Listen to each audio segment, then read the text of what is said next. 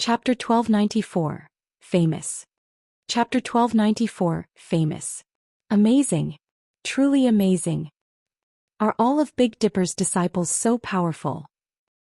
Exclamations echoed throughout the spectator stands. When they discovered Yu Xiaoqiao's identity, their interest in the Big Dipper dojo grew. If only one of the dojo's representatives were strong, they could chalk it up to that individual's talent. However, it was a different story if both representatives were powerful. This showed that the dojo had excellent teaching methods. Meanwhile, the various upper echelons in the VIP stands stared at Shi Feng and Xiao Yu in shock. Didn't Big Dipper recently establish its dojo? How could they have nurtured such skilled disciples? No wonder why the White Tiger Dojo stopped challenging the various dojos and training centers after visiting the Big Dipper Dojo. Turns out that the Big Dipper Dojo is actually quite powerful. So, that rumor was true. The Big Dipper group has won the lottery this time. Why can't a powerful master stumble into our dojo as well? Everyone in the VIP stands was a fighting industry insider, so they were all aware that the Big Dipper Dojo was a new construct. Moreover, the dojo had specifically been established for Shi Feng. However, they had neither expected Shi Feng to be such a powerful individual nor a capable instructor. With this, the Big Dipper Dojo's fame would grow. Haha. Big brother, our Big Dipper Dojo is famous. Several people just contacted me stating that they wish to join the dojo. There are even a few professional fighters among them who have previously refused our invitations, Xiao Yan said excitedly. Since the dojo's establishment, the Big Dipper group had constantly searched for ways to expand the dojo's influence. After all, a dojo wouldn't necessarily become popular just because it had a master martial artist leading the training sessions. Before the dojo succeeded in nurturing powerful disciples, nobody would know how capable said master was. If the master happened to be inept at teaching, there was no point to joining the dojo. Hence, they had attempted to recruit some well-known professional fighters in Jinhai City and the several neighboring cities. Unfortunately, these fighters had either refused outright or demanded too high of a price. Now, however, these professional fighters who had acted like almighty masters acted like children. They were all eager to join the Big Dipper Dojo. Xiao Yu nodded and smiled as well. He hadn't realized how thoroughly Shi Feng had hidden his capabilities either. Now they didn't have to worry about damage to the Big Dipper Dojo's reputation, and they could recruit a plethora of well-known professional fighters. As the audience paid more attention to the Big Dipper Dojo, the matches around the arena became increasingly intense as the various competitors fought to obtain the only advancement slot for their respective platforms. As predicted, all three representatives from the White Tiger Dojo advanced through the elimination round eventually. All three were unbelievably skilled. The other dojos and training centers didn't fare as well. Over 40+ dojos and training centers had come to participate. Even if the remaining slots were divided equally, not every establishment could earn a slot. Furthermore, many fighters had joined the competition independently. In the end, only the stronger dojos and training centers would advance. The White Tiger Dojo really is impressive as expected of one of the country's best dojos. The other dojos and training centers simply aren't a match for it. The Martial Heaven Dojo is also pretty strong. All three of its representatives advanced. As for the White Cloud Dojo, if Lu Jingshan hadn't lost, all of its representatives would have advanced as well. That Big Dipper Dojo is also quite skilled. All three of its representatives advanced to the next round too. Moreover, I heard that the Big Dipper Dojo is relatively new. Can definitely rival the Martial Heaven Dojo and White Tiger Dojo. When the organizers displayed the list of fighters who had advanced above the stage, the audience discussed the various establishments. Among the many dojos and training centers, only the White Tiger Dojo, the Martial Heaven Dojo, and the Big Dipper Dojo would be represented by all three of their fighters in the next round. Hence, many people started comparing the three dojos. When Xie heard the chatter, he paled. The spectators were comparing one of the country's best dojos to third-rate organizations. If news of this reached the main branch, the higher-ups would call his management capabilities into question. Damn it! Where did Big Dipper find so many experts? Xie balled his fists as he glared at the distant Xiao Yu. In his opinion, the only person in the Big Dipper group capable of such a feat was the sly old fox Xiao Yu. As Xie inwardly cursed Xiao Yu's cunning, Jiang Tianyuan, asked from beside him. Chiwen, why is Yu Zipping listed among the Big Dipper Dojo's representatives? Whole master I'm not sure. Feigning ignorance, Xie Chiwen replied, I'll have someone find out what is going on immediately. Once he returns, I'll demand an explanation. No need. Despite the White Tiger Dojo's nurturing, he dares to represent another dojo without consent. He has already broken one of our sacred taboos. He is no longer a member of the White Tiger Dojo. Let him fend for himself, Jiang Tianyuan announced coldly. Originally, he had considered Yu Zipping a talented child worthy of the dojo's attention. Hence, he had specifically asked if the boy had been chosen to represent their dojo in this competition. Even if Yu Zipping hadn't been chosen, he had intended to recommend moving the youth to the main branch for better training. However, Yu Zipping had greatly disappointed him. Understood. Xie Chiwen nodded. However, when Jiang Tianyuan looked away, he revealed a faint sneer. Yu Zipping had lost his protection from the White Tiger Dojo. It was obvious that Jiang Tianyuan's attitude towards Yu Zipping had changed significantly. After this, dealing with the boy would become easier. Once the competition ended, he would report Yu Zipping for violating his contract with the White Tiger Dojo. Not only would Yu Zipping be forced to pay a massive compensation fee, but it would also deal a blow to the Big Dipper Dojo's reputation. To protect itself, the Big Dipper Dojo might be forced to abandon Yu Zipping. Shortly after the elimination round, the 32 contestants that had advanced approached the sports arena's main stage to draw lots. The main stage was far more spacious than the surrounding platforms. Moreover, the virtual screens constantly broadcast the main stage, allowing all of the spectators to watch the fights. As the 32 contestants drew lots in sequence of their platform number, a petite, beautiful girl in a blue martial arts uniform walked up to Yu Zipping. This girl was none other than Yu Qing. Yu Zipping, must you do this? Yu Qing asked quietly. You know that Hall Master Jiang already plans to give Mengyun to Xie Chiwen. If you leave to join the Big Dipper Dojo now, you'll destroy your future. In the White Tiger Dojo, very few knew that Yu Qing, who was only second to the goddess Tang Jingyao in terms of strength, had a friendship with Yu Zipping and Jiang Mengyun. I couldn't care less about that anymore. Xie Chiwen is only a step away from the global stage. Meanwhile, I am still a mere intermediate disciple in the White Tiger Dojo. Whether it's strength, resources, or family background, I am inferior to him in every aspect. If I don't fight now, I won't have a chance once he reaches the international level, Yu Zipping said seriously. Even so, you shouldn't go about it like this. Yu Qing was astonished when she saw Yu Zipping's determination. If you lose the White Tiger Dojo's protection, Xie Chiwen won't hesitate to strike out at you. He already told us to cripple you in this competition. If you fight either Gu Qin or Liao Huajie, you must be careful. You can't surrender. Relax. I'll show Xie Chiwen that I'm not just going to take his crap lying down, Yu Zipping said, smiling calmly. Angry, Yu Iching spun around and left. She couldn't understand where Yu Zipping's confidence came from. She had to fight him, she could show mercy. However, it was a different story for Gu Qin and Liao Huajie. After all, Xie Chiwen was close with both fighters. However, now that Yu Zipping was determined to take this path, it was not her place to stop him. Time passed quickly. After the drawings were done, the competition resumed. The screens above the arena displayed the first matchup. First match: Liao Huajie vs Yu Zipping. Chapter 1295, Instant Judgment.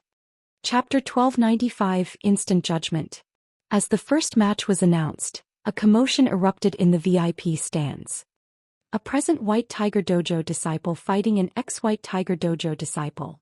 This match is going to be interesting.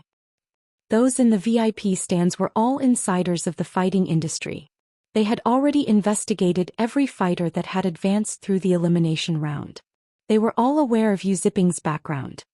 Yu Zipping had been a relatively talented disciple of the White Tiger Dojo. He had become an intermediate disciple despite being so young. If he continued to work hard for another year or two, he definitely could have become an advanced disciple. Becoming an advanced disciple in the White Tiger Dojo was basically a guarantee that one could qualify for the national fighting competitions. Yet for some inconceivable reason, Yu Zipping had shown up as one of the Big Dipper Dojo's representatives. As the audience in the VIP stands discussed the matter quietly, Jiang Tianyuan wore a twisted expression. Yu Ziping's actions were a slap in the face for the White Tiger Dojo. The dojo would become a laughingstock. Hallmaster, rest assured.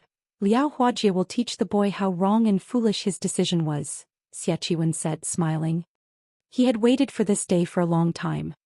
Although Yu Ziping was slightly more skilled than Liao Huajie, the latter had far more combat experience. Liao Huajie could easily defeat Yu Ziping. With Yu Ziping's defeat, they would show everyone the White Tiger Dojo's strength while leaving a stain on the Big Dipper Dojo's reputation. He could even cripple Yu Ziping in the process. This was practically killing 3 birds with 1 stone. There was no possibility of Liao Huajie's defeat. He was very familiar with Yu Ziping's skills.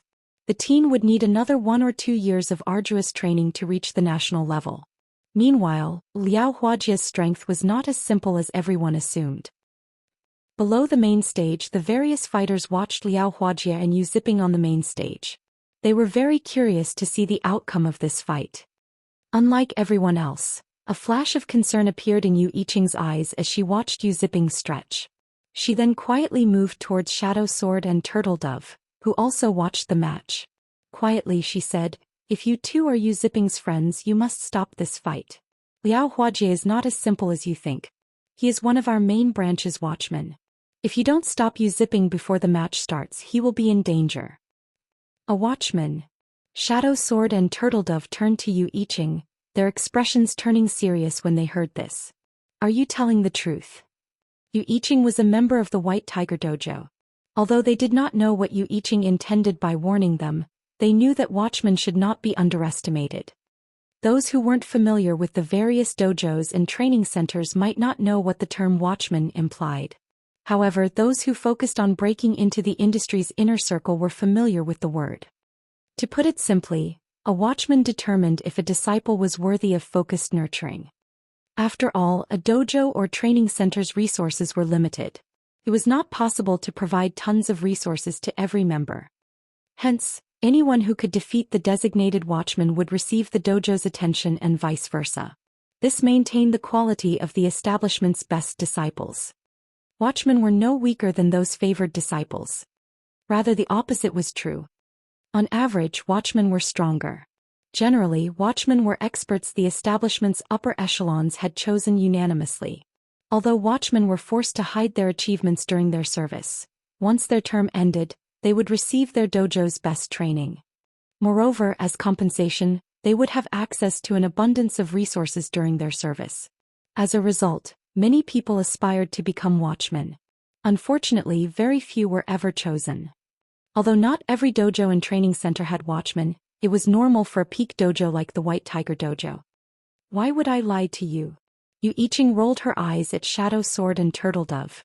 She was one of the White Tiger Dojo's geniuses. She didn't need petty tricks to defeat her opponents. Although I'm not trying to brag, Liu Huajie is no weaker than I am. Yu Ziping stands no chance against him. Moreover, Liu Huajie is famed for his mercilessness during fights. "He's as strong as you are?" Turtle Dove asked as she evaluated Yu Yiqing. "If I fought him, I'd have a 60-40 chance of winning," Yu Yiqing said after giving the matter some thought. Liu Huajie had been hiding his strength. Only the dojo's upper echelons knew his true skill. Meanwhile, she was the genius Tang Jingyao's future successor, so she was at least on par with Liu Huajie.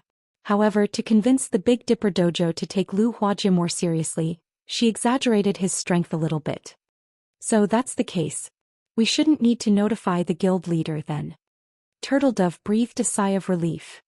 Shadow Sword nodded in agreement. He too didn't think this matter was worth Shifeng's time.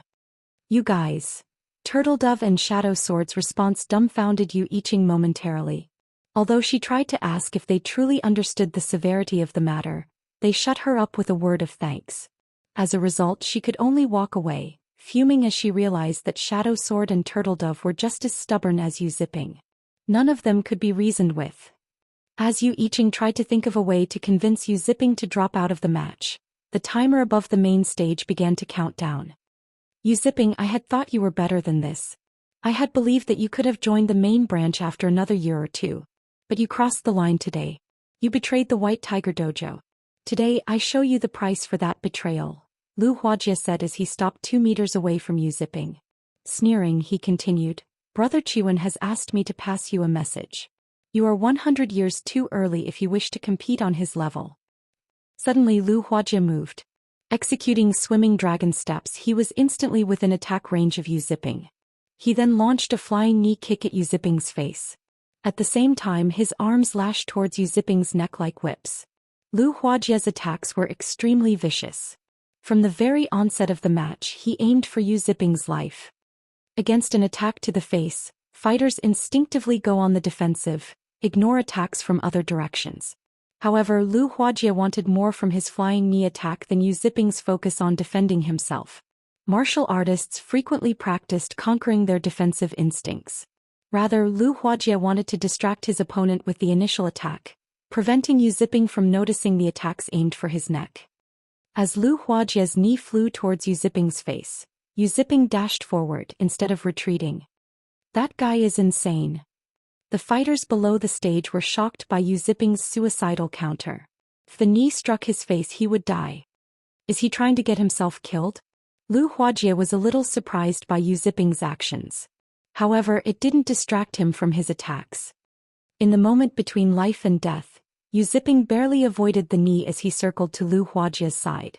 When their bodies interlocked, Yu Ziping used centrifugal force to land a powered punch to Lu Huajie's back. Yu Ziping's attack was as quick as lightning, giving his opponent no time to react. Thud. When Yu Ziping's fist met Lu Huajie's back, Lu Huajie felt as if he had been struck by a hammer. Immediately, Lu Huajie spat a mouthful of blood as the strike threw him over 3 meters away. By the time he hit the ground, Lu Huajie had lost consciousness. The entire process was complete in the blink of an eye. What just happened? Practically everyone watching the fight was stunned. Just as they thought that Lu Huajie would win, Yu Ziping stood on the stage alone. The fight ended so quickly. Can somebody tell me what just happened? I didn't see anything. Many of the spectators stared in shock, confused about what had just happened. Chapter 1296. Competition with many hidden experts.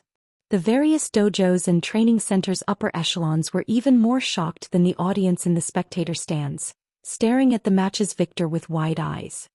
However, nobody was more surprised than Xiaqiwen. What is going on?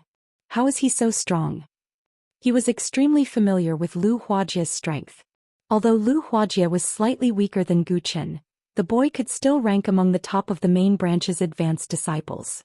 This was why the main branch had agreed to dispatch Lu Huajie for this friendly competition. Evi Xiaqiwen wouldn't be able to defeat Lu Huajie so quickly, yet Yu Ziping had ended the match in the span of a breath. Yuqing stared at Yu Ziping with a stupefied expression from below the stage. Impossible. How did he become so strong? Yuqing thought back to what Yu Ziping had told her. Could he have hidden his strength all this time?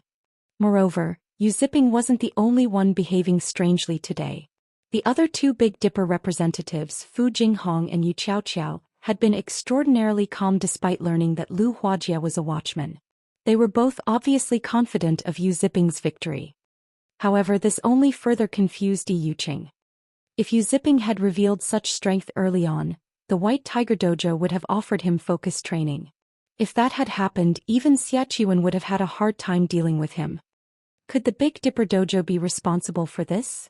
Yuqing considered the possibility, her voice shaking as she spoke aloud. She couldn't bring herself to believe it. When the referee on the stage announced Yu Ziping's victory, shrieks of excitement flooded the arena. So strong.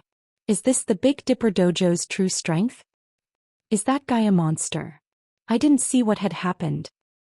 After this match, the audience's admiration for the Big Dipper Dojo reached new heights.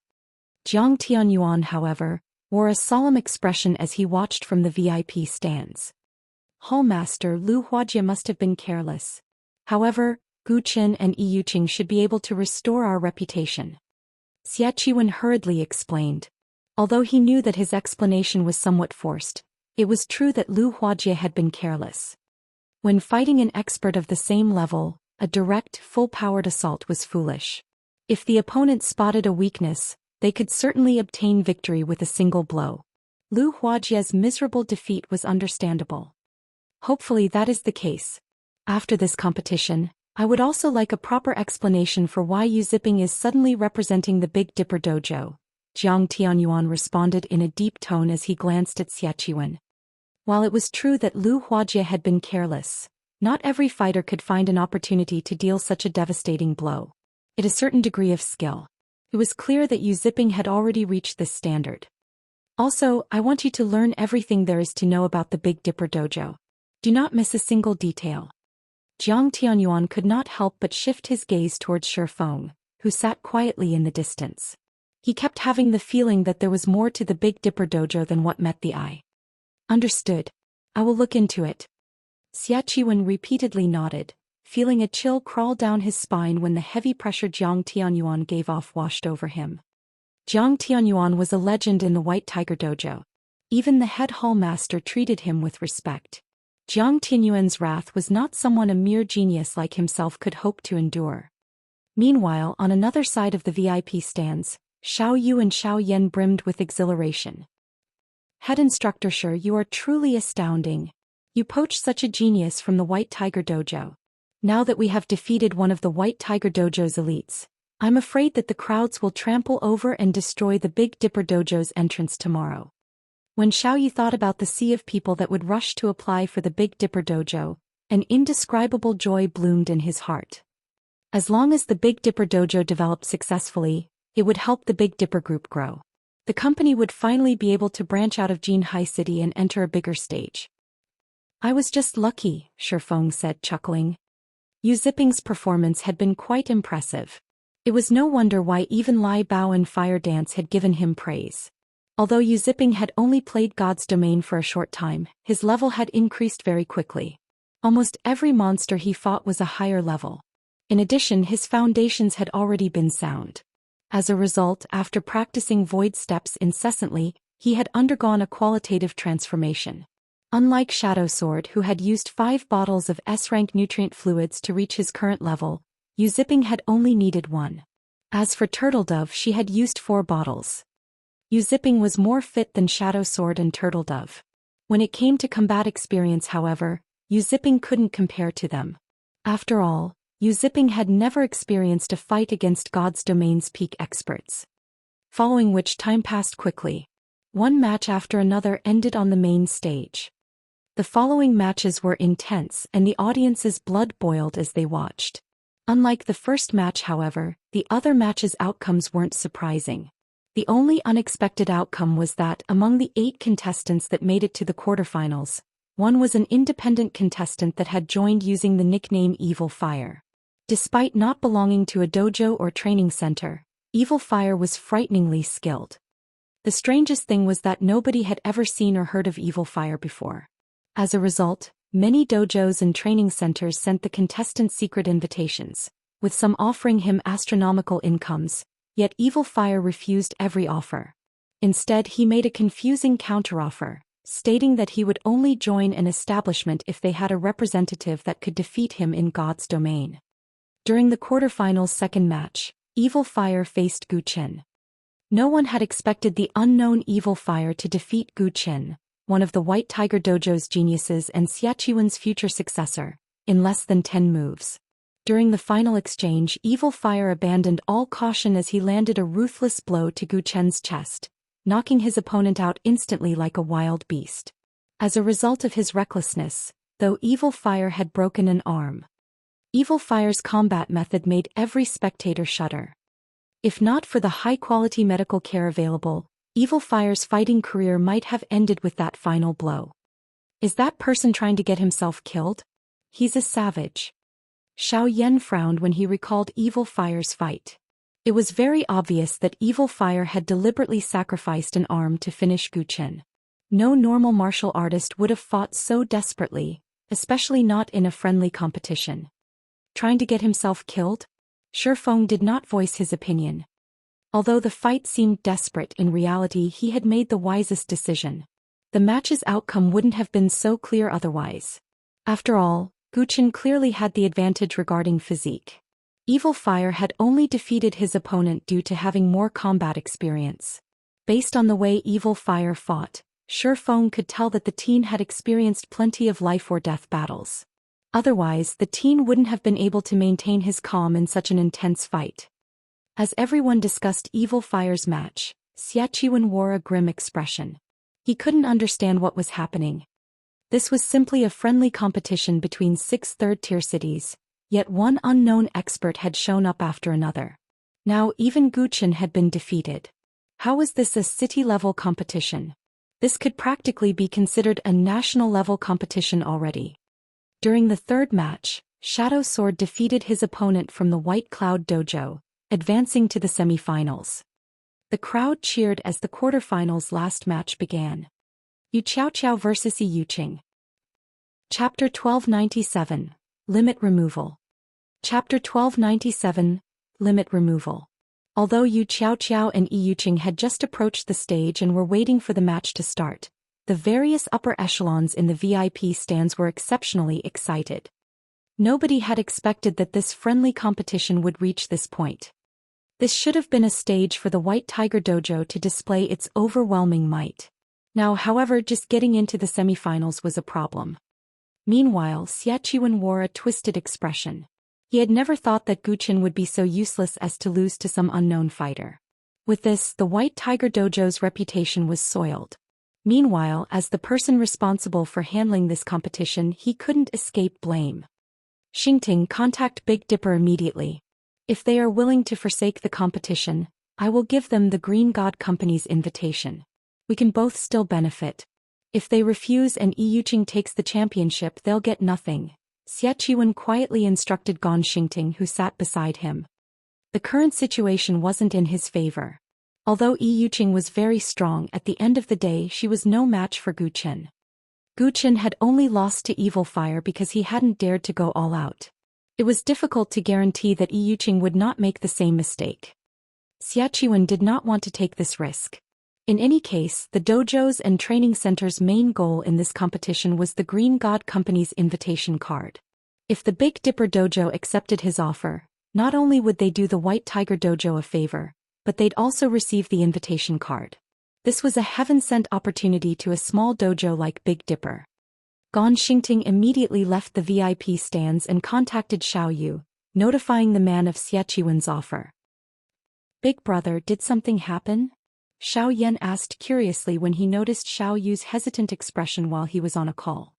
The Big Dipper Dojo had already garnered quite a bit of fame during this friendly competition. It wouldn't have any issues expanding past Jinhai City in the future. This should be cause for celebration, not concern. It's the White Tiger Dojo. They've offered a deal. If we forfeit, they will compensate us with the Green God Company's invitation, Xiao Yu explained.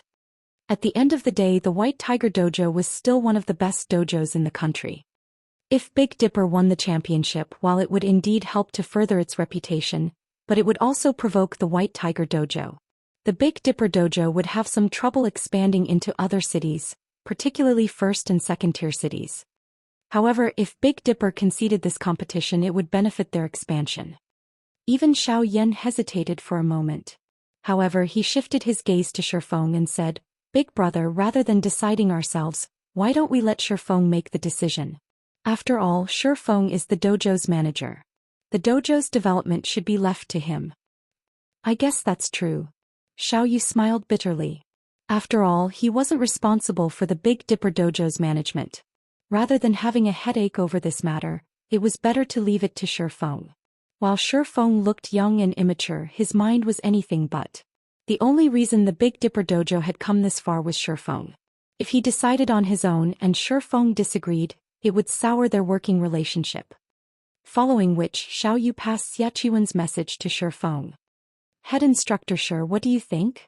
Xiao Yu looked at Feng, curious as to what decision the youth would make. The White Tiger Dojo's favor wasn't easy to earn. If the Big Dipper Dojo tried to expand to first and second tier cities, it would run into the White Tiger Dojo. Moreover, it was not a guarantee that they would win the championship.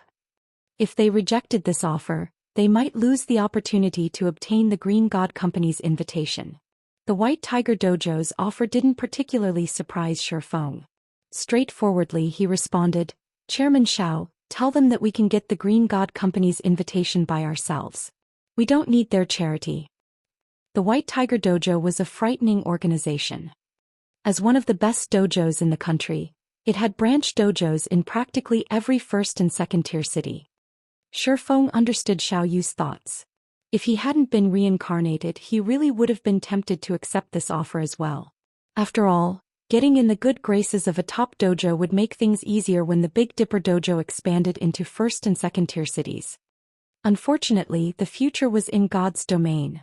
The Big Dipper Dojo had only recently established. If he wanted to recruit talented players and quickly increase the dojo's fame, this friendly competition was the best stepping stone available. He could not let this opportunity get away. If he waited a few more months, the other dojos and training centers would monopolize many talented players. He was in a race against time. Did he have enough to waste with the White Tiger Dojo? If we do this, Xiao Yu was stupefied. He had never expected such a clear-cut response from Shifeng.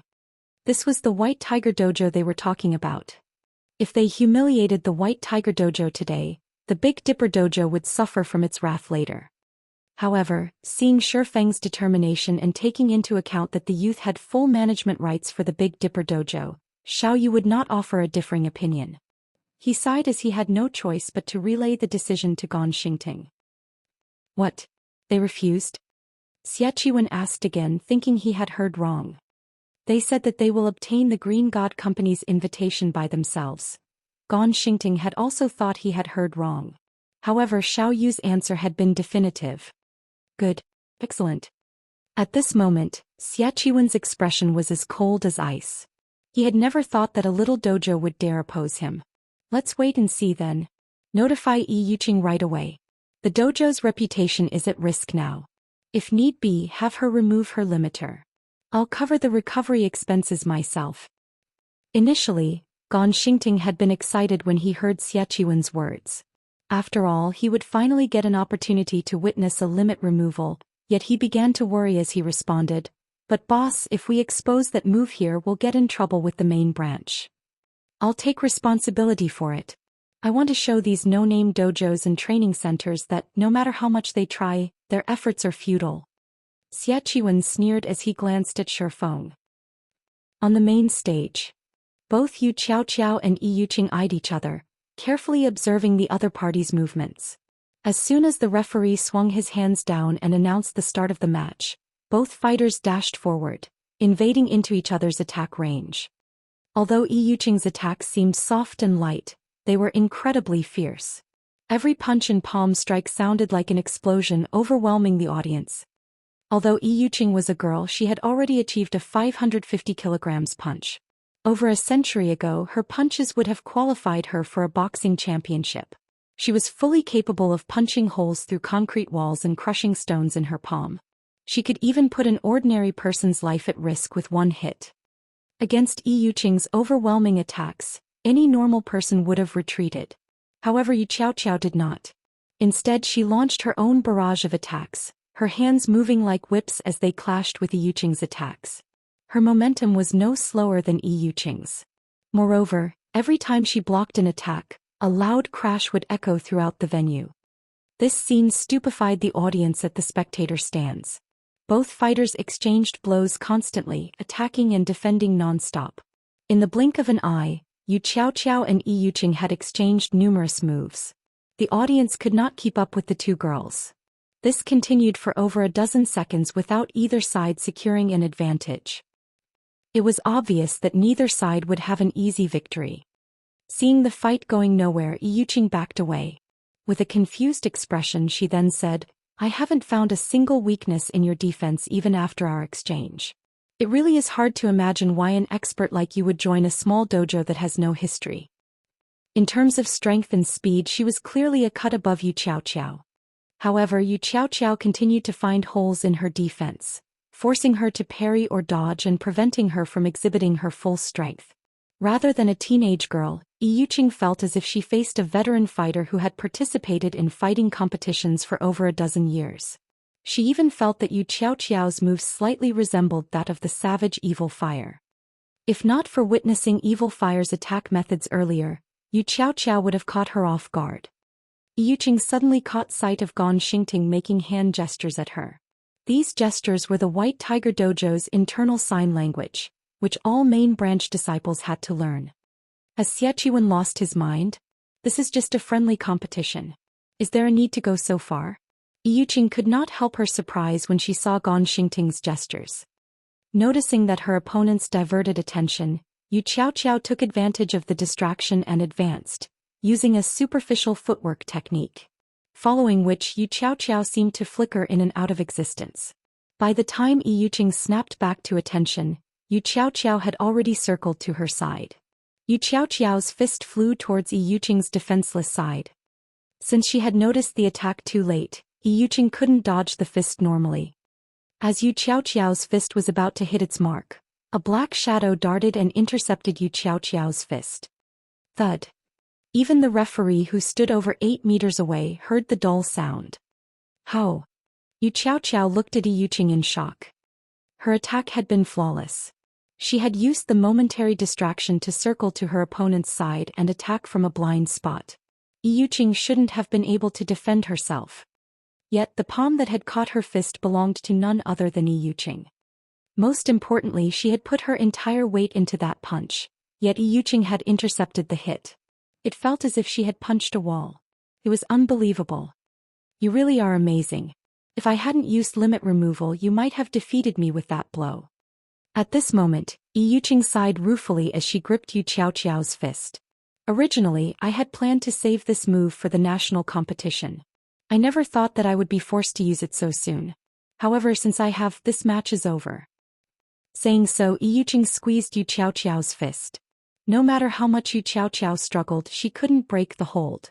At this time, Yuqing clenched her free hand into a fist and punched her trapped opponent.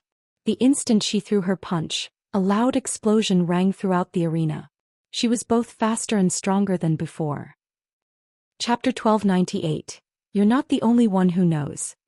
Chapter 1298. You're not the only one who knows. Knowing that she couldn't avoid Yuqing's fierce punch, Yu Qiaoqiao clenched her free hand into a fist and aimed a punch for Yuqing's wrist. The instant her fist met the young woman's wrist, however, she felt as if she had punched a steel wall. Fortunately, the force behind her punch diverted Yuqing's attack trajectory slightly, the latter's punch missing her shoulder and only tearing her clothing.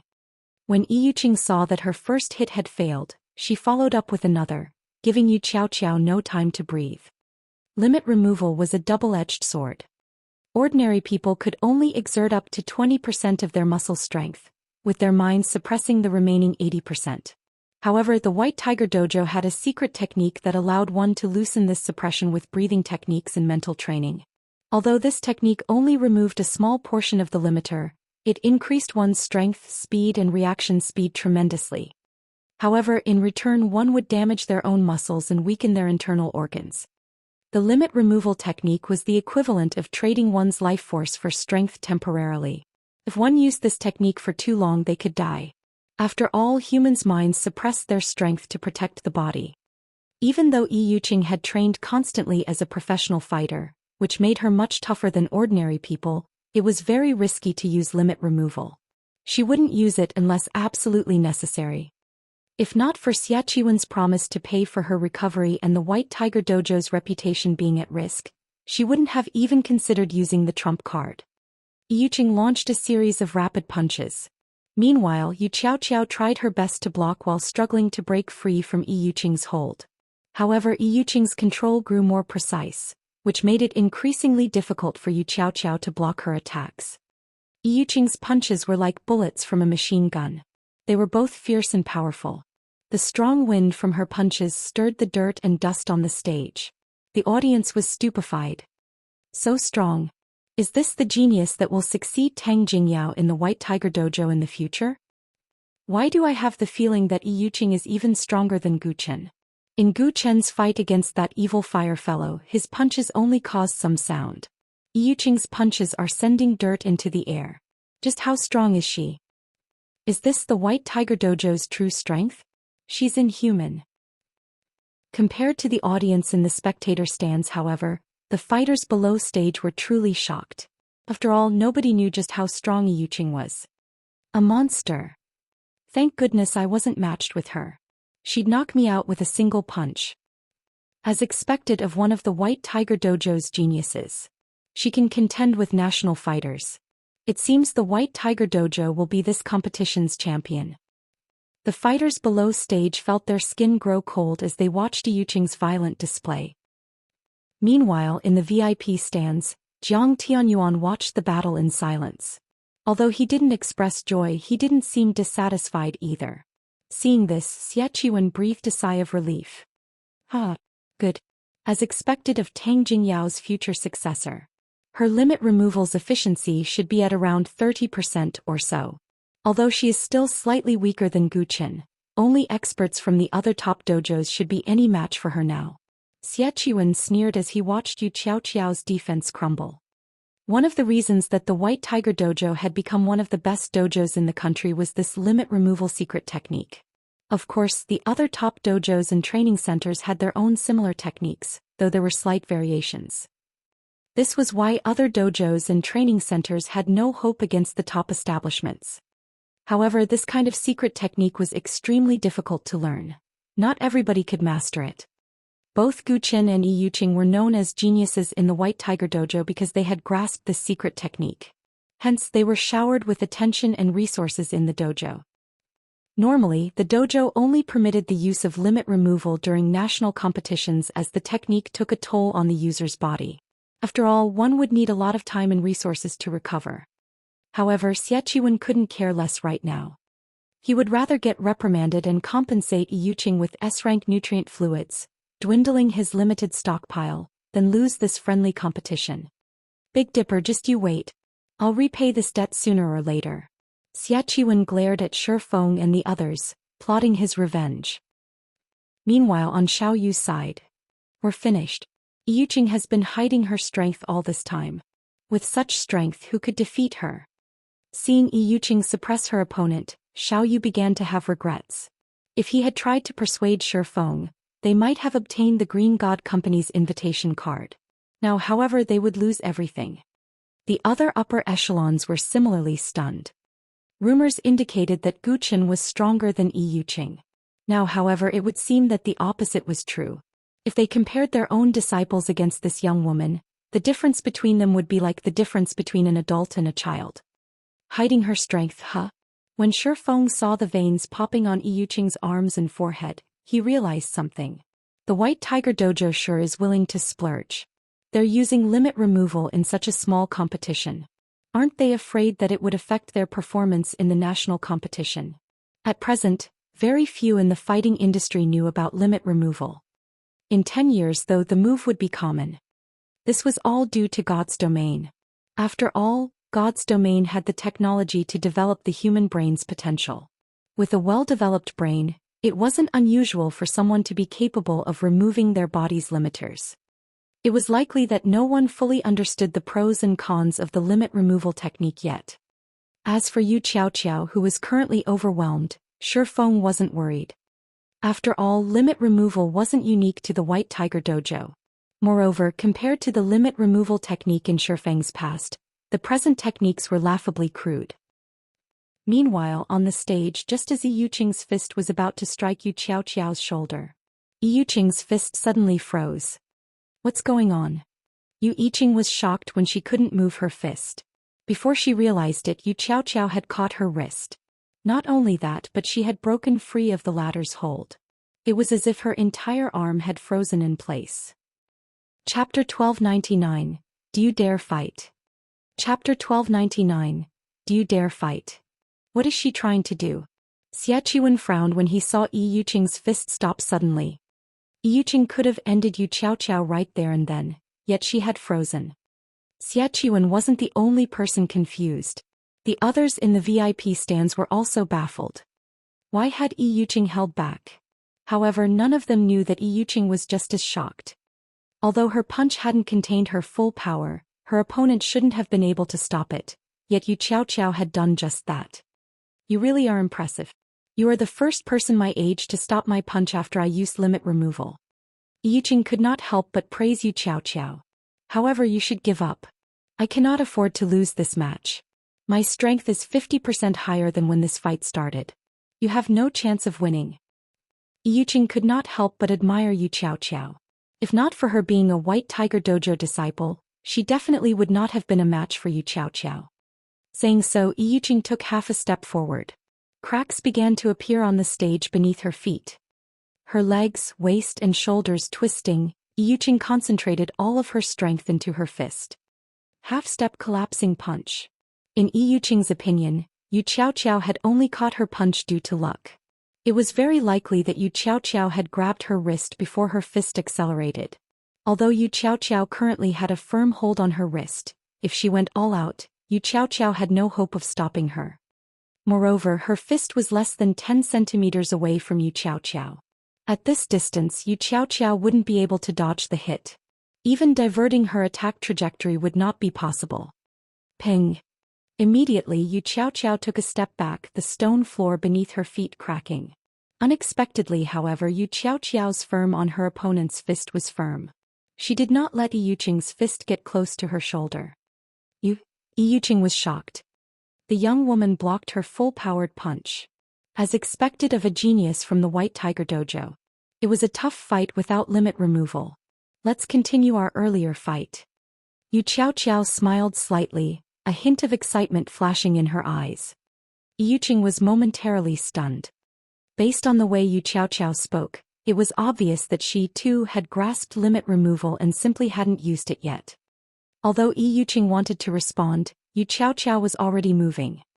Yu Xiaoxiao twisted her fist and broke free from Yicheng's hold. Immediately after, her body spun as she sent a spiral kick at Yicheng's head, her leg cutting through the air like a menacing scythe. Suddenly, Yicheng felt death loom over her. Not daring to be careless, she used her full strength to break free from Yu Xiaoxiao's hold and used both arms to block the incoming kick. Thud. The instant Yu Xiaoxiao's foot met her arms, Yicheng felt a stinging pain deep into her bones. Afterward, her arms grew numb. She felt as if she had been hit by a car as she flew backward. However, reacting quickly, Yicheng adjusted her posture so that she would land on her feet. In the end, Yicheng only stabilized herself after retreating another 8 steps. Impossible. Yicheng wore an incredulous look as she stared at Yu Xiaoxiao, who now stood over 10 meters away. Just by blocking one kick, both her arms were numb. She couldn't even move them. Just how strong was Yu Xiaoxiao? Meanwhile, the audience stared with wide eyes, their gaze fixed on Yu Xiaoxiao. Just who is that girl? Xiaqiwen nearly shouted when he saw Yicheng fly through the air.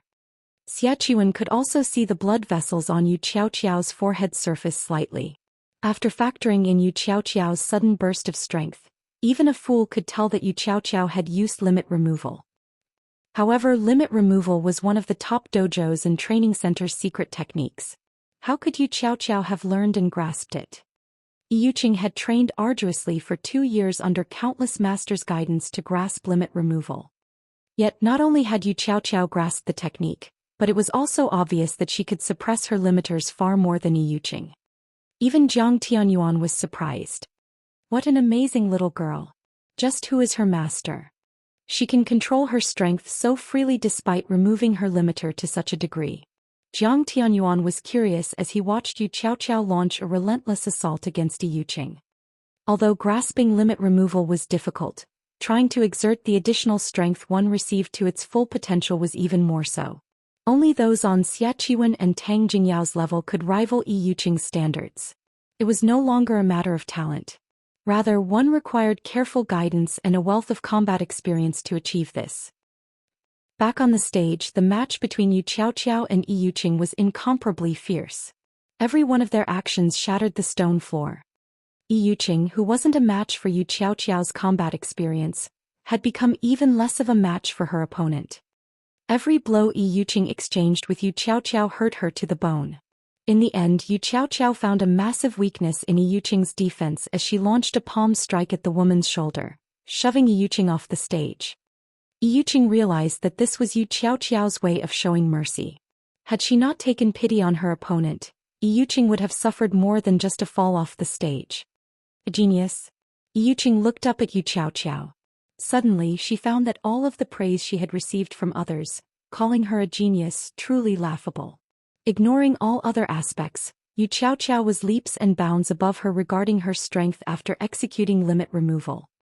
Her defeat was only a matter of course. After Yi Yuqing fell off the stage, the referee announced the match's winner. Yu Xiao. As the referee announced the outcome, the arena fell silent for a moment. Then loud cheering filled the venue. This breathtaking match had truly surprised every spectator. The Big Dipper Dojo's name etched itself deeply into everyone's mind. After all, among the 4 people taking part in the semifinals, 3 belonged to the Big Dipper Dojo. There were dozens of dojos and training centers from the 6 cities participating in this competition. Among them were the White Tiger Dojo and a large number of independent contestants. Sending all 3 representatives to the semifinals was a miracle. The Big Dipper Dojo? I am definitely going to apply to join it tomorrow. Many among the audience had already decided to join the Big Dipper Dojo no matter what. Even the contestants consider the option. Among those in the VIP stands, some celebrated while others worried. Xiaoyu was naturally ecstatic. With this, the Big Dipper Dojo's fame would spread throughout the 6 cities. Xia Qiwen, on the other hand, felt both rage and helplessness. He had never thought that his first attempt of benefiting the dojo would end so miserably. However, Xia Qiwen hadn't given up yet. There was still the savage Evil Fire. It was still possible that Evil Fire could secure the championship. This would be much better than letting the Big Dipper Dojo win. Now that the 4 semi-finalists had been decided, due to this being a friendly match, as long as Yu Zipping defeated Evil Fire, the Big Dipper Dojo would win the competition. Everyone very much looked forward to the first match of the semifinals between Yu Zipping and Evil Fire. It took roughly 20 minutes to repair the stage. Once the repairs were complete, Yu Zipping and Evil Fire approached the stage. However, as the referee was about to announce the start of the competition, Evil Fire stopped him and said, "Wait. Contestant Evil Fire, is there an issue?" the referee asked curiously. "Before the match, I have something to say," Evil Fire, who looked like a brown bear, said, grinning. "All right, but I can only give you 1 minute." The referee nodded. 10 seconds will be enough. Evil Fire laughed. He then received the microphone and shifted his gaze to Shi Feng in the VIP stands. Emanating a dominant aura, he proudly proclaimed, "Head Instructor Shi, I have come here today for one reason and one reason only. I have heard that you are one of Zero Wing's upper echelons, so I hope that you can convey a message to Black Flame for me. Tell him that I, Evil Fire, want to challenge him in God's domain. Does he dare fight me?" Chapter 1300, Black Flame's Fame. Chapter 1300, Black Flame's Fame. Evil Fire. This is interesting. As Shi Feng looked at Evil Fire, he tried to remember his past. He hadn't actually heard this name before, yet based on the skill Evil Fire displayed, Shi Feng concluded that the youth was extraordinary. Evil Fire should be someone powerful in God's domain. Otherwise, the youth wouldn't have here to challenge him so confidently. Evil Fire's words echoed throughout the sports arena. Meanwhile, everyone else in the venue had fallen silent. Everyone was stunned. Nobody could have imagined that Evil Fire's goal in this competition was to challenge someone. He hadn't even challenged someone in the real world, but someone in God's domain. What's going on? Crap, he's challenging someone to a fight in a game? Why can't he just do that in the game? Did he really have to do this here? What do you know? He's talking about Black Flame. Who is Black Flame? Is he someone amazing? You don't play God's domain, so you might not know, but Black Flame is the guild leader of Starmoon Kingdom's #1 guild. The secret pavilion even gave him the title Sword King.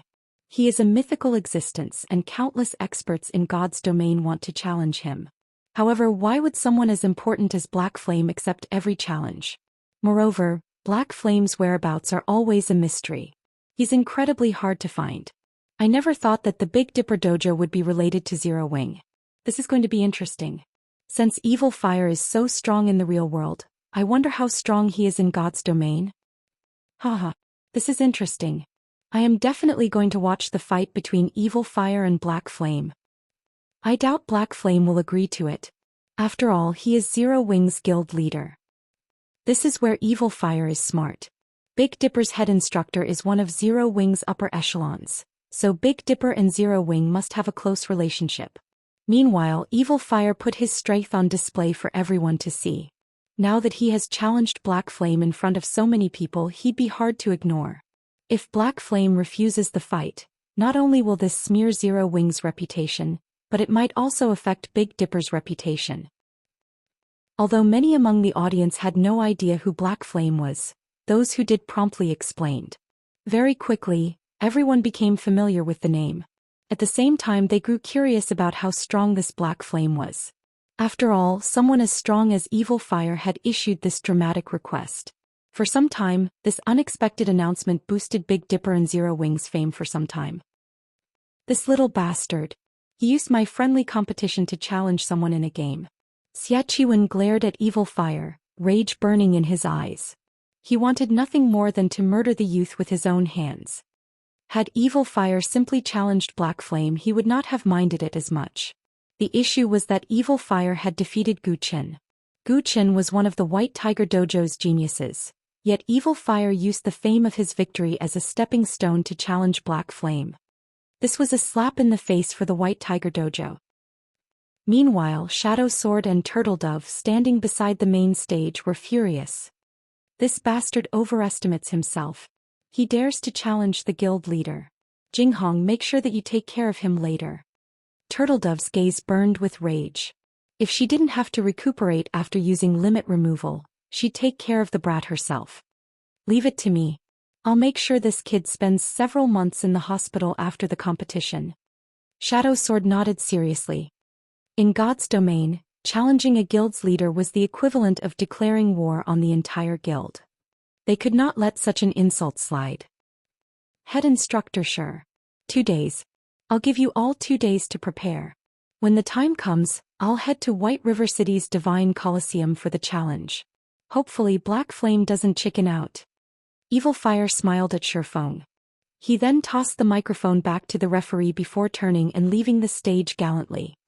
After catching the microphone, the referee noticed Evil Fire leaving the stage. Hurriedly, he reminded, "Contestant Evil Fire. If you step off of the stage, you will forfeit the match." "I have already achieved my goal. Consider this match my loss," Evil Fire responded nonchalantly. Saying so, Evil Fire descended the steps. He paid no attention to the competition's outcome. Everyone was stunned. He surrendered? He's not going to continue? Crap. He's too cool. Doesn't he want the 5 million credits? Does he need to go this far? Did he really join this competition just to challenge Black Flame? The audience was shocked as they watched Evil Fire leave the arena, ignoring the championship prize. Not many had the opportunity to earn 5 million credits. Meanwhile, due to Evil Fire forfeit, Yu Zipping won the match. Naturally, the Big Dipper Dojo had secured the championship. As for the position of champion, neither Shadow Sword nor Turtledove cared, as both focused on God's domain. They were no longer interested in the fighting world. Hence, in the end, Yu Zipping was crowned champion. This set off a commotion among the various dojos and training centers' upper echelons. The normal audience might not know much about Yu Zipping's background, but they did. Yu Zipping had been an intermediate disciple in the White Tiger Dojo. Now, however, he had left the dojo and won this competition's championship. This would seriously wound the White Tiger Dojo's reputation. Xiaqiwen wore an ugly expression. Although he wanted to rage and kill Yu Zipping personally, he had a much larger problem to deal with: Jiang Tianyuan, who had been silent for some time now. "Qiwen, I believe that you know what to do. I want an explanation for this. Once we return, you will also explain yourself to the head hall master. You are aware of the consequences if we're not satisfied with your explanation." Jiang Tianyuan glanced at Xiaqiwen. He then stood and walked away. Although he hadn't reprimanded Xiaqiwen with his words, his chilling tone stole the strength from Xiaqiwen's legs. Jiang Tianyuan's anger was reasonable. After all, Yu Zipping's performance today had been shocking. The youth definitely qualified to join the main branch for concentrated training, yet such a talented fighter had represented the Big Dipper Dojo. Explained to the head hall master? Xiaqiwen suddenly felt faint. Compared to the White Tiger Dojo's head hall master, he was nothing. Although he was one of the dojo's geniuses, he was only a genius. He wasn't a powerhouse. Normally, he would encounter the head hall master a few times a year, yet he was told that he would have to present his case to such an important figure. Xiaqiwen felt wronged. Although he had chosen Lu Huajie for personal reasons, his decision had been logical as Lu Huajie had been much stronger than Yu Ziping. However, Yu Ziping had become so powerful, so much so that he had defeated Lu Huajie. How could he possibly know what was going on? As the competition ended, the audience gradually departed the arena. As they left, they discussed Evil Fire's challenge to Black Flame. Meanwhile, as Shifeng and the others prepared to leave the VIP stands, Gan Xingting stopped them. "May I know what business instructor Gan has with us?" Xiaoyu asked, smiling. They had won the friendly match fair and square. Even the White Tiger Dojo couldn't find an excuse to cause them trouble. They also had tens of thousands of witnesses. If the White Tiger Dojo tried to do something here, it would only humiliate the dojo further. Chapter 1301. Competition. Chapter 1301. Competition. Seeing Gan Xingting block Shifeng's group, the various upper echelons stopped to watch, curious to see what the White Tiger Dojo intended to do. The White Tiger Dojo had hosted this friendly competition to spread its fame throughout the 6 cities. Yet the Big Dipper Dojo had benefited. It would be a lie to say that the White Tiger Dojo was not furious. Ignoring the stares, Gan Xingting glanced at Shifeng before turning to Xiaoyu. Displeased, he said, "Hall Master Jiang would like to invite Head Instructor Shi for tea. May I know if Head Instructor Shi is free?" An invite from Hall Master Jiang. Everyone who heard this was momentarily stunned. Jiang Tianyuan stood at the peak of the fighting industry. He was practically a living legend. Jiang Tianyuan had also played a large part in lifting the White Tiger Dojo to its current status. Moreover, Jiang Tianyuan's disciples were all extraordinary. He also had influence in various other industries. Countless people dreamed of forming a connection with the man. Unfortunately, very few ever had the opportunity. And yet Jiang Tianyuan had sent an invitation. Moreover, by the looks of it, he only wished to speak with Shifeng, not the others from Big Dipper. "I'm afraid you'll have to ask Head Instructor Shi himself." Xiaoyu frowned before turning to Shifeng. He wasn't afraid of the White Tiger Dojo as a business rival. However, he was afraid of the White Tiger Dojo using other methods to deal with them. One such example was poaching Shifeng. In fact, these situations were common. The Big Dipper Dojo's achievements were all thanks to Shifeng. Now that Jiang Tianyuan wanted to meet with the man, Xiaoyu felt threatened. If Jiang Tianyuan poached Shifeng, developing the Big Dipper Dojo and the Big Dipper Group further would be out of the question. The White Tiger Dojo possessed wealth and influence. Even if Shifeng became one of its branch hall masters, he would enjoy far more benefits than the Big Dipper Group could ever hope to offer. However, it also would not do to refuse Jiang Tianyuan. After all, Jiang Tianyuan had taken the initiative to invite Shifeng. If they refused to meet with him, Jiang Tianyuan would consider it disrespect. If that happened, even if Jiang Tianyuan didn't act personally, his followers would be more than enough to make the Big Dipper Group suffer. Hence, Xiaoyu could only leave the decision to Shifeng. "Lead the way," Shifeng responded calmly and without hesitation. They were bound to meet sooner or later. After all, if he wanted Yu Ziping to join Zero Wing, he would have to overcome the hurdle known as Jiang Tianyuan first. Following which, Gan Xingting led Shifeng to the arena's top floor lounge. "Big brother, what do we do? If Jiang Tianyuan offers Shifeng something that he can't refuse, the Big Dipper Dojo will be finished," Xiao Yan asked anxiously as he watched Shifeng walk away. He had to admit that Shifeng had already become irreplaceable in Big Dipper. If Shifeng left, Big Dipper would backslide. "We can't let Jiang Tianyuan poach him. No matter what it takes, we must convince him to stay. I heard that he and Ruashi are close. Think of a way to convince her to help us. At most, we'll concede a slightly higher percentage of our profits when negotiating with the Zhao group." Xiaoyu was determined to compete with the White Tiger Dojo. In the top floor lounge. As soon as Shifeng entered the room, he sensed 4 piercing gazes locking onto him. The origins of these ominous looks stood beside Jiang Tianyuan. 3 of these people were men and 1 was a woman. All 4 wore black suits and appeared to be Jiang Tianyuan's bodyguards. Although they only stood there, they radiated a chilling aura. It was very obvious that they weren't like the pampered children, Gu Qin and Yi Yuqing. These people must have experienced many trials and tribulations. Moreover, their auras were even more intense than Lei Bao's. Of course, that was not to say that these 4 people were stronger than Lei Bao. It was simply because Lei Bao kept his aura hidden. Shifeng didn't doubt that if he showed the slightest hint of a threat, these four would immediately move to kill him. The White Tiger Dojo really is impressive. They've even hired such extraordinary bodyguards. Shifeng swept his gaze across these four people, noticing that they all had falcon tattoos on the back of the hands. This mark belonged to none other than the Black Falcon Alliance. The Black Falcon Alliance was a globally renowned mercenary alliance. Anyone who wanted this tattoo had to earn the Black Falcon Alliance's acknowledgement first. The organization's ordinary members simply weren't worthy. As Shifeng entered the room, Jiang Tianyuan smiled as he gestured to the sofa before him and said, "Sit." Only then did the four Black Falcon bodyguards relax a little. However, their gazes never once left Shifeng. Shifeng ignored the gazes as he approached Jiang Tianyuan. Seeing Shifeng's reaction, Jiang Tianyuan inwardly praised his guest. He was very familiar with his four bodyguards' strength. If all four worked together, even an internal force expert wouldn't walk away unscathed. Very few youngsters like Shifeng could remain unperturbed under their attention. After emptying the teacup placed before him, Shifeng smiled and asked, "Hall Master Jiang, may I know what business you wish to discuss?" "Young man, you are quite impatient. This isn't your average tea. This is the Green God Company's Harmony tea.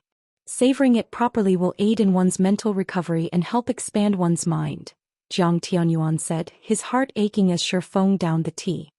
Shifeng couldn't help his surprise. "So this is the rumored Harmony tea."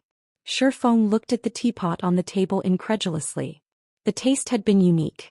However, he had not paid much attention to it. Although he had considered the possibility that it might be poisoned, it was highly unlikely. Even if the White Tiger Dojo disregarded its reputation, Jiang Tianyuan would keep his intact. Harmony tea was unique to the Green God Company. Unfortunately, it was difficult to produce, so it wasn't sold to the public. Although its recovery and enhancement effects were not as strong as the S-Rank nutrient fluid, it had an aspect that the nutrient fluids couldn't compare to. Unlike the S-Rank nutrient fluid, Harmony tea had a milder energy. One might not notice any immediate effects, but in the long run, the tea could help improve a person's physique and extend their lifespan.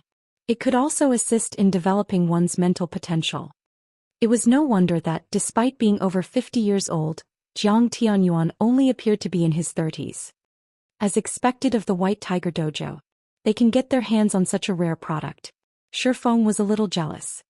If he could obtain a large amount of Harmony tea, he would have a much easier time nurturing Zero Wings experts.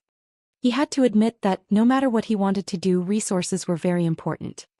"Alright, I'll cut to the chase. I don't want to waste a youngster's time. I've asked you here for two things." Seeing Shifeng's interest in the Harmony tea, Jiang Tianyuan could not help but smile as he said, "The first involves you zipping. I hope that you will allow him to return to the White Tiger Dojo. He has a lot of potential. He will have a better future if he develops in the White Tiger Dojo. That is up to him. I cannot choose for him." Shifeng waved his hand, showing that he had no interest in this issue. In reality, he did not care which dojo Yu Zipping developed in. He only cared about Yu Zipping's choices in God's domain.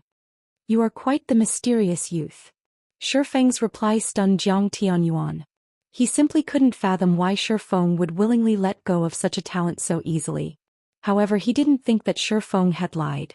He had prepared counter-arguments if Shifeng refused, but his efforts had been wasted. "Since that is the case, I'll have to trouble you to pass the message on.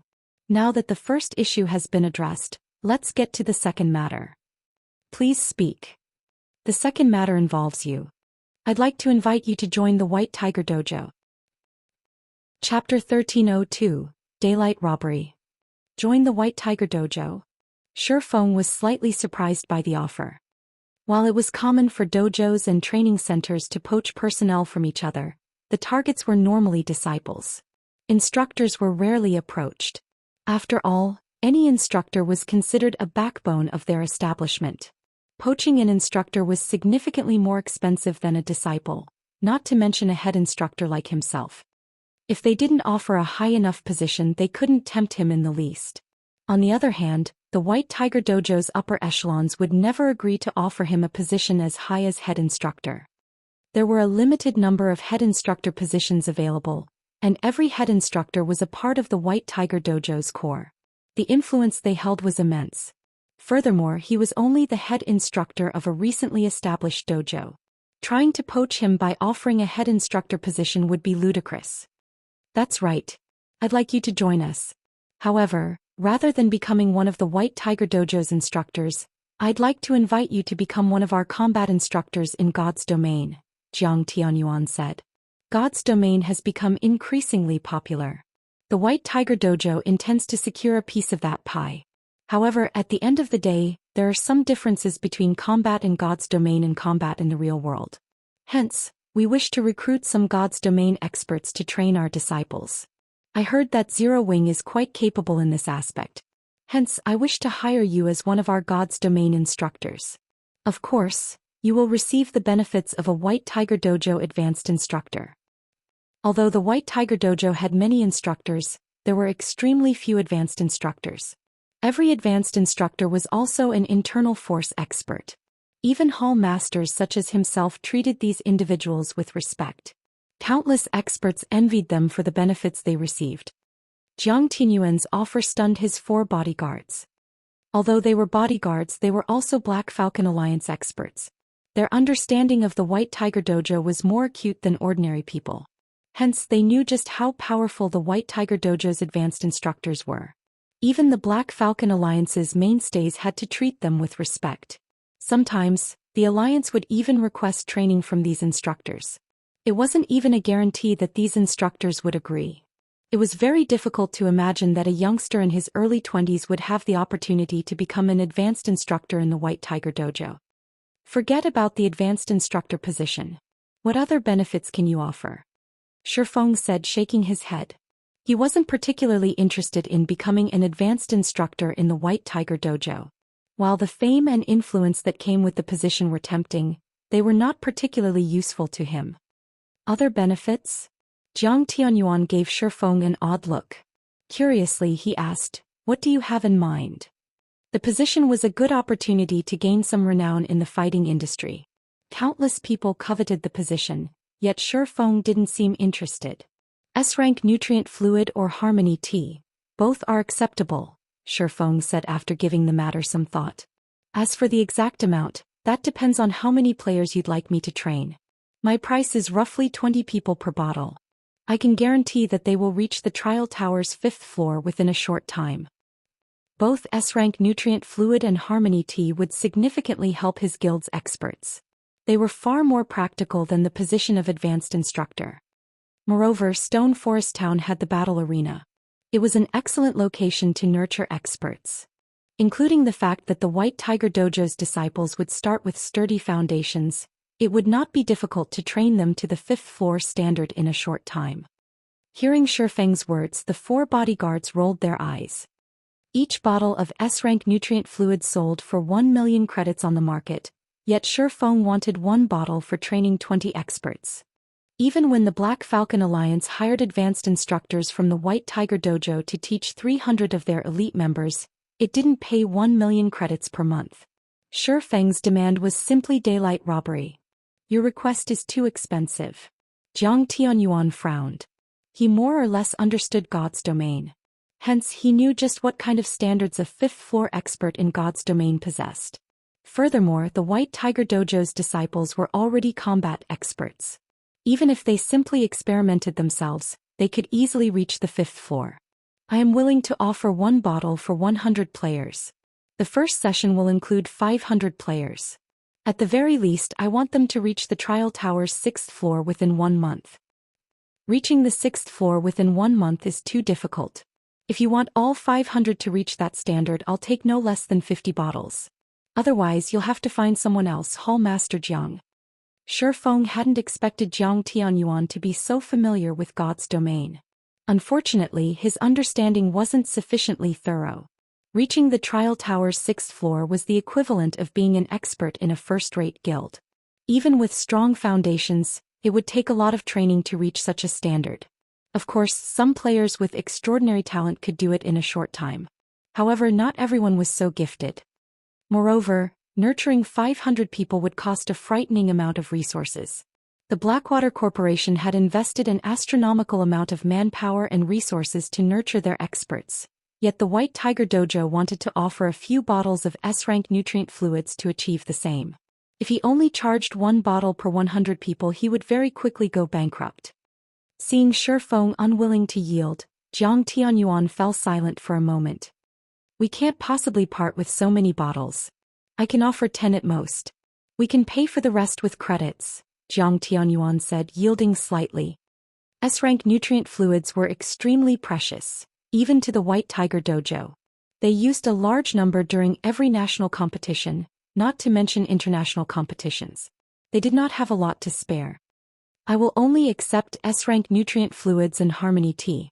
If Hall Master Jiang cannot make this decision at the moment, I can wait until you return and discuss it with your colleagues, Shifeng said resolutely. He had other ways to obtain credits. Moreover, he had already begun constructing his city. Once it was complete, the potential of virtual property would see explosive growth. At that time, he could easily rake in tons of credits. Alright then. I'll discuss it with the others once I return. However, I doubt that I'll receive a positive response, Jiang Tianyuan said, sighing. Following which, Shifeng left the lounge. After Shifeng left, someone else entered the lounge from a connected room. This man wore black and white martial artist robes. He felt indescribably approachable. The instant he entered this room, it felt as if the world revolved around him. Hallmaster, this kid simply doesn't know how to appreciate a favor. Not only wasn't he grateful for your personal invitation, but his demands were also exorbitant. Should I stir up some trouble for the Big Dipper Dojo? The man asked angrily. Forget it. I had only asked on a whim. Even if he agrees to my offer, the final decision rests with the head hall master. After all, the other hall masters have other recommendations, Jiang Tianyuan said as he waved off the angry man's concern. Jinhai City is our problem now. With today's outcome, our plans have been interrupted. Tianji, you'll replace Chiwen as the branch manager here. Think of a way to restore the White Tiger Dojo's reputation here. Also, lead the first batch of disciples in God's domain and introduce them to the game. Help them acclimate to the game's mechanics. At the very least, make sure they aren't completely clueless when their training begins. Hallmaster, rest assured, I have already seen to the necessary preparations. Every disciple has already been given an advanced virtual gaming helmet, while advanced disciples have access to virtual gaming cabins. By the time the other hall masters make their move, we will have gained a stable foothold in God's domain, the man named Tianji said, laughing. As soon as Shifeng returned to the Greenwater Villa, he logged back into God's domain. He had just discovered some clues on how to proceed with his Tier 2 promotion quest. Meanwhile, Evil Fire's challenge posed too much of a threat. If he did not deal with it properly, he would become a laughingstock in White River City. It might even affect the Big Dipper Dojo's reputation. He had no intentions of wasting today's results. Chapter 1303, Secret Alchemy Technique. Chapter 1303, Secret Alchemy Technique. In the quiet herb garden, Shifeng discovered quite a few level 65 Tier 3 demonic guards and two-headed demonic hounds in the courtyard as he logged in. Unlike the demonic beasts wandering about, these demonic guards patrolled the inner courtyard in groups of 10, with 2 demonic hounds accompanying each group. Now it was practically impossible to reach the tower safely. Demonic Guard, Dark Creature, Demon. Level 65. HP 30, 000, 000/30, 000/000. Two-headed demonic hound, dark creature, great lord. Level 65. HP 52, 000, 000/52, 000/000. Even with Anna and Kite's assistance, taking on 12 great lords at the same time would be suicidal. What a tight security. This quest really isn't giving me any chances to break through. After observing the patrolling monster's pattern for over 10 minutes, Shifeng smiled bitterly. Because he had ransacked the herb garden earlier, Raymond wouldn't give him a second chance. Demons were far more intelligent than demonic beast. Even if he attracted only one demon's attention, the entire squad would charge at him. They would not give him any opportunities to pick them off one by one. Moreover, several squads patrolled the inner courtyard. The moment he set foot in the inner courtyard, he wouldn't have to face just one squad. At the very least, 3 or 4 squads would chase him down. Demons were very similar to NPCs. They were capable of cooperation. Hence, the more demons in an area, the more combat power they could exhibit. Even a 1,000-man team couldn't defeat so many Tier 3 demons at the same time, not to mention one person. It is impossible to reach the tower by force. I have no choice but to find a different way. Shifeng temporarily gave up on the idea of breaking through the patrols. He then shifted his gaze to other locations. The inner courtyard was very large. Although there was only one main entrance, there were quite a few side entrances leading to the inner courtyard. Only, these side entrances were not as convenient as the main entrance, which led directly to the tower. As Shifeng was about to move towards one of the side entrances to take a look, a noise in the courtyard distracted him. Turning, Shifeng noticed 6 massive figures moving rapidly towards the herb garden. These figures didn't notice Shifeng as they dashed towards the silver moon tree. These 6 massive figures were none other than the silver moon bears that had fled earlier. After returning to the silver moon tree, the silver moon bears lazed about. These silver moon bears still dare to return? Shifeng was slightly confused as he watched the silver moon bears snooze peacefully. Although he had already killed off the Tier 3 demonic hunters that had guarded the garden earlier, the magic barrier Raymond had erected was still present. This magic array was a powerful deterrent against demonic beasts. This was also why Shifeng could log out of the game without worry. Yet, the 6 silver moon bears had resisted and barged into the herb garden. Shifeng had previously assumed that the silver moon bears had stayed close to the tree to protect the moonlight fruit. However, it would seem that was not the case. After all, he had already plundered everything the silver moon tree had to offer. That's not right. Why do these silver moon bears seem a little larger than the ones I saw from before? Seeing the slumbering silver moon bears, Shifeng activated omniscient eyes. Silver moon bear, demonic beast, great lord. Level 65. HP 80, 000, 000/80, 000,000. These bears actually had 6 million more HP than the silver moon bears he had encountered earlier. Why have they grown stronger? Shifeng was slightly confused. Monsters didn't grow stronger unless they underwent an evolution or became a mutant. However, it was very clear that neither scenario had happened to these bears. Could there be something special near the silver moon tree? But I don't think I felt anything different when I was harvesting the moonlight fruits. Shifeng's curiosity grew. However, no matter how he racked his mind, he could only think of one possibility.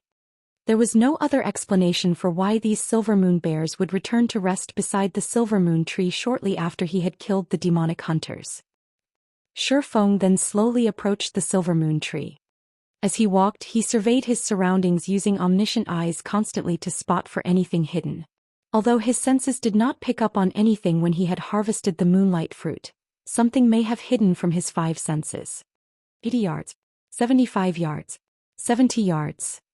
When Shifeng was almost within the silver moon bear's detection range, he heard the sound of a system notification. System. You have discovered an ancient teleportation array.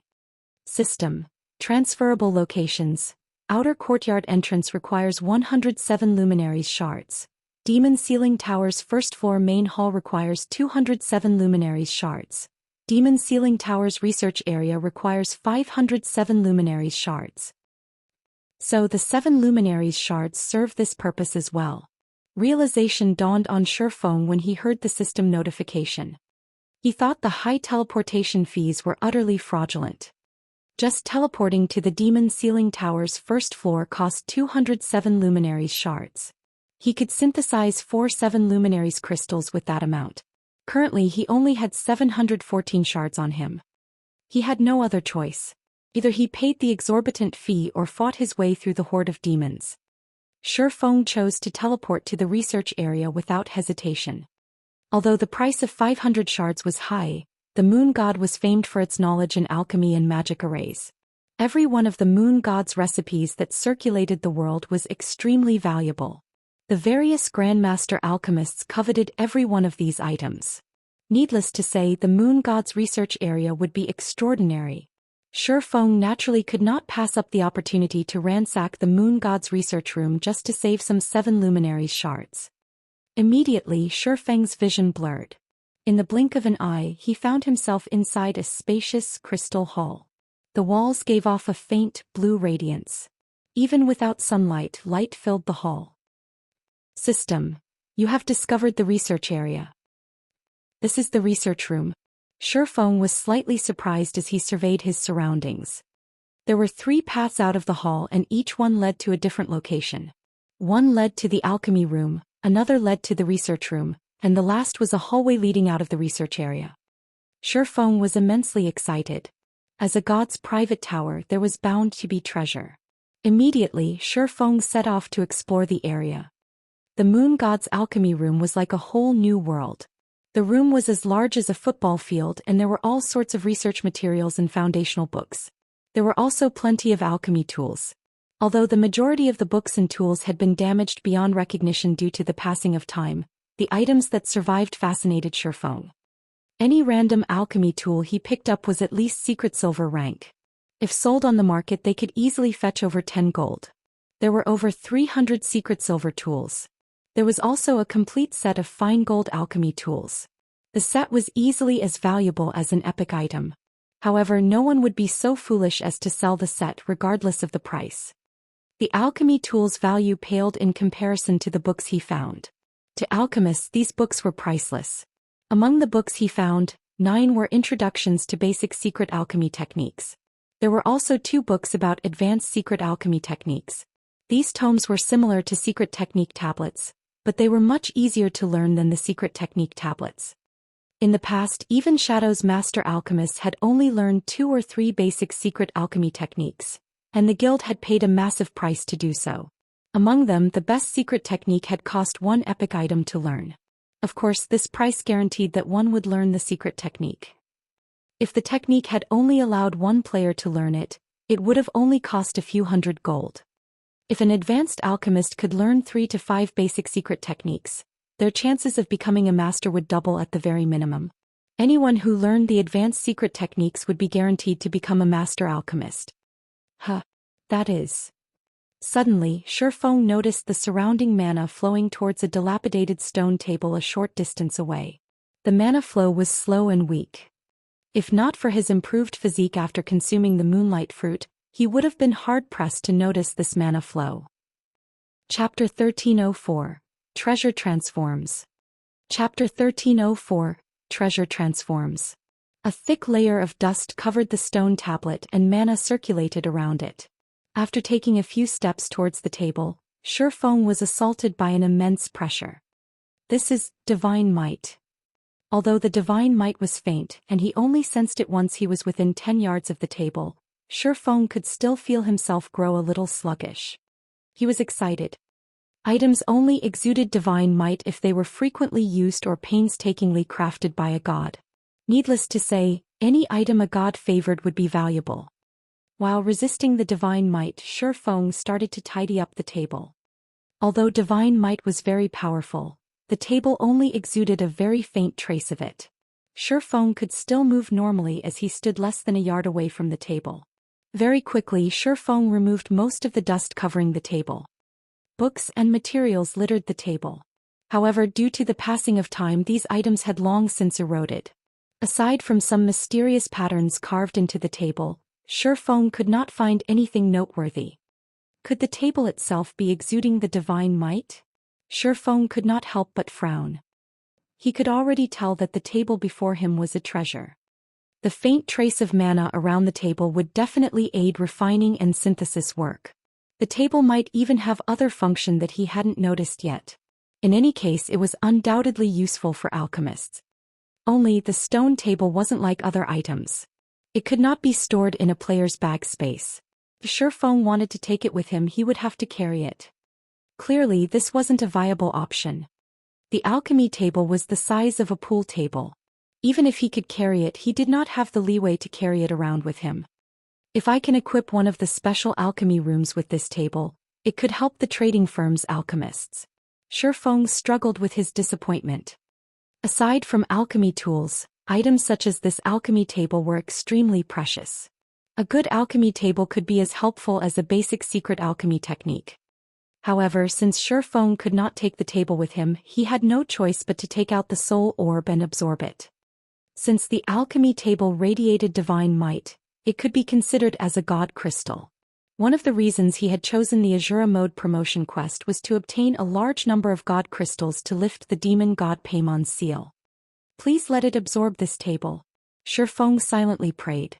He then clicked the Absorb Divine Power button on the Soul Orb's interface and selected the alchemy table as the target. Currently no one owned the alchemy table. Shi Feng wasn't sure if the Soul Orb could actually absorb an ownerless item. After all, he had never tried. The Soul Orb immediately began to emit a dark smoke which soon enveloped the table. However, even after several seconds, there was no indication that the smoke was devouring its target. Don't tell me it's not possible, Shi Feng muttered worriedly. As soon as Shi Feng had said so, however, the sound of a system notification reached his ears. System, do you wish to allow the Soul Orb devour the magic alchemy table? Without hesitation, Shi Feng clicked the Agree button.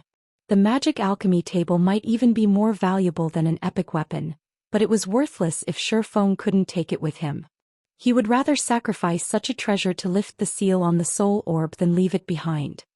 As Shi Feng clicked Agree, the magic alchemy table began to radiate a golden glow. He was clearly trying to resist. Unfortunately, the Soul Orb was the fragment of the Treasure of Illusion, an item on par with a godly relic. How could a measly magic alchemy table resist it? In the next moment, the magic alchemy table melted at a speed visible to the naked eye. Streams of golden air flowed into the Soul Orb. In less than a minute, the magic alchemy table had vanished. Meanwhile, the Soul Orb's statistics had changed slightly. Aside from the absorbed god crystal counter increasing from 0 to 1, it now only required 95 player souls to form a drop of soul water. Absorbing god crystals has other effects. Shi Feng could not help his surprise. He was instantly ecstatic. If he didn't need to absorb as many souls, he could craft soul water much faster. Once he finished absorbing the magic alchemy table, he activated omniscient eyes to search the room once again. If he relied only on his 5 senses, it would take him a long time to find other items like the magic alchemy table. He might even miss some. With the omniscient eyes, however, nothing within 100 yards of him could hide. Charlene didn't lie to me. A god's previous residence has plenty of god crystals to offer. After activating omniscient eyes, Shi Feng discovered another potential god crystal. This one was a broken chair. Shi Feng hadn't noticed the divine might radiating from it earlier due to a suppression magic array, and since it was a broken chair, he hadn't paid any attention to it. Following which, Shi Feng absorbed this broken chair, increasing the god crystal counter to 2. To ensure that he didn't miss any god crystals, Shi Feng scoured the alchemy room. He scanned the entire room with omniscient eyes again and again. This is surprising. A single room had 4 god crystals. This is a huge harvest. Shi Feng's eyes burned with excitement when he saw that the Soul Orb only needed 6 more god crystals to remove Paimon's seal. He only needed 80 souls now to produce a drop of soul water. The Soul Orb had been one of the 7 treasures. However, due to demon god Paimon, it couldn't exert its true strength. The Flower of 7 Sins had nurtured hundreds of experts in the past, even without unlocking the Soul Orb's full potential. If Shi Feng could use the Soul Orb without fear of repercussions, the outcome would be incredible. After sweeping through the alchemy room, Shi Feng made his way towards the research room. The research room was far more luxurious than the alchemy room as it had been used to invent high-end alchemical products. Until now, the only known location that could help players surpass the master threshold to become grandmasters were Titan City's special rooms. As soon as Shi Feng entered the research room, he froze. Why is he here? Shi Feng felt as if he had just fallen into a death trap when he saw the familiar figure wandering around the research room. This figure was none other than the dark wizard Raymond. Currently, Raymond was in the midst of concocting a potion. Fortunately for Shi Feng, Raymond was very focused on his task.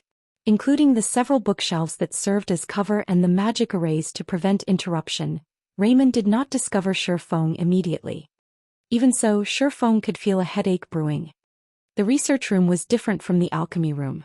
It had been well maintained and was in excellent condition. Needless to say, this room contained several treasures. Even without using omniscient eyes, Shi Feng had already noticed 2 potential god crystals. If he used omniscient eyes, he would discover many more. He might even find enough to lift the soul orb seal and still have some to repair other items. Not to mention, the moon god was famous for its alchemy research. Needless to say, the moon god had spent a lot of time in this room. Should I go in or not? Shi Feng knew that if he moved another 10 yards into the room, Raymond would discover him. If he were discovered, he would die. As Shi Feng considered his options, an NPC alchemist who assisted Raymond began to walk towards Shi Feng. Prep. Have I been discovered? Chapter 1305. Perfecting Sword's Orbit. Chapter 1305. Perfecting Sword's Orbit. Shi Feng frowned as he watched the NPC alchemist approach. However, since this NPC alchemist didn't seem to be in a hurry, it did not seem as if he had been discovered. Unfortunately, the fact that the NPC was heading towards him was still a problem. Although the alchemist before him wasn't as terrifying as Raymond, it was still astoundingly powerful.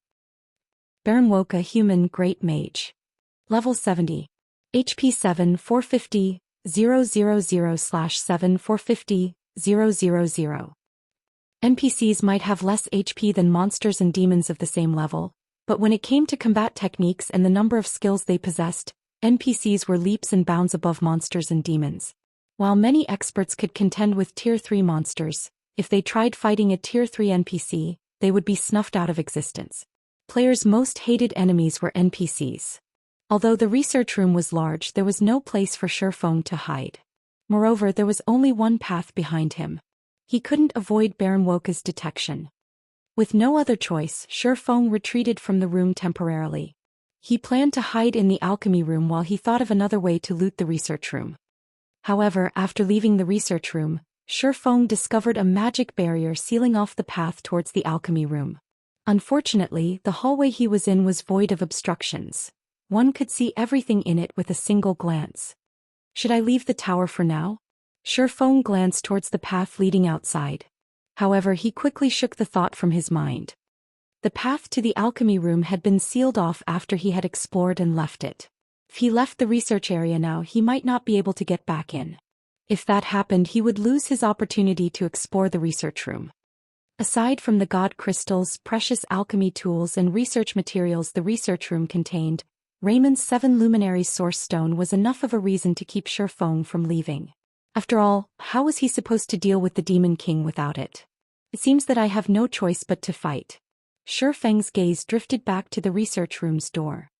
With the situation as it was, both of his available options would lead to his death. His only hope was to defeat Baron Wuxia. He'd fail his quest if he didn't. Following which, Shi Feng summoned Anna and Kite. When he had used the teleportation array to enter the tower earlier, Anna and Kite hadn't teleported with him. They should both still be in the herb garden, so he needed to summon them once again. Although Anna and Kite were not as high-tiered as Baron Wuxia, their combat power was no weaker than an ordinary Tier 3 NPCs. Shi Feng had only wanted to avoid a fight with the NPC alchemist for fear of attracting Raymond's attention. If Raymond noticed him, only death would await him. However, now that he had retreated quite a distance away from the research room, he didn't need to hold back. But I can't summon them. Shi Feng looked at the 2 unresponsive summon guard scrolls in his hands, his chest tightening. Suddenly, the door to the research room opened slowly. The hallway was less than 40 yards long. As soon as the Baron Wuxia left the research room, he noticed Shi Feng. Despicable intruder. You dare intrude on this holy land. Guards. Baron Wuxia shouted. Baron Wuxia was very loud and his voice echoed throughout the research area. Damn it. Shi Feng hadn't considered that Baron Wuxia would call for reinforcements. Not only couldn't he summon his personal guards, but now he also had to deal with more enemies. Fortunately, a magic array isolated the research room from the outside world. No one within the room would hear them out here. Shi Feng reacted quickly. Immediately, he activated the aura of Time's absolute time, preventing all enemies within range from using any spells or tools. NPCs were no exception. Heavenly Dragon's power. Blade liberation. Instant strike. Feng wouldn't be careless against a Tier 3 NPC. Moreover, now that Baron Wuxia had called for reinforcements, he would die if he didn't end this before more enemies showed up. He instantly activated Twofold Berserk, his basic attributes skyrocketing. With the buff, his basic attributes far surpassed any Tier 3 player of the same level. In the blink of an eye, Feng appeared before Baron Wuxia. Sword's Orbit. A galaxy of stars appeared around Feng, resplendent and eye-catching. As Feng executed Sword's Orbit, he felt the technique reach new heights. After consuming 5 moonlight fruits, his physique had permanently improved by 10%. He now had the physique of a Tier 2 player. Hence, his physical control and flexibility had skyrocketed. Baron Wuxia drowned in starlight. However, Baron Wuxia was a Tier 3 Great Mage. Even though he had been silenced, he still had the basic attributes of a Tier 3 NPC. His physical attacks with his staff still posed a threat.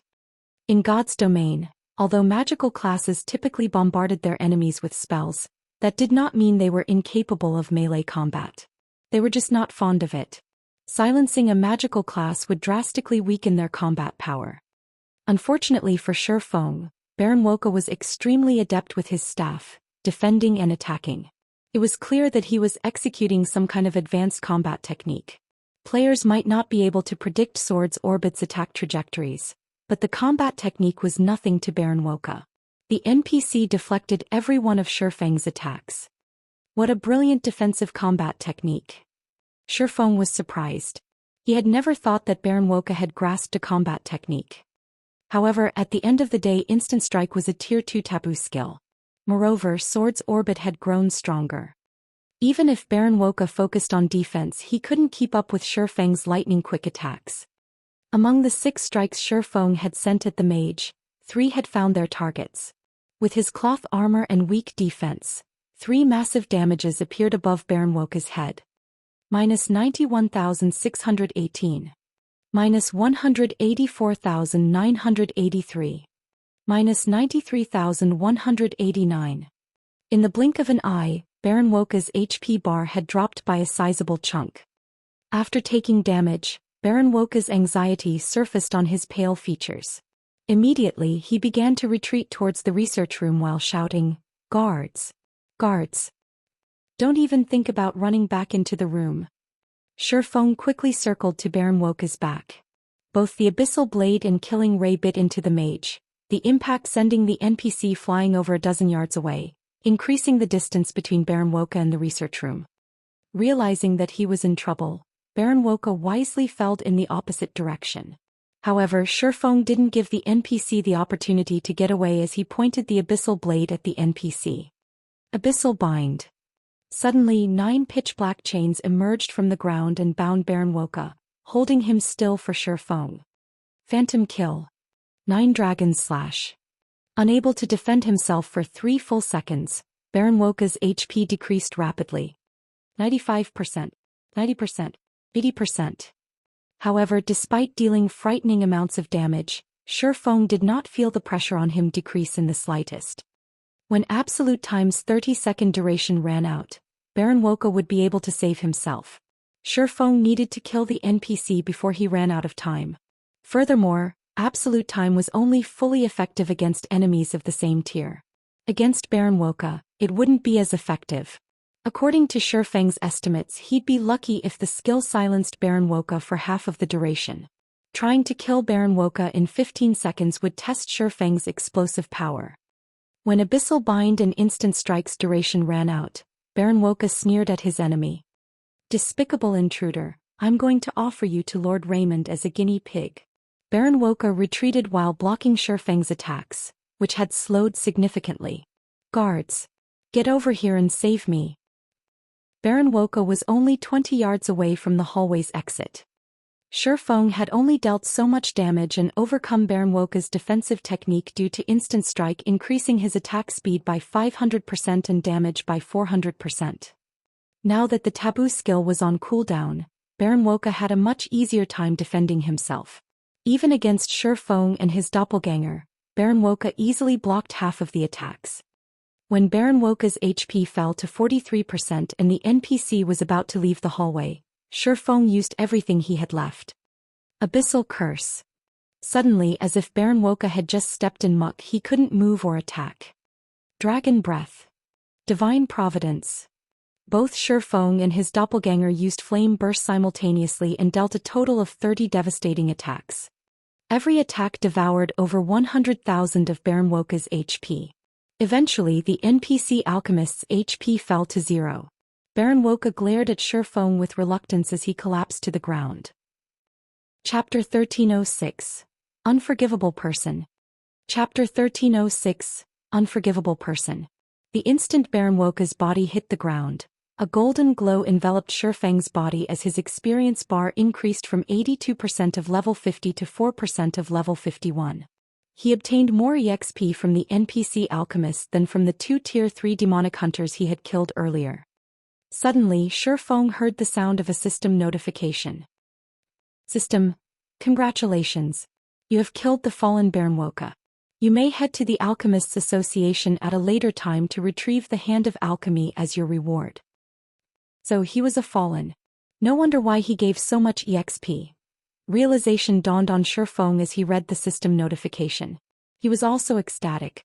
Fallen was a very rare title in God's domain, as it was akin to receiving a bounty from the human race as a whole.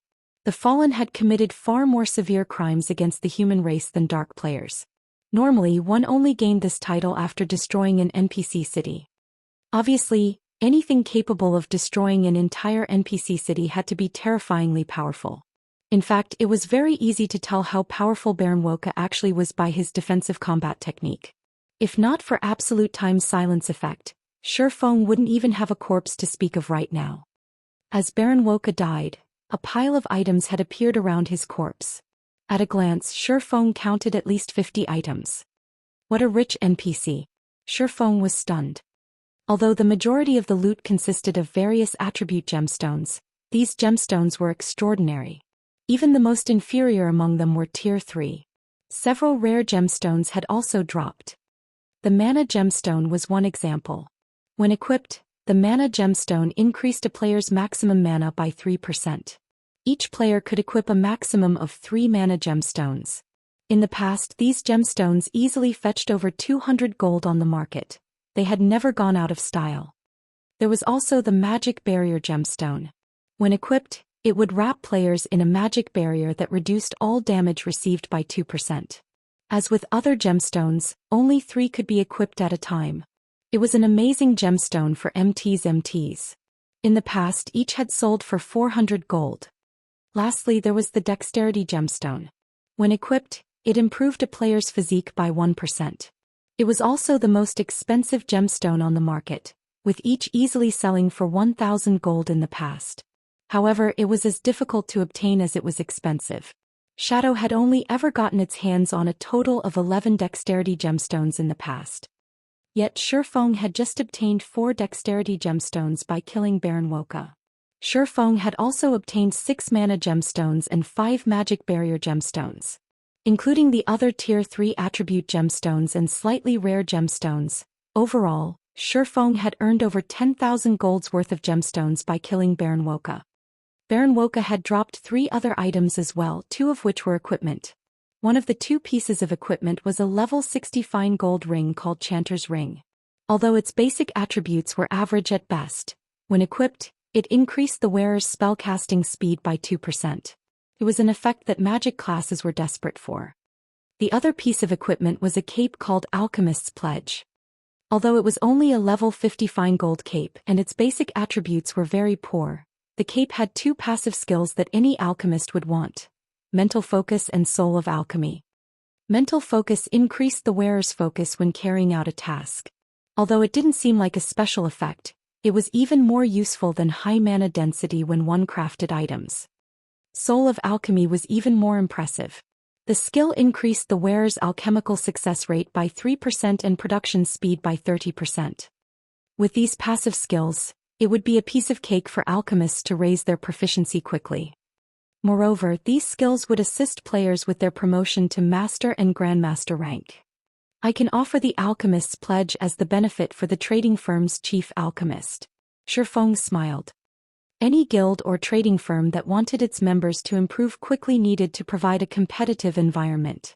To gain this competitive edge, they needed to offer powerful benefits as motivation. While the candlelight trading firm offered various benefits, none of them were unique. Its benefits weren't particularly tempting to the truly excellent lifestyle players out there. However, if he offered the alchemist's pledge as a benefit for becoming Candlelight's chief alchemist, it would spark a burning passion in the trading firm's alchemists. He also had secret alchemy techniques. He could similarly use these techniques as a reward for alchemists who performed well. Following which, Shifeng picked up the last item Baron Wuxia had dropped. This item was an old, gray key. It was clear that it had originated from an ancient era and hadn't truly belonged to Baron Wuxia. Shifeng then clicked to check the item's introduction. However, he discovered that the item couldn't be appraised. Cannot be appraised? What kind of key is this? Shifeng's curiosity grew. Omniscient eyes. The system reported that he would need 20 seconds to appraise the key. The duration was even longer than when he appraised epic items. Time passed quickly. When the loading bar was finally complete, the gray key transformed. The key started to radiate a faint golden glow. Moon God's secret key unique. Possesses the power to control all magic arrays in the Moonlight Courtyard. Can also be used to lock or unlock the Moonlight Courtyard's rooms. So they could enter and leave this place freely due to this key. Realization dawned on Shifeng. The Moon God created the Moonlight Courtyard. Even if the Moon God were no longer here, not just any entity could take up residence in the courtyard due to its many powerful traps. Even someone as powerful as Raymond would lose his life if he accidentally triggered a trap. However, it was a different story if Raymond had the Moon God's secret key. With this, he could move around the Moonlight Courtyard as if it were his own backyard. Raymond must have asked Baron Wuxia to pick something up for him. This is a convenient development. Shifeng suddenly thought of a plan to obtain the 7 Luminary Source Stone. The 7 Luminary Source Stone was the key component for completing his promotion quest. Without it, sealing the Demon King was practically impossible. Shifeng hadn't had a way to secure the stone as he wasn't strong enough to take our Raymond. However, the situation had changed. With the Moon God's secret key, he had full control over the Moonlight Courtyard. First, Shifeng had to rest. Since he had activated twofold Berserk, he was currently in a weakened state, his attributes having decreased significantly. With his current attributes, he wouldn't even have time to react to Raymond's casual attacks, much less steal the 7 Luminary Source Stone. With nothing better to do in the meantime, Shifeng logged out of God's domain and entered his offline space. Unlike in the Dark Canyon, he still had access to his communication system in the offline space. The moment Shifeng logged out of God's domain, he received a series of system notifications, all of which were messages from within God's domain.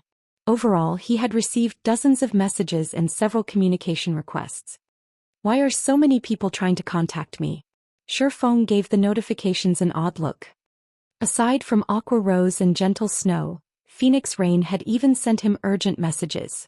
Moreover, she had tried to call him 3 times. Has something happened?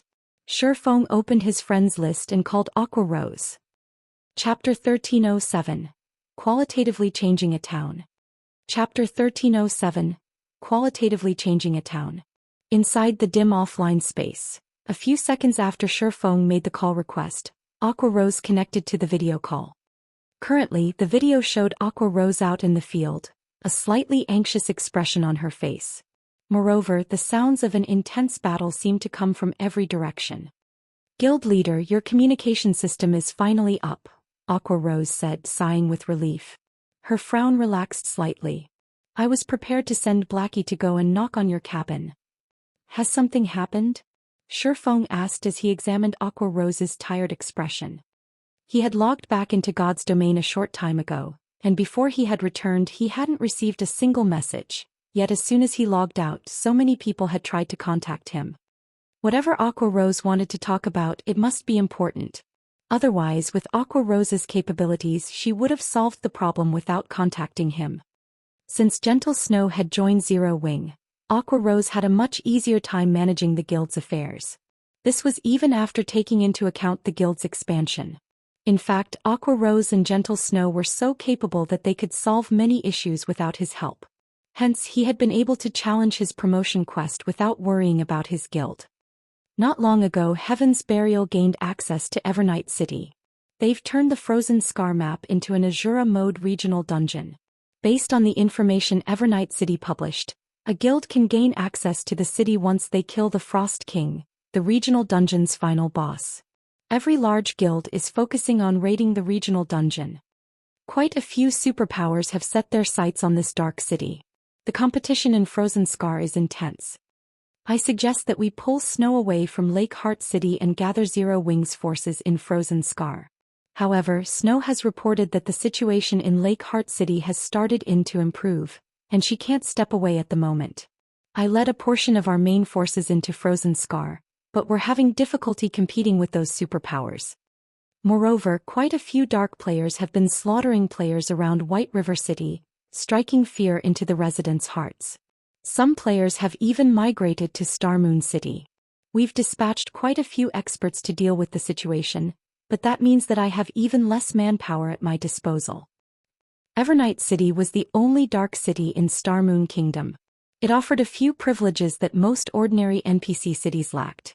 One of which was a teleportation array connected to Evernight City, which guilds could gain access to once they had enough reputation.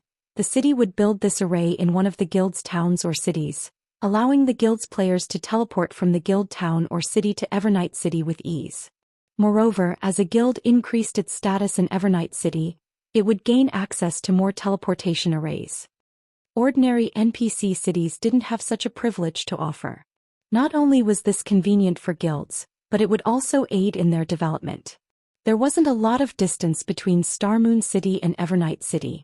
Many players could use Evernight City as a waypoint to reach farther guild towns and grind in the nearby high-level maps without traveling for dozens of hours. Rather than put down roots in a particular guild town permanently, players could treat it like a temporary rest point, moving their operations at a moment's notice if necessary. Independent players would swarm to a guild town tethered to Evernight City, boosting the town's development. Access to Evernight City? Shifeng immediately came to a realization. It was no wonder why Aqua Rose was so nervous. Even Phoenix Rain had tried to contact him several times. If Zero Wing could gain access to Evernight City and secure a teleportation array for Stone Forest Town, it would transform the town. Of course, this was true for other guilds as well. It was no wonder why so many guilds were going mad over this matter. Even the various superpowers wanted in on the action. Guild leader, I'd like Snow to shift her focus away from Lake Heart City for now. If the other guilds kill the Frost King, it will become very difficult for us to gain access to Evernight City, Aqua Rose explained. No. Snow has to keep her focus in Lake Heart, Shifeng said, shaking his head. As for you, give up on raiding Frozen Scar for now. Give up. Shifeng's decision stunned Aqua Rose.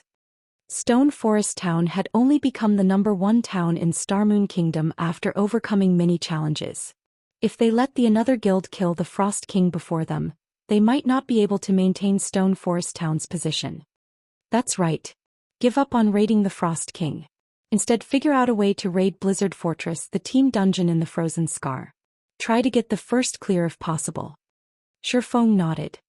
Guild leader, that's a level 50 100-man team dungeon. Aqua Rose was astonished.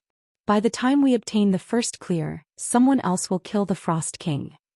A level 50 100-man team dungeon was a massive challenge to any guild at this stage of the game. Raiding one was far more difficult than raiding the Frost King. Based on their investigation, the Frost King was only a level 53 Grand Lord. The only reason it hadn't been raided yet was that no one had found its hiding place deep within the Frozen Scar. Players needed to kill many monsters and bosses in order to reach the final boss. Taking into account the Frozen Scar's severe environment, which increased players' stamina consumption by several times, progress to reach the Frost King was quite slow. They would be crazy to ignore the Frost King, the easier raid target, to challenge the Blizzard Fortress instead. The Frost King is an ice-type boss. Fighting it without very high ice resistance is nearly impossible, but the weapons and equipment that drop in the Blizzard Fortress are somewhat unique. Almost every item offers high ice resistance. If we have these items, it'll be much easier to raid the Frost King. In any case, with so many guilds in the running, the competition won't conclude for some time.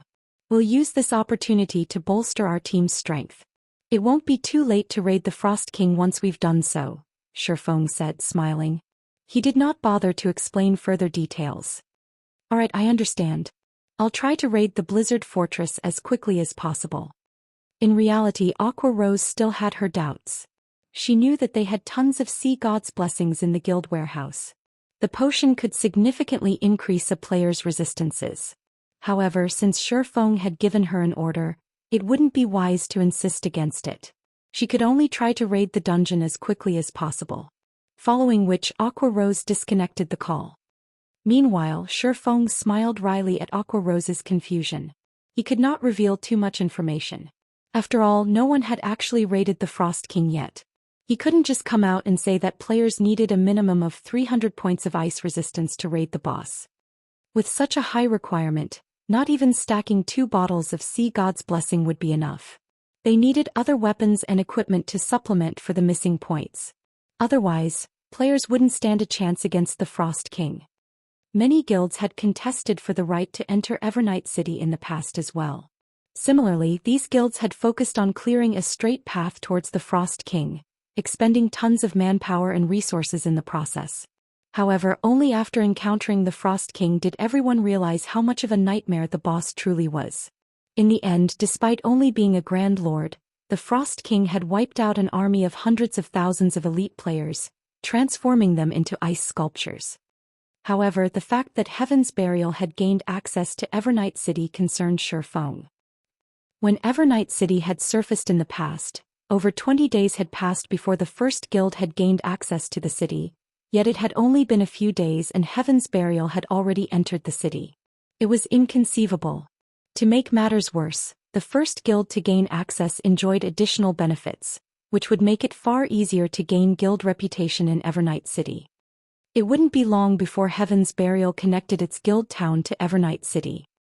This won't do. I need to hurry. After a 2-hour nap, Shifeng logged into God's domain once more. Chapter 1308, Challenging the Dark Wizard. Chapter 1308, Challenging the Dark Wizard. I recovered faster than I expected. When Shifeng logged back into God's domain, he inspected his status window, noticing that his weakened state was already gone. He was back at his peak. Although the increased time flow in the Dark Canyon was part of the reason for his speedy recovery, the research area's high mana density, which was much higher than in the outside world, had helped. As a result, his weakened state's duration had decreased significantly. Following which, Shifeng took 2 Sea God's Blessing bottles from his bag and consumed them, his resistances, particularly magic resistance, increasing by a total of 150 points. He then retrieved an acceleration scroll and gave himself the acceleration buff. Following which, he switched his Swordsmanship Master title to the basic Tyrant title, increasing his fortitude by 30 points, stamina by 20% and all basic attributes by 5%. After making a series of adjustments, Shifeng pushed his basic attributes and movement speed to his current limit. While Shifeng had rested in his offline space, he had thought about how he would go about stealing the 7 Luminary Source Stone. He had run through several simulations in his mind, afraid of the unexpected. A Tier 5 Grand Wizard was an extremely dangerous opponent. The slightest mistake would result in his death. While Shifeng did not mind dying, his death would result in the loss of the Soul Orb. If he lost the Soul Orb now, he did not know how long it would take to find another one of the 7 treasures again. He couldn't lose the Soul Orb now. Hopefully the system won't try to mess with me. Shifeng then carefully opened the research room door and snuck in. Raymond was still immersed in his alchemy in the room. He had blocked every distraction from his mind as he focused on his research. Meanwhile, he had placed the 7 Luminary Source Stone above a research table in the center of a small crimson magic array not far from him. This small magic array utilized the 7 Luminary Source Stone as a power source, supplying the mana Raymond needed to craft his item. Shifeng did not rush to snatch the 7 Luminary Source Stone. Instead, he quietly examined the room's layout and the items around the room. As a God's Domain expert, the first thing he needed to do when encountering a foreign environment was to adapt. This way he could exert his maximum combat potential during a fight. This time, however, Shifeng didn't observe his surroundings just to adapt, but to locate the research room's treasures as well. He had only reached the Moon God's research room, which had been excellently maintained after many challenges. He'd do himself a disservice if he stole the 7 luminary source stone and ignored everything else. Every item in the research room was sorely tempting. The alchemy tools on the research tables alone were dark gold rank. Even after a decade of playing God's domain, such tools had been incredibly precious. Every alchemist constantly hunted such treasures. Shifeng even spotted a complete set on one of the research tables. Aside from the alchemy tools, the research room had quite a few items that radiated divine might. The moon god must have used them all frequently. Any one of these items could easily sell for over 100,000 magic crystals in an auction. There were also quite a few tattered designs on an experiment table. These designs had been crafted with extremely valuable materials. Rather than the standard sheepskin parchment, the designs had been drawn on dragon skin. Only gods would dare use a dragon's skin as parchment. Fortunately, dragon skin parchment would survive storage for tens of thousands of years. As he carefully analyzed the research room, shock bubbled in Shifeng's chest. The research room was a treasure trove. It could likely rival the fallen Arkansas. If only the dark wizard Raymond weren't present. Raymond finally completed the item he had been working on. A golden ring with a jewel radiating a 7-colored brilliance in its center, floated in the air before him. The jewel also released a frightening pressure. Even Shifeng, who stood far outside of the research room's magic array, felt a significant weight bearing down on him. What is that? Shifeng stared at the golden ring curiously. Very few items in God's domain aside from items gods had used, emitted that kind of pressure. Every one of these items was a masterpiece. The golden ring's pressure could even rival divine might. After completing the ring, Raymond's hands stopped moving as he began to chant an incantation. A 4-fold magic array then appeared above the golden ring, absorbing the surrounding mana and forcing it into the ring. Like a massive whale taking a breath, the golden ring sucked in the dense mana, yet despite absorbing so much, the ring showed no signs of slowing. A chance. Watching the golden ring absorb mana, Shifeng knew that this was the crucial moment to act. If he missed this opportunity, he wasn't likely to get another. Immediately, Shifeng activated Phantom Kill and had his doppelganger stay near the research room's entrance, keeping the door open. He then dashed towards Raymond. Raymond, Dark Shaman King. Human, Grand Wizard. Level 72. HP? / Although Raymond was only level 72, he was a Tier 5 NPC. He detected the fluctuations in the magic array almost immediately, which Shifeng had caused as he ran through it. When Raymond realized that he had an intruder, his gaze turned cold. Die. Without hesitation, Raymond waved his wrinkled arm and gestured towards Shifeng. 5 magic arrays of different colors formed at his fingertips, overlapping. The amount of mana around Raymond's palm even made Shifeng shudder with fear. This is insane. He's using Elemental Crush right off the bat? As soon as Shifeng saw the 5 magic arrays, he recognized the spell. Elemental Crush was a Tier 5 miniature destruction spell. Although the attack's range wasn't large, it was even more frightening than a Tier 5 large-scale destruction spell. If struck, even MTs of the same tier and level would lose half of their HP instantly. However, the spell had a flaw. Its runes were overly complex. The chant was also quite long. Tier 5 Grand Wizards didn't usually use this spell in PvP. However, Raymond could forego both the incantation and runes, casting the spell instantly. Suddenly, space around Shifeng started to crumble. Everything around him turned dark. In the blink of an eye, everything within 30 yards had been turned to dust. However, just as Raymond thought he had dealt with the intruder and was about to return his focus to the magic array above the golden ring, a figure appeared before him. Close one. Shifeng could not help but glance at his previous position, fear lingering in his heart. Fortunately, he had Instant Strike, which allowed him to teleport to his target. Otherwise, he wouldn't have dodged the spell with his movement speed. Despicable mortal, die. Realizing that Shifeng was still alive, Raymond grew serious as he activated his domain. In God's domain there was a saying that those without domains were nothing more than ants underfoot. As long as one activated a domain they could suppress their enemies. Against weaker opponents, it would be a one-sided slaughter. However, Shifeng had prepared for Raymond's domain. As soon as he appeared before Raymond he activated Absolute Time, freezing the area's mana. Even the Dark Shaman King couldn't access the mana. Raymond's spreading domain crumbled instantly. Shifeng sighed with relief. He knew that Absolute Time wouldn't silence Raymond for more than 10 seconds. He could accept that as long as it was effective against the NPC for even a brief moment.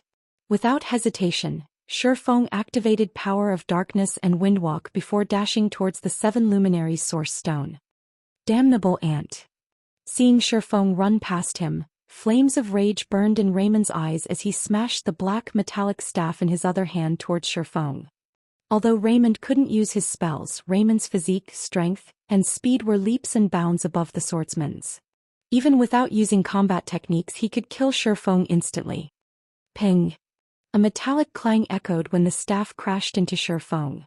However, the staff stopped half an inch before Shifeng, unable to proceed. Defensive Blade. Raymond was helpless against this move. He was a magical class. Without his spells he couldn't deplete Defensive Blade's block counts quickly. He could only smash his staff into Shifeng repeatedly to deplete the block counts. This gave Shifeng enough time to reach the 7 Luminaries' Source Stone above the research table.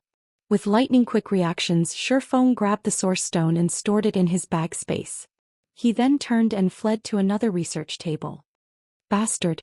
You bastard! You dare steal what's mine! Do you think someone like you can last against me for long? Suddenly Raymond's white hair darkened to black. His wrinkles started to smooth as he began to appear youthful. His aura also seemed to grow more powerful. Taste the wrath of the Dark Shaman King. Chapter 1309, Ring of Gospel. Chapter 1309, Ring of Gospel. As soon as Raymond finished speaking, a crisp shattering sound rang out inside the research room. The previously frozen mana in the room promptly went berserk, surging towards Raymond. Meanwhile, Raymond began transforming from an elderly man into a dignified youth at a rate visible to the naked eye. In simple terms, the silence effect was achieved through freezing the target's mana flow or retarding it considerably. For Raymond, someone who had gazed into the abyss of magic, resolving such a situation was not a difficult task. Meanwhile, one of the most effective ways to remove a silence debuff was to forcibly break free from the restrictions placed on their mana. This was also the reason why the silence debuff was very weak against high-tiered existences. Disappear from this world. At this moment not only was Raymond chanting an incantation, but he was also writing runes in midair. Meanwhile, both his chanting and writing speeds were beyond anything Shifeng had ever seen before. Despite Shifeng having activated a berserk skill and being under the effect of various acceleration skills, before he could even reach the next research table, 4 magic arrays had already appeared around Raymond. Meanwhile, each magic array gathered a frightening amount of mana. If Phoenix Rain were present right now, she would definitely be stupefied by this scene. The reason for this was the technique Raymond had just displayed. It was literally the ideal sought after by all magical class players. Quadruple speed casting. Moreover, every spell Raymond cast was a Tier 5 spell capable of heavily injuring Tier 5 classes. If struck by all 4 spells, even a Tier 5 player would die instantly. In the next moment, spatial tiers formed around Shifeng, surrounding him. Following which, flames, lightning and ice began descending from above, sealing off Shifeng's paths of retreat completely. Boom, boom, boom. A series of explosions rang out in the research room in rapid succession. If not for this room being the creation of the moon god, it would have been reduced to a pile of rubble already. However, after suffering this bombardment, Shifeng still managed to arrive at the research table safely, where he frantically grabbed everything he could. He did not pay attention to what his hands picked up as he tossed everything into his bag. He even went as far as implementing Sword's Orbit with his arms to increase his looting efficiency. After plundering everything on the research table, he headed straight for the experiment table with the dragon skin parchments on it. Damnable ant. Who gave you the 7 Luminaries ring?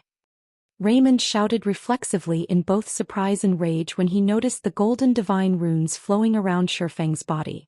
In the next instant, however, Raymond's eyes turned red with greed and passion. Don't think that the 7 Luminaries' ring's power can save you. Before me nobody can escape.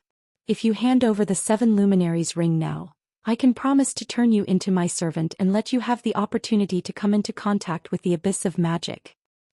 However, Shifeng did not respond to Raymond's demand as he continued his looting operation without pause. Shifeng knew full well that the aura of Earth's absolute defense would not last long. Moreover, even skills that provided invulnerability couldn't offer unlimited protection against someone like the Black Shaman King. After all, nothing was truly invulnerable. It was only a matter of whether one was strong enough to overcome a particular invulnerability effect. If the 7 Luminaries' ring he possessed right now were the real deal, needless to say, defending against Raymond's attacks would be a piece of cake. However, the 7 Luminaries' ring he possessed was a replica. It wasn't a godly relic. Just being able to ward off Raymond's quadruple casting was already fortunate. If Raymond really got serious, absolute defense most likely wouldn't be able to stop the NPC's attacks. Since you're not willing to hand it over, become my living puppet. Raymond began chanting once again. Unlike before, however, his chanting speed was not particularly fast this time. Moreover, the runes he wrote were incomparably complex. Even Shifeng, someone who had conducted plenty of research into runes and magic arrays, could not identify what those runes were meant for. Not daring to be careless, Shifeng started looting the items on the experiment table as soon as he arrived before it. Absolute defense's duration had less than 2 seconds remaining. Although he could not plunder the entire experiment table, he took most of the items on it. At this time, Raymond pointed his staff at Shifeng and shouted, "Shatter!" In the next moment, a black beam of light shot at Shifeng's body. Immediately, the divine runes surrounding Shifeng's body started crumbling. It was obvious that Raymond's attack had broken through absolute defense. "Become my loyal slave." Raymond then slammed the butt of his staff on the floor. A shadow instantly formed beneath Shifeng's feet. Gray strands slowly rose from the shadow, binding Shifeng's body. Why does he know even the necromancer class's dark bondage? Shifeng frowned when he saw the gray strands wrapped around his feet. Dark bondage was a tier 4 spell that could turn a living creature into one's slave. The success rate of the spell depended on the user's and target's levels and tiers. On average, the success rate was very low. Of course, this was only in the case of players. It was a different story if a powerful NPC like Raymond cast the spell. When nearly half of Shifeng's body was bound, Raymond revealed a sneer on his face. Divine steps. Suddenly, 10 doppelgangers formed around Shifeng. He then chose to switch positions with one of them. Even a spell like Dark Bondage couldn't stop Shifeng from swapping places with his doppelganger. He promptly took another item from the experiment table. However, as soon as Shifeng stored the item into his bag, he suddenly found himself as well as his 10 doppelgangers appearing before Raymond. What? He knows even the Tier 5 curse space conversion? Shifeng was surprised as he swept a glance at his surroundings. Hurriedly, he started switching places with his other doppelgangers, which were slightly farther away from Raymond. At this time, Raymond also activated his domain once more, directly suppressing Shifeng and preventing him from moving whatsoever. Only Shifeng's 10 doppelgangers, which were invulnerable like Shifeng, could still move. However, no matter where the doppelgangers went, as long as they remained inside the range of Raymond's domain, even if Shifeng switched places with them, he still couldn't budge from there. A futile effort. Raymond waved his staff once more, and his surroundings turned into a world of frost, trapping Shifeng's doppelgangers. Although the doppelgangers were invulnerable, they did not possess the ability to pass through physical objects. Without any strength of their own, they could only remain trapped inside the ice. Is that so? At this moment, Shifeng revealed a faint smile as he switched places with the doppelganger that stood less than a yard away from the golden ring. He had not hurried to leave and dared to take sure, bold actions, all because he had suddenly recalled something about this golden ring. In the past, the alliance of superpowers had been able to kill the Dark Shaman King because they had managed to destroy one of the NPC's items at the cost of plenty of sacrifices. That item was the Ring of Gospel. It was also the key to killing the Dark Shaman King. The item Raymond had been producing happened to have the shape of a circular ring.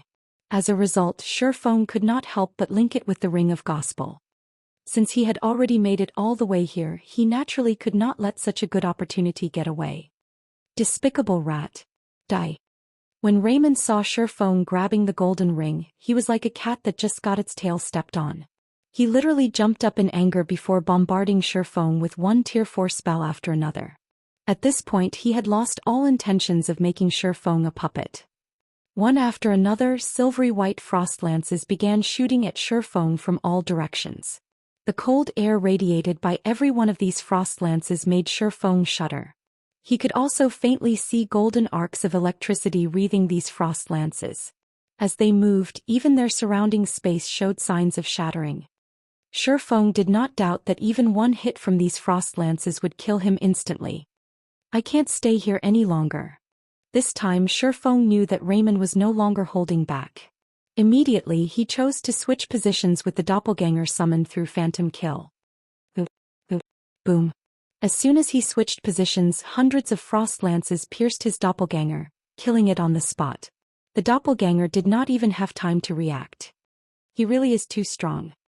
Standing by the research room's entrance, Shifeng was greatly shocked by this scene.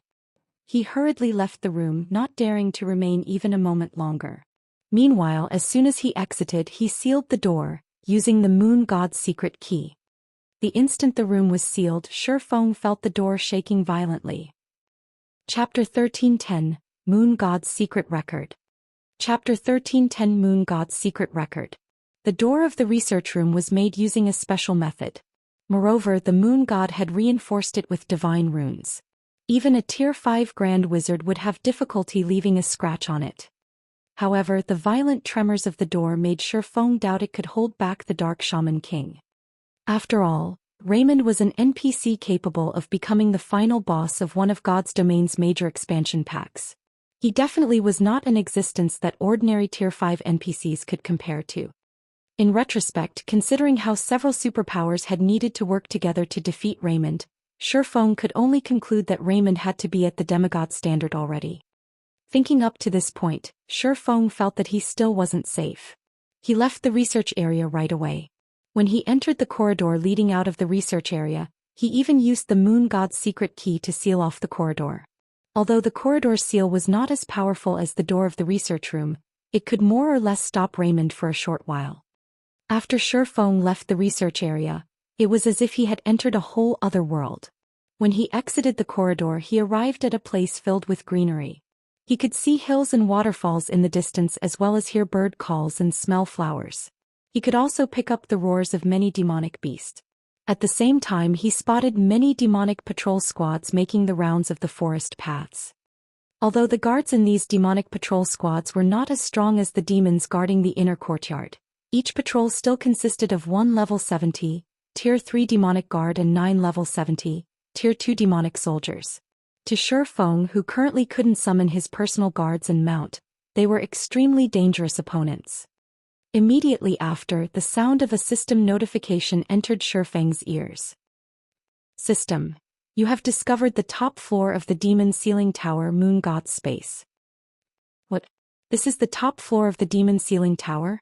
Shifeng was stunned when he looked at the system notification. Based on the system map, the Demon Ceiling Tower had a total of 36 floors. Meanwhile, each floor could easily fit a small town inside. If Shifeng had tried climbing from the first floor to the top floor, he would have needed plenty of time. Although he had already steeled himself for a long battle, climbing all 36 floors would not have been an easy task. Previously, Shifeng had still thought that spending 507 luminaries shards to teleport to the research area had not been worth it. Now, however, it would seem that he had just made a huge profit. Immediately, Shifeng found a safe location to hide before adjusting his mental state and organizing the items he looted. From beginning to end, his exchange with Raymond had lasted only 7 or 8 seconds. However, despite this brevity, his stamina and concentration had been depleted as if he had fought normally for several hours. The exchange had taken a severe toll on his concentration in particular. Due to the frightening pressure Raymond gave off as well as the NPC's domain, Every second he spent fleeing from the NPC was equivalent to fighting against an opponent of equal strength for an hour. In fact, from the moment Shifeng started facing off against Raymond until he exited the research room, Shifeng had not even taken a breath. After all, even the slightest delay in his actions could lead to his death, rendering all his efforts since entering God's domain useless. One could imagine just how much pressure Shifeng felt during those short 7 or 8 seconds. Hence, Shifeng wished to slowly relax his tense mental state. Meanwhile, at the Asura mode regional dungeon Frozen Scar. Many of Star Moon Kingdom's powerful and well-known guilds were currently gathered here. There were even large guilds from other kingdoms and empires coming to raid the regional dungeon. At this moment, hundreds of thousands of elite and expert players were at Frozen Scar, and the competition here was considerably intense. In just the few short hours since Frozen Scar became a regional dungeon, over 50,000 elite players had already died in it. This situation immediately deterred members of small guilds and independent players from entering the dungeon. However, in one forest filled with snow, a 1,000-man legion was calmly pressing forward. The legion easily killed off any level 46 Lord-ranked snow yetis and level 45 elite-ranked snow giants and steadily advanced towards the location of the Frost King. When the elite legions of other guilds came across this legion, they would hurriedly avoid it, afraid of provoking it. After all, the guild this 1,000-man legion belonged to was none other than Heaven's Burial, the official number 2 guild of Star Moon Kingdom. Currently, Singular Burial was even personally leading this elite legion. Among the members of this legion, even the weakest was level 41, whereas the experts were level 42. There were even some experts that had reached level 43. Meanwhile, these players were all geared in level 40 top-tier equipment, with the most inferior being fine gold rank and the majority being dark gold rank. The strongest among all these players was Singular Burial. Although he was only level 43, he was equipped with the level 45 dark gold set equipment for rangers, the 100 Beast set, and wielded a pitch-black double-stringed bone bow that gave off the epic rank glow effect. Despite going up against over 50 Frost Yetis and 1,000 Frost Giants, Singular Burial managed to command his team properly and keep the situation under control. In the end, Heaven's Burial's elite legion bombarded these monsters to death without even a break in their front line. This situation inspired serious envy in the players from other guilds watching from afar. Just as Singular Burial and his team were cleaning up the remnant Frost Giants, he suddenly received a communication request. "Ghost, did something happen on your side?" Singular Burial asked as he looked at the indifferent level 43 assassin in the screen. "Something happened over at Zero Wing's side," Ghost Shadow reported. For some reason, instead of advancing towards the Frost King, Zero Wing's team has actually turned around and is currently headed towards the Blizzard Fortress. By the looks of it, they are planning on raiding the dungeon. Raiding the Blizzard Fortress? Singular Burial could not help but be stunned. "Are you sure? Blizzard Fortress is a level 50 large-scale team dungeon. Why are they even trying to raid it? For them to give up on the Frost King so willingly, could they have discovered something we don't know?" The information regarding the Frost King was something he had released to the public himself. Meanwhile, his reason for doing so was to lure Zero Wing's main force over and use the opportunity to weaken it. At the same time, he could also complete his quest. "I don't know. However, the information about them heading towards the Blizzard Fortress is definitely true. As for Zero Wing's elite members, they have also left Frozen Scar already." Ghost Shadow was similarly confused by this situation. Killing the Frost King would grant a guild access to Evernight City, yet Zero Wing had actually given up such a good opportunity in favor of raiding a dungeon. Moreover, it was even a level 50 large-scale team dungeon. Even he, an expert who had fought in the virtual gaming world for many years now, could not understand what Zero Wing was trying to do. "Forget it. Ignore them for now. You and your men regroup with us as well. The number of guilds joining the competition is growing increasingly higher, so we need to hurry up ourselves. Once we're done with our quest, Star Moon Kingdom will become Heaven's Burial's possession. Even if Zero Wing manages to raid the dungeon, it would be useless," Singular Burial said, sneering. "I've really lucked out this time." Shifeng could not help sighing happily as he looked at his bag space. Previously, all of his attention had been on Raymond.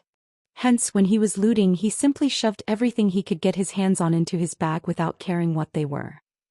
Now that he got to take a closer look, however, even Shifeng himself was stupefied by the spoils. Among the items he looted were 8 dark gold alchemy tools. There was also a set of dark gold alchemy tools made from magic jade called the Green Jade set. If placed on the market, this set could easily sell for over 30,000 gold. On its own, magic jade possessed the ability to absorb mana from its surroundings. When made into an alchemy tool, it could pull out the best effects of herbs. In total, the complete set of magic jade alchemy tools increased alchemy success rates by 10% and alchemy production speeds by 20%. There was also a 3% chance for the created product to have its effects strengthened. In the past, even Grandmaster alchemists had been extremely eager to get their hands on such a set. Unfortunately, even super guilds had a very difficult time obtaining a set of dark gold alchemy tools, not to mention something like the Green Jade set. Aside from alchemy tools, Shifeng's bag had many sheets of ancient, tattered pages. Recorded on these pages were recipes made by the moon god. However, as the pages were dilapidated, they could not be used. After Shifeng used omniscient eyes to appraise one of the tattered pages, the sound of a system notification suddenly entered his ears.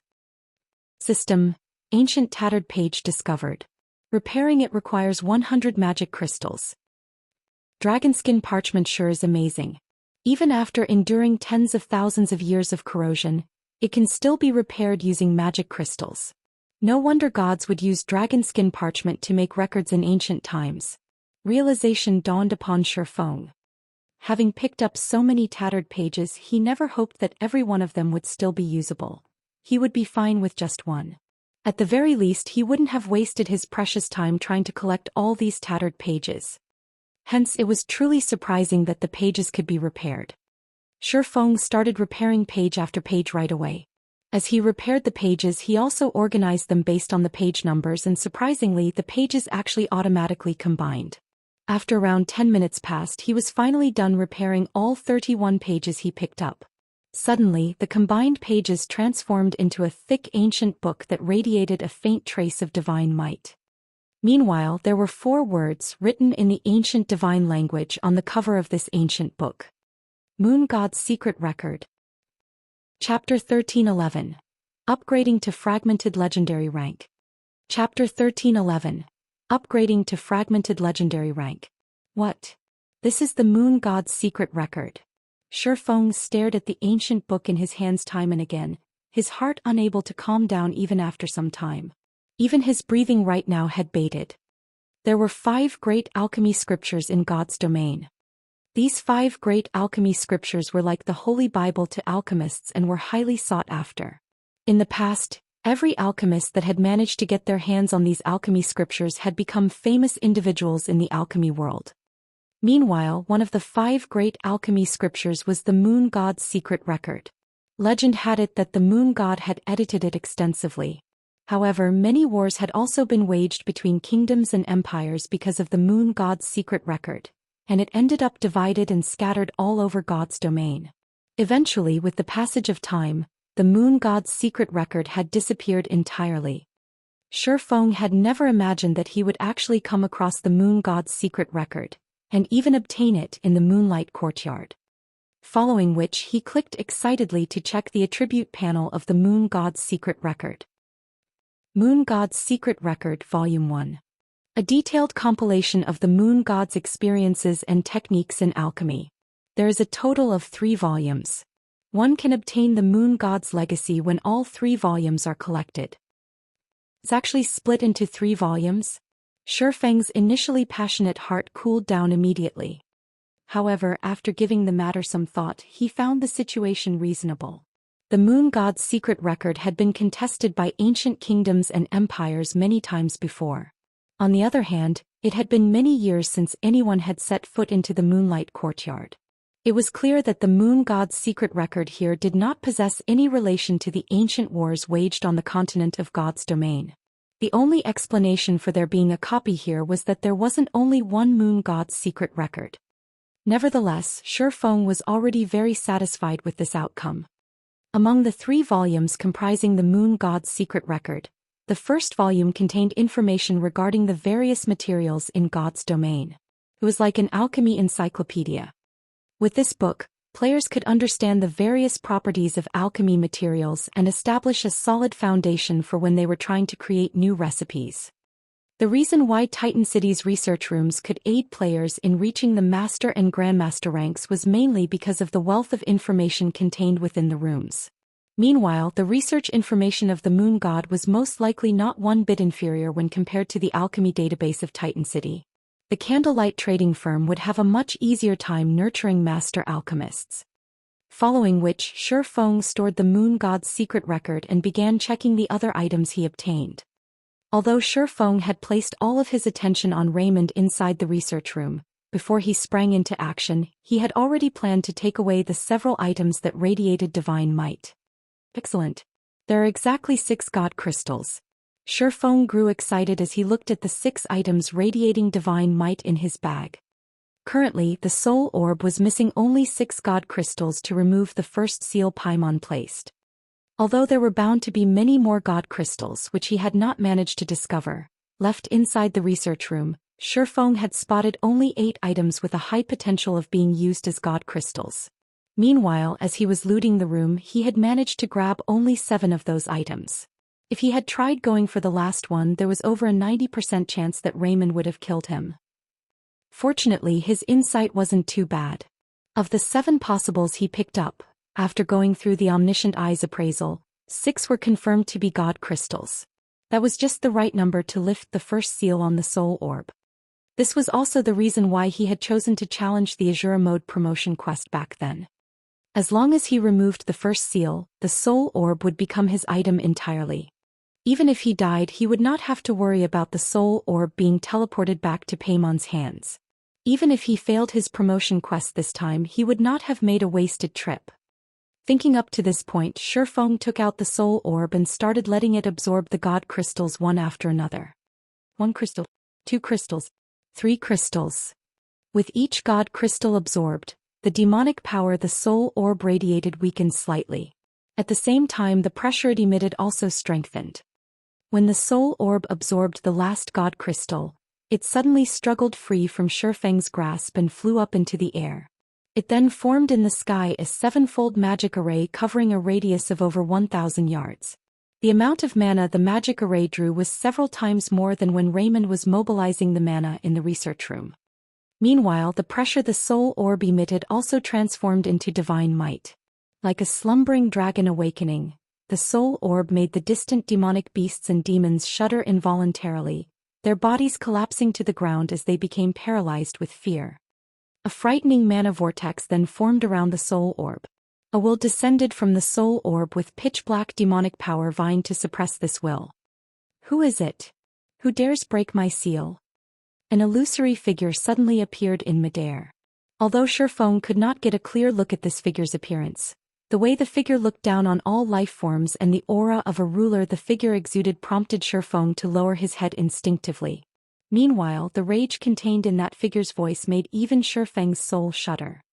Fortunately, when the soul orb broke through the suppression of the demonic power, this illusory figure also disappeared.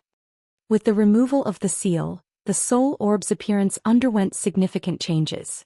Now, faintly visible golden divine runes circulated on the surface of the orb.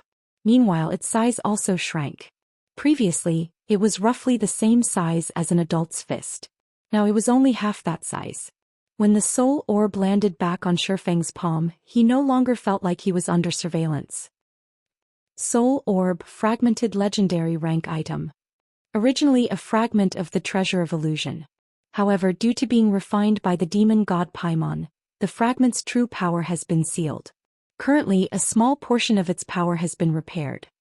Additional active skill 1-. Soul water. Creates soul water from the souls willingly contributed by players. No cooldown. Every 50 souls of players absorbed will produce 1 drop of soul water. Additional active skill 2-. Crystal of Souls. Creates a crystal of souls through absorbing a portion of monsters' souls. No cooldown. Every 30 souls of monsters at Great Lord rank or above absorbed will produce 1 crystal of souls. Monster's level must be 5 levels higher than Wielder. Additional active skill 3 Divine Power Absorption. Absorbs divine power to recover the soul orb itself. There are a total of 3 seals. The removal of the second seal requires 10 god crystals. Current absorbed number, 0.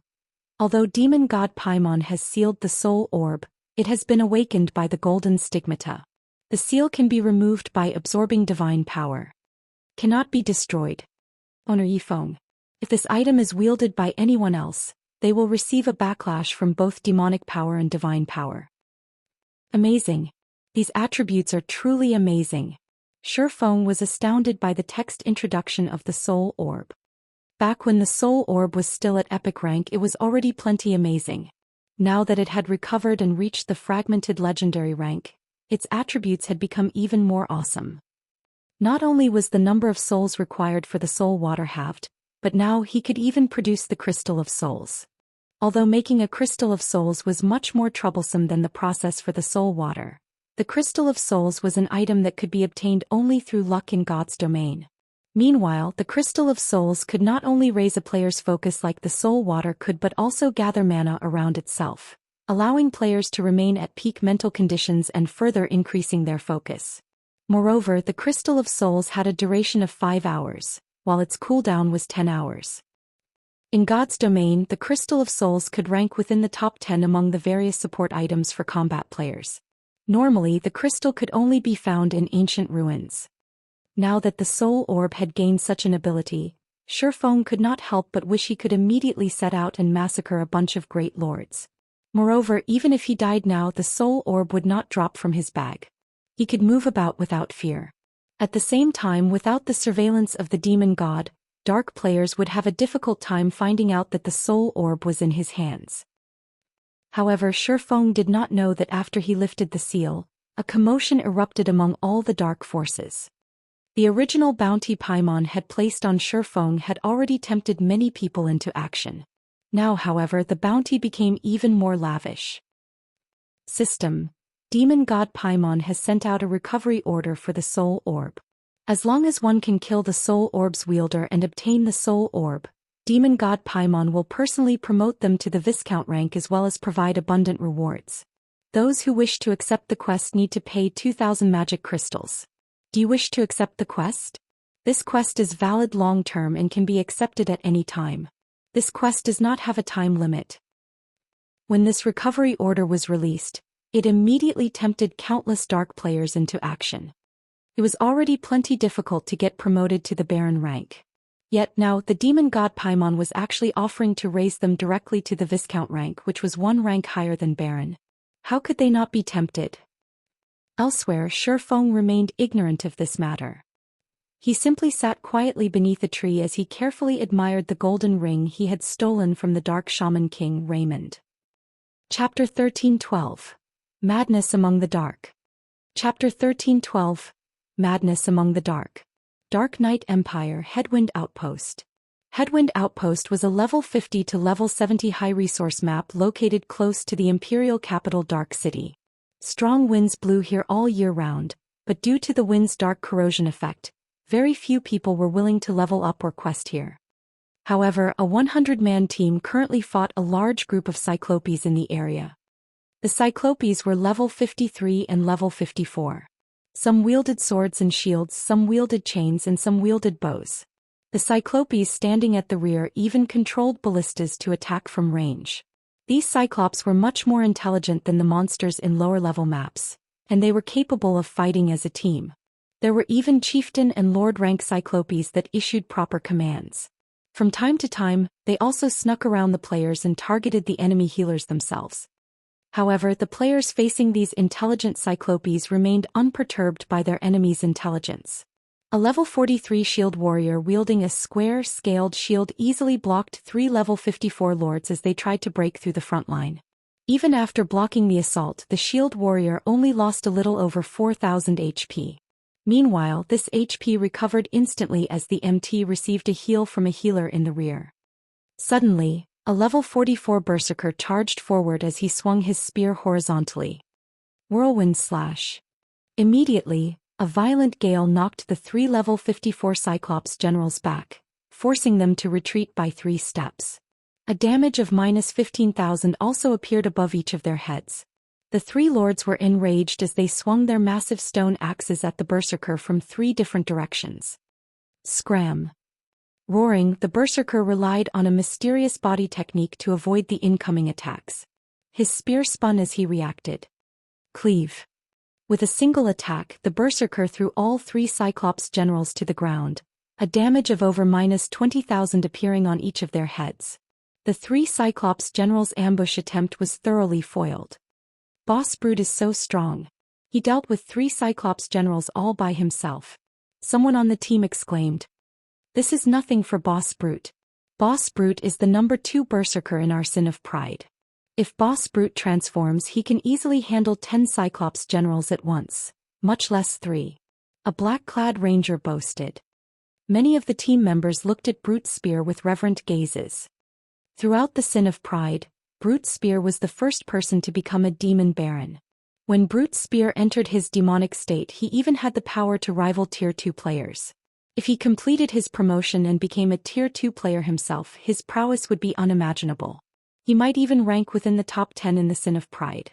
In a super guild, he would be peerless aside from those old monsters. Stop chit-chatting and finish these Cyclops off. We're not here to grind monsters.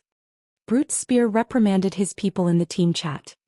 Hearing Brute's spear's words, everyone refocused as they began to attack in a frenzy. Suddenly, they all heard the sound of a system notification. System. Demon God Paimon has sent out a recovery order for the Soul Orb. As long as one can kill the Soul Orb's wielder and obtain the Soul Orb, Demon God Paimon will personally promote them to the Viscount rank as well as reward them with an abundant amount of rewards. Those who wish to accept the quest needs to pay 2,000 magic crystals. Do you wish to accept the quest? This quest is valid long-term and can be accepted at any time. This quest does not have a time limit. Crap. Am I seeing things? A Viscount. The notification stunned every member of the team. Throughout the Sin of Pride, only Brute's spear had become a baron. There wasn't a single Viscount among all of the players in the Flower of Seven Sins, much less the Sin of Pride. A demon Viscount was on an entirely different power level. When they transformed, their physiques would improve by 50%. The boost was even greater than when players completed their Tier 2 promotion. Even now, no one throughout the Flower of Seven Sins was close to becoming a Viscount, yet a single quest offered the position as a reward. Boss Brute, the rewards are intense. Should we accept the quest? The black-clad ranger, Qin Su, quietly asked Brute's spear. Only a few of them knew that Frost Eye currently had the Soul Orb. Previously, the demon god had only stated that those who recovered the Soul Orb would earn a reward. At most, the quest awarded some reputation. This was of little use to Brute's spear, who was already a baron. However, the situation had changed. If the Sin of Pride had a demon Viscount, it would gain an edge over the other 6 sins. A Viscount. Even Brute's spear was tempted. Immediately, however, he shook his head and said, "We're talking about taking on Frost Eye. I think we should inform Big Sis and let her decide." Qin Su nodded in agreement. Qin Su had witnessed Frost Eye's strength personally. Frost Eye was an expert capable of killing Hell Fiend, someone who held the title of Adjudicator in King's Return, and he had gotten away safely. Moreover, Frost Eye had defeated Brute's spear in just a few moves. He was not an expert to be underestimated. Meanwhile, on a bronze speedboat in the Reef Sea, 100 Leaves, who currently led the Freedom Alliance's 8th Fleet, had also received the message from Demon God Paimon. When she read the system notification, she was stunned. Just what did he do to Demon God Paimon? He's caused enough trouble for Paimon to announce one bounty after another.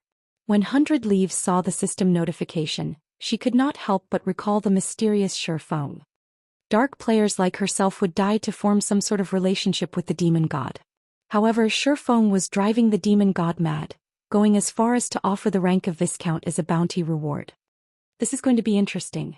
The guild leader might even decide to stop ignoring the guy.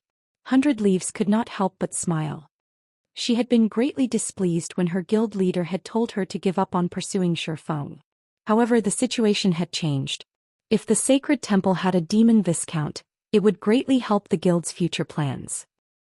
For a time, demon god Paimon's bounty tempted many dark experts, and many of them accepted the quest. They also began to research the soul orb and its wielder's identity. Meanwhile, Shifeng was wholly ignorant of this matter as he inspected the golden ring. The more he inspected it, the more excited he became. Everything was as he had guessed. The golden ring was indeed the ring of gospel. Meanwhile, it was because of this ring that Raymond had obtained the confidence to contend with God's domain's various countries. In the past, the various super guilds had been helpless against the NPC individually. Only after working together and sacrificing tons of expert and elite players had these super guilds destroyed the ring and defeated the Dark Shaman King Raymond. Ring of Gospel Unfinished Product. Epic Rank Item. Crafted by the Dark Shaman King after gathering the world's energy, this ring contains a miniature world. The ring can suppress an area's space, granting the wielder absolute dominance over the space. Additional Skill 1 - World Projection. Suppress a radius of 3,000 yards. All enemies within the area cannot use teleportation tools or teleportation-type skills, and communication with the outside world is severed. Weakens enemies' physiques by 30% and decreases basic attributes by 20%. Maintaining world projection costs 5,000 magic crystals every 10 minutes. No cooldown. Cannot be used before binding. Additional Skill 2 - Ring of Brilliance. Improves all allies' physiques by 10% and increases basic attributes by 10% within a 1,000-yard radius. Increases an area's mana density by 100%. Maintaining Ring of Brilliance costs 2,000 magic crystals every 30 minutes. No cooldown. Cannot be used before binding. As the Ring of Gospel's external divine runes and magic arrays and inner world are incomplete, the ring cannot exhibit its full strength. Only after the divine runes, magic arrays and inner world are complete will the ring exhibit its full strength. Current completion rate, 30%. Not bound. As soon as Shifeng finished reading the statistics, the sound of a system notification reached his ears. System, do you wish to bind the Ring of Gospel? Chapter 1313, World Barrier. Chapter 1313, World Barrier. Seeing the system notification, Shifeng immediately thought to click the Bind button. In God's domain, some weapons and equipment needed to be bound before they could be used. Once bound, the item could no longer be traded and only the player it was bound to could use it. The item's value would reduce significantly. When bound items became outdated and players no longer needed them, they would become utterly worthless. Unlike non-bound items that could be sold to other players for a low price, bound items could only be stored in a warehouse or destroyed. However, the Ring of Gospel was clearly not in the same category. It was neither a weapon nor armor. It could even be used from within a player's bag. Moreover, according to the description of its skills, the Ring of Gospel was incredibly powerful. It wouldn't become less useful as time passed. Binding it was definitely worthwhile. However, as soon as the first system notification faded, another followed. System. Due to the miniature world's extremely unstable nature inside the Ring of Gospel, if you wish to bind the ring, you must expend 30,000 magic crystals every 7 days to stabilize the miniature world. If you do not meet the requirement within 7 days, the Ring of Gospel will crumble. You will also receive a backlash, permanently decreasing your physique by 30%. What a steep price. Even current first-rate guilds wouldn't be able to keep this thing well fed. Shifeng could not help his astonishment when he saw the second system notification. Magic crystals had already become a daily necessity for the various large guilds. They expended a frightening amount each day despite only accumulating a small number. The majority of God's domain's first-rate guilds only had a stock of around 60,000 magic crystals. It had taken them a long time to accumulate so many, yet it was only enough to sustain the Ring of Gospel for 2 weeks. The Ring of Gospel was practically a crystal-devouring beast. Armed with this new information, Shifeng decided not to bind the Ring of Gospel for now. After all, he couldn't feed it as needed at the moment. Following which, Shifeng stored the Ring of Gospel. He decided to bind with the ring only after Zero Wing was capable of earning a sufficient amount of magic crystals. After all, Zero Wing was still in its development phase and urgently needed magic crystals. After a short rest, he decided to explore the Moon God's space. His Tier 2 promotion quest's goal was to seal the Demon King. The moon god's space was vast. It could even rival the game's large-scale maps. Since Shifeng didn't know the Demon King's exact location, he had to search the map bit by bit. More demonic patrol squads are showing up. Shifeng frowned, quietly observed the patrolling demons from the treetops. He had spent several hours exploring the moon god's space. Initially, he had only occasionally encountered a patrol squad in the outer edges of the moon god's space. However, the deeper he ventured, the more patrol squads he came across. Now, after reaching the map's inner area, he wasn't able to proceed. If he advanced carelessly, he would either alert the demonic patrol squads or the wandering demonic beasts. Regardless of which he fought, the outcome would be the same. Aside from the demonic patrol squads, Shifeng noticed level 65 magic light dragonlings fly past him from time to time. If they found him, he would find his death. This should be the furthest I can move while avoiding detection. From this point on, I'll have to fight my way through. Shifeng glanced at the wandering level 70 demonic beasts. Soloing a demonic patrol squad was simply too dangerous. However, he could try to take on the demonic beasts that wandered alone. Two-headed demonic wolf, demonic beast lord. Level 70. HP 22, 000, 000/22, 000, 000. After another demonic patrol squad moved past, Shifeng retrieved blazing meteor from his waist and threw it at a two-headed demonic wolf that was currently sleeping on the grass. Flame God's Fury. A dazzling explosion smashed into the demonic wolf's back. Minus 62,197. Not bad. It seems the demonic wolf's defense isn't particularly high. With my damage, I should be able to kill it quickly. Shifeng evaluated. The demonic patrol squads followed a specific pattern in the moon god's space. However, the demonic beasts did not. If the fight dragged on, he would likely attract a pack of Lord-ranked demonic beasts. At that time, even escape would be difficult. As the two-headed demonic wolf whimpered, it turned to Shifeng with a chilling gaze. It then dashed towards its attacker. Shifeng turned and fled, luring the demonic beast away from the path of the demonic patrol squads. The two-headed demonic wolf was very fast. Despite activating Windwalk, it caught up to Shifeng quickly. Its two heads then bit at the swordsman from two different directions. Turning his feet, Shifeng spun, his head only centimeters away from the demonic wolf's right maw as the latter moved past him. With the demonic wolf's side exposed, Shifeng activated Phantom Kill and Nine Dragons Slash. Working with his doppelganger, he then launched a series of attacks at the two-headed demonic wolf's soft belly, both dealing over minus 10,000 damage with each attack. Although the two-headed demonic wolf tried to turn and retaliate, Shifeng's physique rivaled that of a Tier 2 player. Both he and his doppelganger remained at the demonic wolf's side. The demonic wolf was too massive to defend itself or counter the attacks. After 10 minutes or so, the level 72-headed demonic wolf collapsed before Shifeng's feet. From start to end, it hadn't even scratched Shifeng. This place is quite good. Not only do the monsters here award EXP, but they also drop 7 luminaries shards. Shifeng rejoiced when he noticed an inconspicuous crystal shard beside the two-headed demonic wolf's corpse.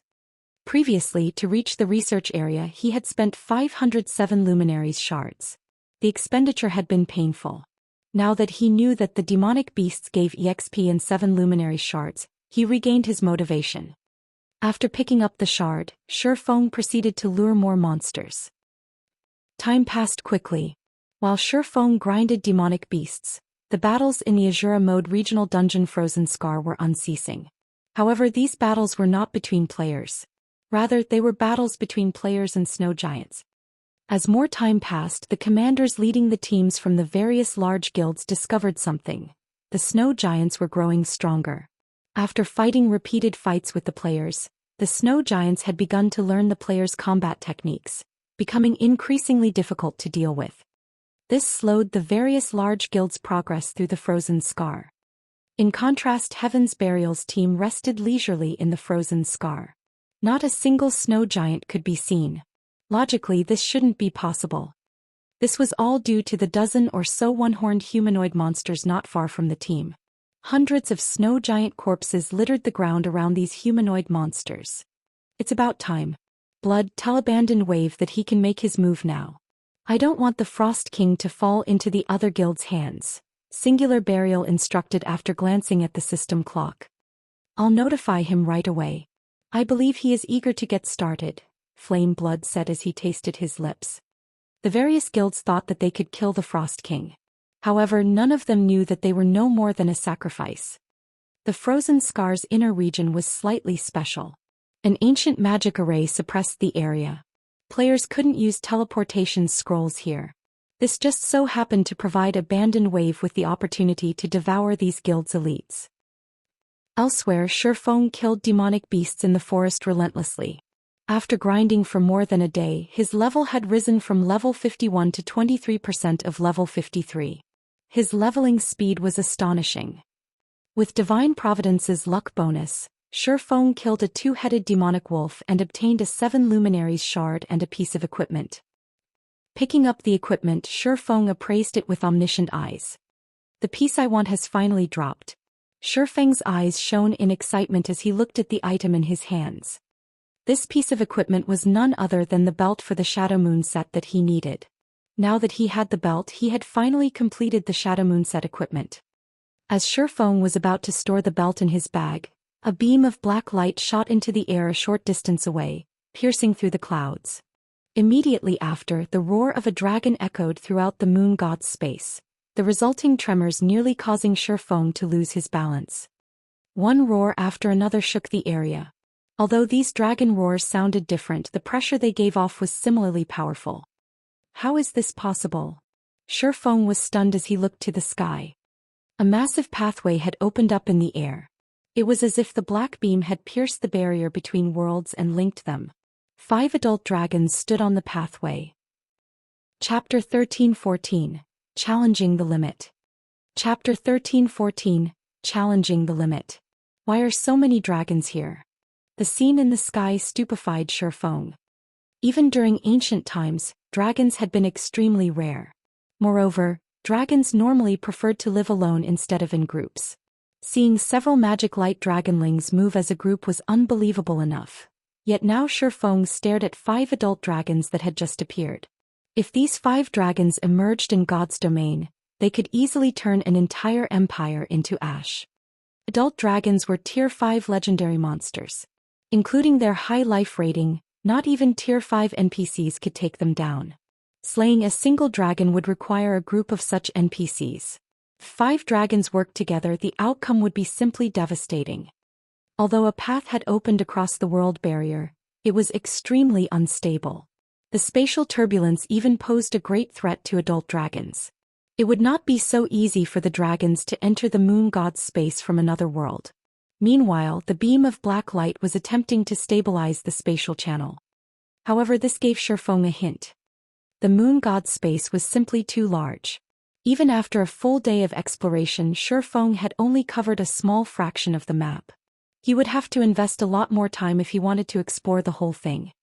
Now that the black light pillar had caused such a large commotion, needless to say, the light pillar must be related to his quest. Shifeng immediately set off towards the black pillar's origin. Although the light pillar did not seem far away in reality, it was the complete opposite. Reaching its origin would take a very long time. Furthermore, as Shifeng grew closer to the pillar, so did the demonic beasts.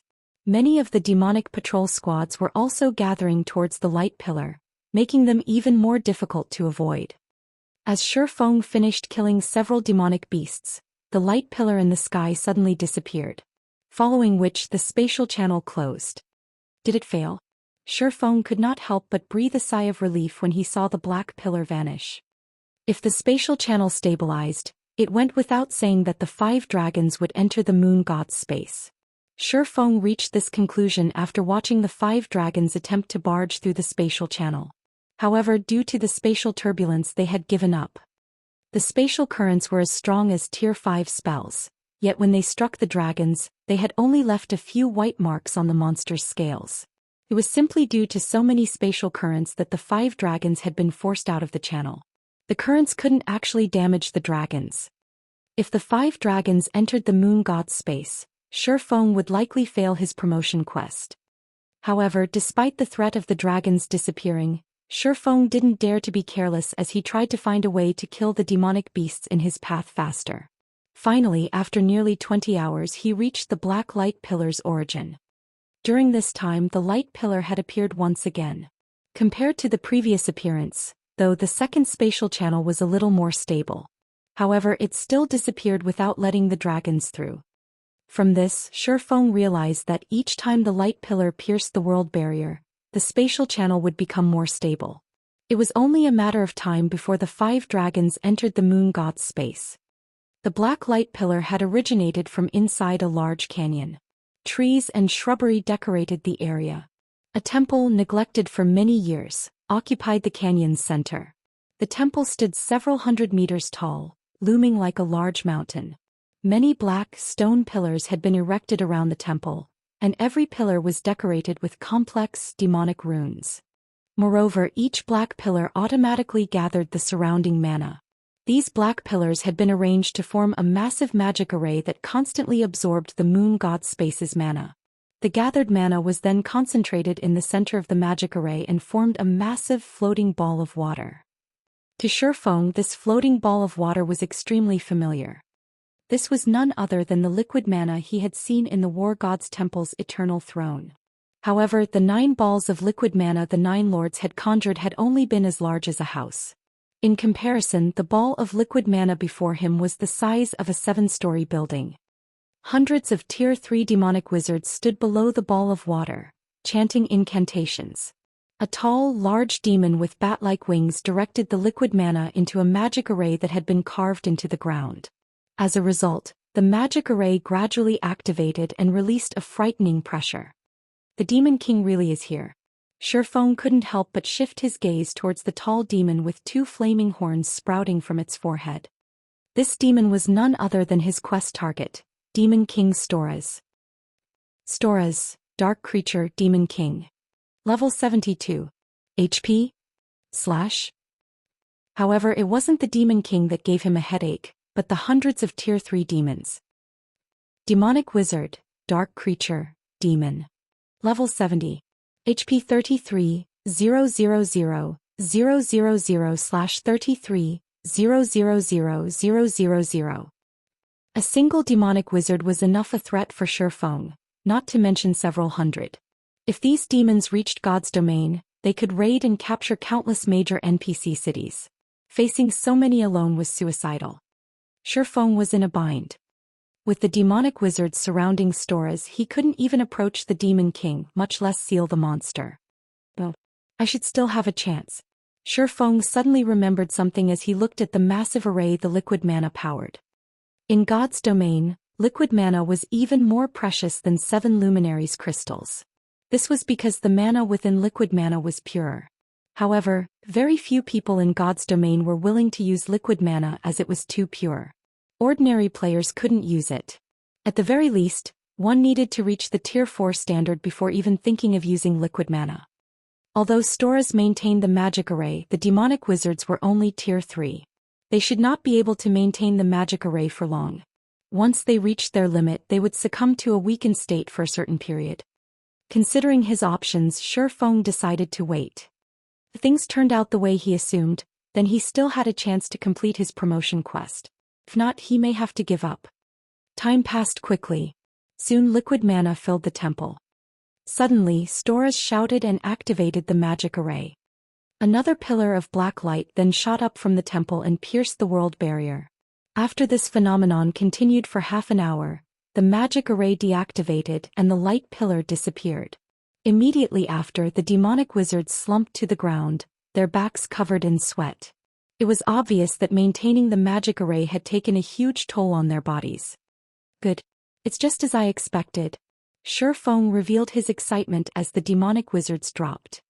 These demonic wizards suffered from a debuff called Magic Backlash. Magic Backlash. All attributes decreased by 95%. Unable to use any spells for a short time. Even Demon King Storas suffered a weaker version of Magic Backlash. His attributes decreased by 95%. Though unlike the demonic wizards, Storas could still use spells. However, Shifeng did not hurry to attack. Instead, he continued to watch from afar. Safe. 7 seconds. Safe. Feng's gaze was fixed on the demon's every action as he inwardly counted the debuff's duration. Magic Backlash's description did not state how long it lasted. You would only have one chance to seal a Tier 5 Demon King. He needed to be prepared when he took action. There's only a 10-second gap? This quest is harsh. Feng smiled bitterly as he watched the system clock. After 10 seconds, the demonic wizards began to stand up. Although they were still in a weakened state, their attributes had recovered to 50% of their totals. Moreover, they could cast spells again. The Demon King Storas had already fully recovered. Before sealing Storas, Feng needed to damage him severely. However, even if a Tier 5 Demon King only had 10% of its attributes, he was still a frightening existence. Even if Feng could weaken Storas further with the 7 Luminary Source Stone, wounding the Demon King in 10 short seconds was impossible. After all, Feng was aware of how frightening a Tier 5 existence could be. It seems I can only use the Ring of Gospel and give it a try. Feng retrieved the Ring of Gospel and bound it to himself. The Ring of Gospel's 2 activatable skills could suppress the Demon King and boost Feng's power. This was the strongest card he could play. Again, time passed quickly. After another dozen or so hours, the temple's magic array was fully charged once more. Another pillar of black light pierced the sky. Activate. The instant the light pillar faded, Feng activated World Projection and Ring of Brilliance before charging towards Demon King Storas. Chapter 13:15. Asura vs. Demon King. Chapter 13:15. Asura vs. Demon King. The instant the black pillar disappeared, the demonic wizards and Demon King Storas breathed a sigh of relief. In the next moment, however, a powerful pressure descended on them. The demons, weakened from the ritual, succumbed to yet another attribute decrease. In the blink of an eye, the demonic wizards, who originally had 33 million HP, only had 1,320,000 HP remaining. In terms of basic attributes, they were not even a match for level 70 common monsters. The Demon King Stora's HP was still unknown, and his aura was still considerably powerful. Any normal player bathed in this aura would feel as if they had just stepped into a muddy swamp as their movements grew sluggish. Tier 5 Demon King really is powerful.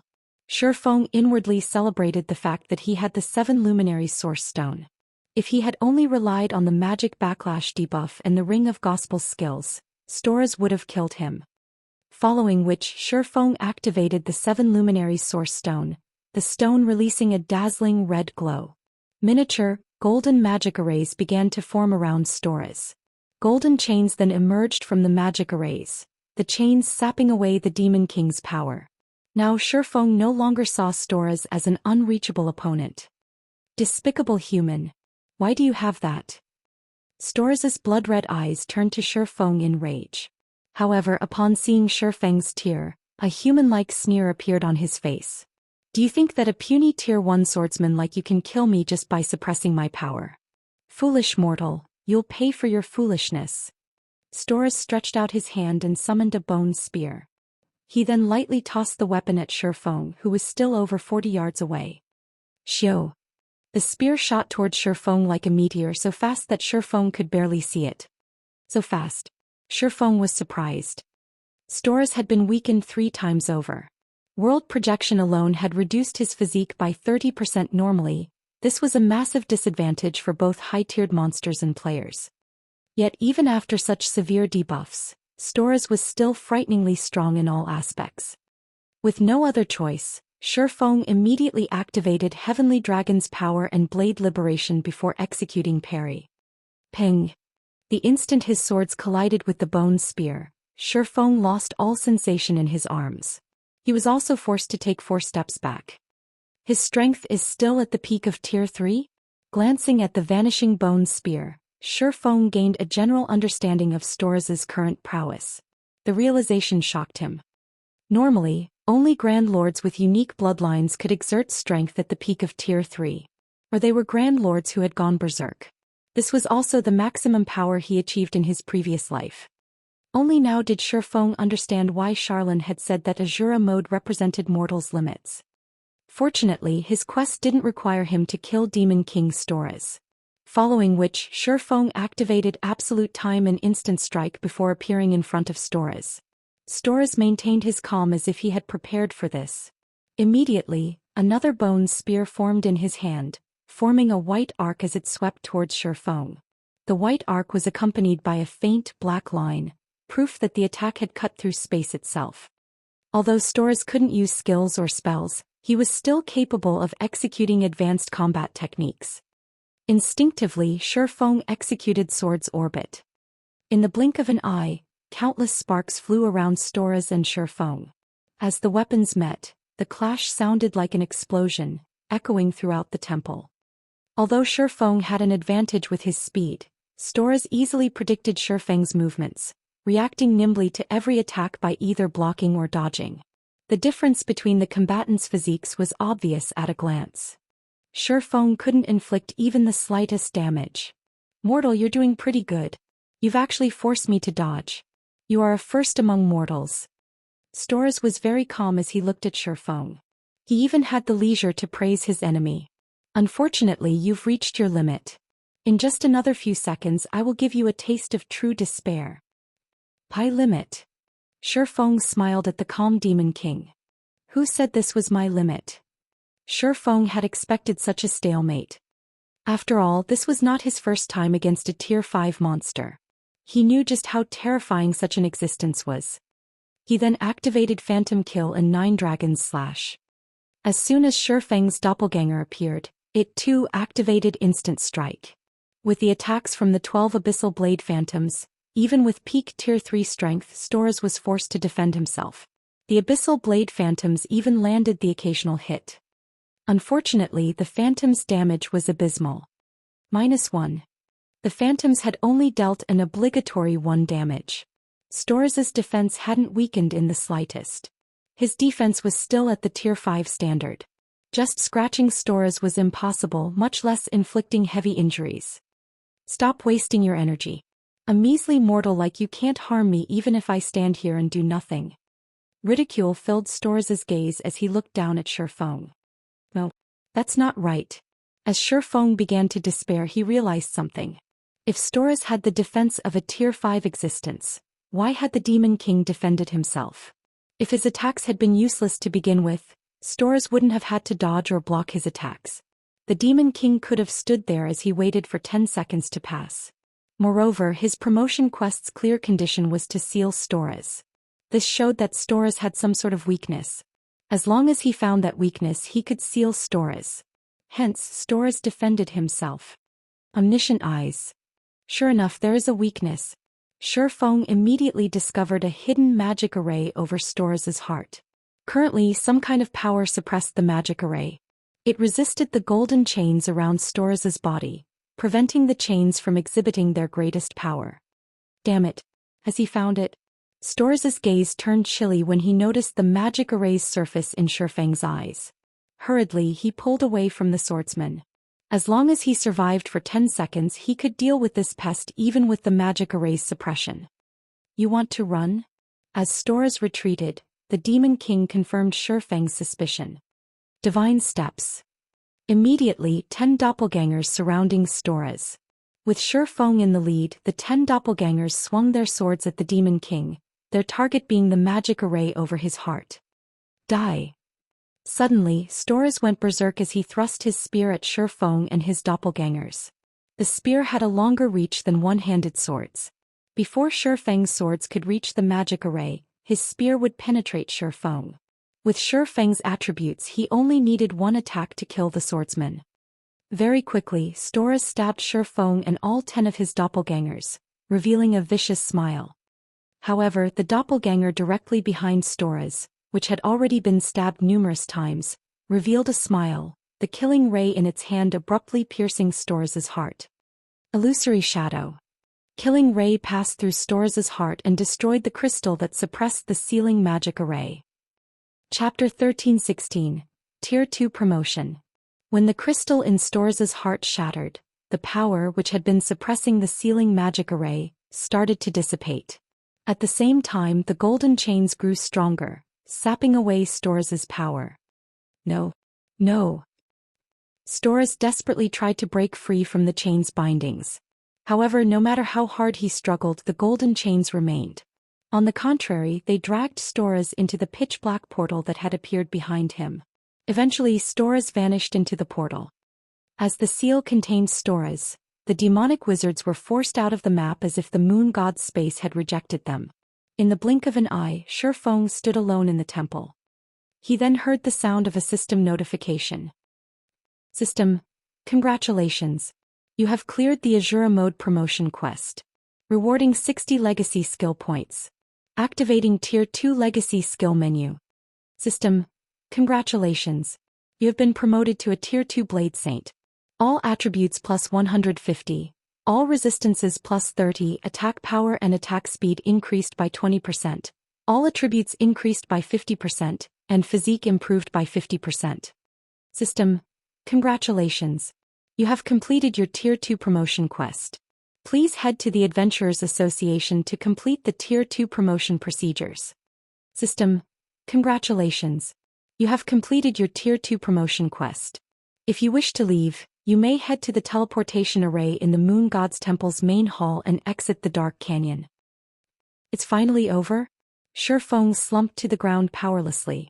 He was both physically and mentally exhausted. When he saw the system notifications, though, joy bloomed in his heart. The instant he was promoted to Tier 2, his basic attributes and physique improved significantly. Even if he wore secret silver equipment, he could easily take out a Tier 2 lord. This was the frightening part of Tier 2 classes. Their strength was on an entirely different level compared to Tier 1 classes. Moreover, because the Blade Saint class was one of the 10 Great Saint classes, his Tier 2 boost was even greater than normal classes. Normally, hidden classes only provided some extra basic attributes. On the other hand, the Blade Saint class provided an extra 10% to his physique. In the past, Shi Feng could have been considered an expert. Yet during his Tier 2 promotion quest he had only cleared the hard mode difficulty. Now, however, he had completed the Asura mode Tier 2 promotion quest. The difference between his present and past self was like heaven and earth. In God's domain, expert players attempted to complete higher difficulty promotion quests due to the potential rewards. This was especially true when it came to legacy skill points. Normally, players only obtained one legacy skill point every 3 levels. One could also obtain some by completing special quests. However, these special quests were extremely rare, and they didn't award many legacy skill points. Accumulating legacy skill points was typically very difficult. Depending on the promotion quest's difficulty, it would award a different number of legacy skill points. In the past, Shi Feng had only received 20 legacy skill points after completing his hard mode promotion quest. Yet he had received 60 points after completing the Asura mode quest. The additional 40 points were the equivalent of 120 levels. After including the points he had accumulated previously, Shi Feng now had a total of 72 legacy skill points. He could easily learn several powerful Tier 2 legacy skills. There sure are a lot of Tier 2 legacy skills unlocked. Shi Feng's eyes shone as he opened the legacy skill menu. When he had been Tier 1, he had only had 6 Tier 2 legacy skills available. Now, however, he had 17 Tier 2 skills to choose from. However, Tier 2 skills required far more legacy skill points to unlock. Even the most ordinary skill cost 6 points to unlock. That was 3 times more than ordinary Tier 1 skills. Among the 17 Tier 2 skills, 11 required 6 points to unlock. Among the remaining 6, 2 were Tier 2 Berserk skills. One was an option to upgrade Blade Liberation to Tier 2, and another was called Blade Awakening. These 2 Berserk skills each had their own specialties. Blade Liberation improved the user's basic attributes. As for Blade Awakening, although it provided a much lower bonus to the user's basic attributes, the skill improved the user's physique. Both were undoubtedly precious. As Shi Feng had already learned Blade Liberation, he didn't have to spend as many points to upgrade it to Tier 2, only requiring 20 legacy skill points. Blade Awakening, on the other hand, required 40 points. Most players wouldn't have 40 points even after completing their Tier 2 promotion. Only someone like him who had cleared the Asura mode promotion quest could possibly afford such an expenditure. Without hesitation, Shi Feng learned both Berserk skills, spending all 60 legacy skill points he just earned instantly. Legacy Berserk skills were extremely rare even among hidden classes. Not many hidden classes possessed such skills. Moreover, legacy berserk skills could stack with non-legacy berserk skills. They were must-have legacy skills as they could save his life during crucial moments. Blade Liberation had already saved his life many times. He had decided to spend the points to upgrade it due to how much time it took to increase his proficiency with the skill. He did not have the time to wait for the skill to reach Tier 2. As for Blade Awakening, needless to say, an additional berserk skill was an additional trump card. Although Blade Liberation and Blade Awakening couldn't be used at the same time, they were interchangeable, further increasing his survivability. Blade Liberation action type. Requires Sword. Tier 2, proficiency needed to upgrade to Tier 3, 0/50,000. Grants player unparalleled strength for 24 seconds. Effect varies based on the weapon's unlocked potential.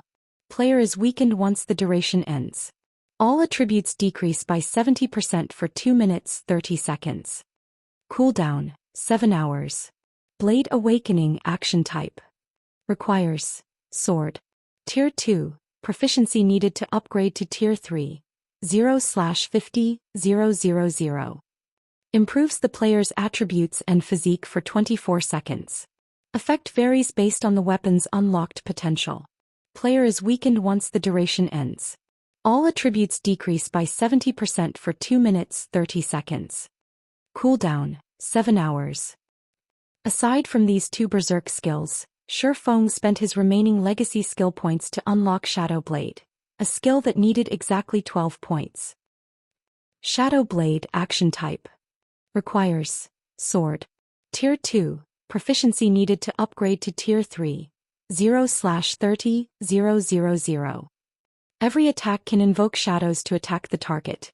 Every shadow possesses 120% of user's strength and causes 100% darkness damage. Accumulate 1 shadow every 3 seconds. Can hold a maximum of 9 shadows. Cooldown 3 seconds. Although it was not as powerful as a sure kill skill, it had its own power in how often it could be used. Now that I've finished learning my skills, I should head back and deal with my Tier 2 promotion procedures. Shi Feng was quite satisfied with the Tier 2 skills he had learned. Without waiting for his weakened state to end, he impatiently activated the teleportation array in the Moon God's Temple and left the Dark Canyon. Although he had already completed his promotion quest, he wouldn't officially be a Tier 2 class and wouldn't have access to the privileges that came with it until he updated his status in the Adventurers Association. Only after becoming a Tier 2 class officially would he have crossed the new milestone. Chapter 1317, White River City Promoted. Chapter 1317, White River City Promoted. White River City, Teleportation Hall. Shortly after Shi Feng arrived in the teleportation hall, the system notified him of a communication request from Blackie. Guild leader, you're back. Have you completed your promotion quest? Blackie asked eagerly. Only a few people in the guild knew that Shi Feng had challenged his promotion quest. Blackie was one of those people. Currently, Tier 2 was still an unknown realm to players like him. Moreover, Shi Feng had constantly told them that only by reaching Tier 2 would they emerge in God's domain as a true adventurer player. Tier 1 was only a warm-up phase to help them familiarize themselves with the game's combat. Unlike the Tier 1 promotion, not every player would complete their Tier 2 promotion. The fact that Shi Feng's class was a hidden class meant that his Tier 2 promotion quest would be all the more difficult. Although Blackie trusted Shi Feng's strength, the guild leader had previously mentioned that he would need at least 5 days to complete his quest. However, Shi Feng had emerged long before those 5 days were up. Hence, Blackie was surprised to see his friend so soon. I just need to register with the Adventurers Association, Shi Feng said, nodding.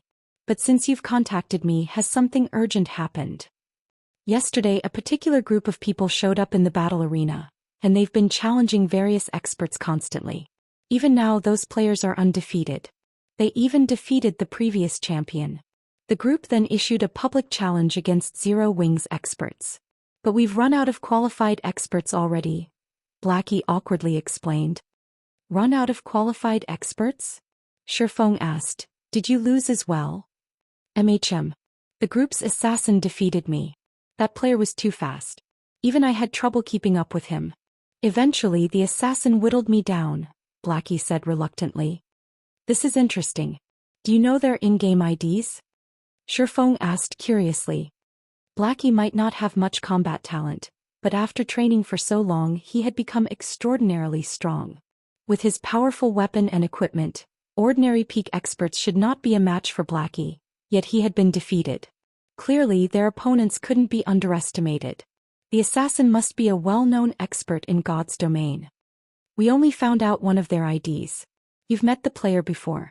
It's that evil fire kid that fought in the friendly competition. His in-game ID is also Evil Fire. He's the group's leader. As for the others, they've been wearing black cloaks, keeping their names hidden, Blackie said. Evil Fire? No matter how hard Shifeng racked his mind, he couldn't remember an expert named Evil Fire from the past. However, the fact that even Evil Fire's companions could defeat Blackie proved that they weren't a bunch of noobs. I got it. Notify Aqua and have her deal with the group for now. I'll head over once I'm done here. Understood.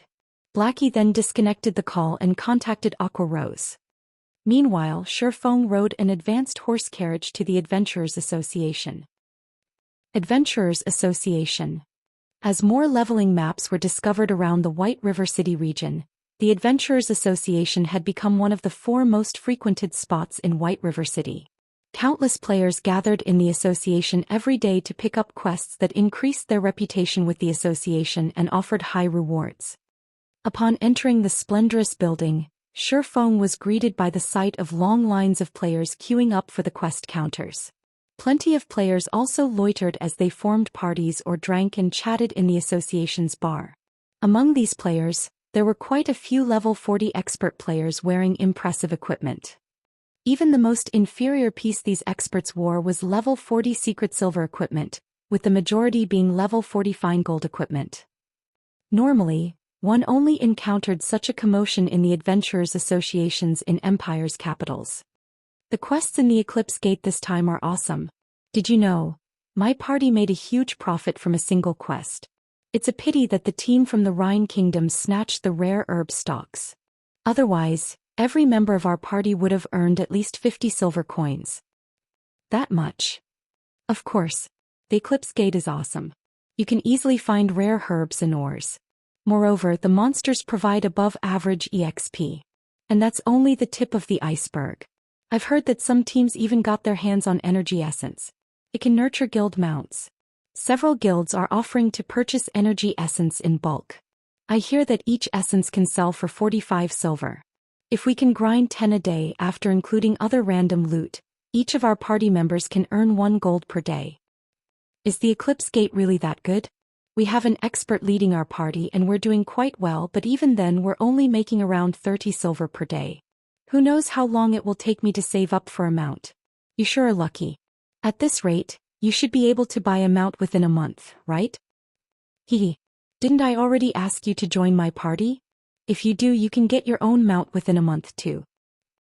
The majority of the players in the hall were talking about the Eclipse Gate. They all yearned to head to the Eclipse Gate and earn enough money to buy a mount as soon as possible. At this stage of the game, plenty of powerful elite players had already reached level 40. It was only a matter of time before mainstream players reached level 40 as well. After reaching level 40, mounts would become the dividing factor between ordinary players and elites. The difference in leveling efficiency between players with mounts and players without would be as vast as the difference between heaven and earth.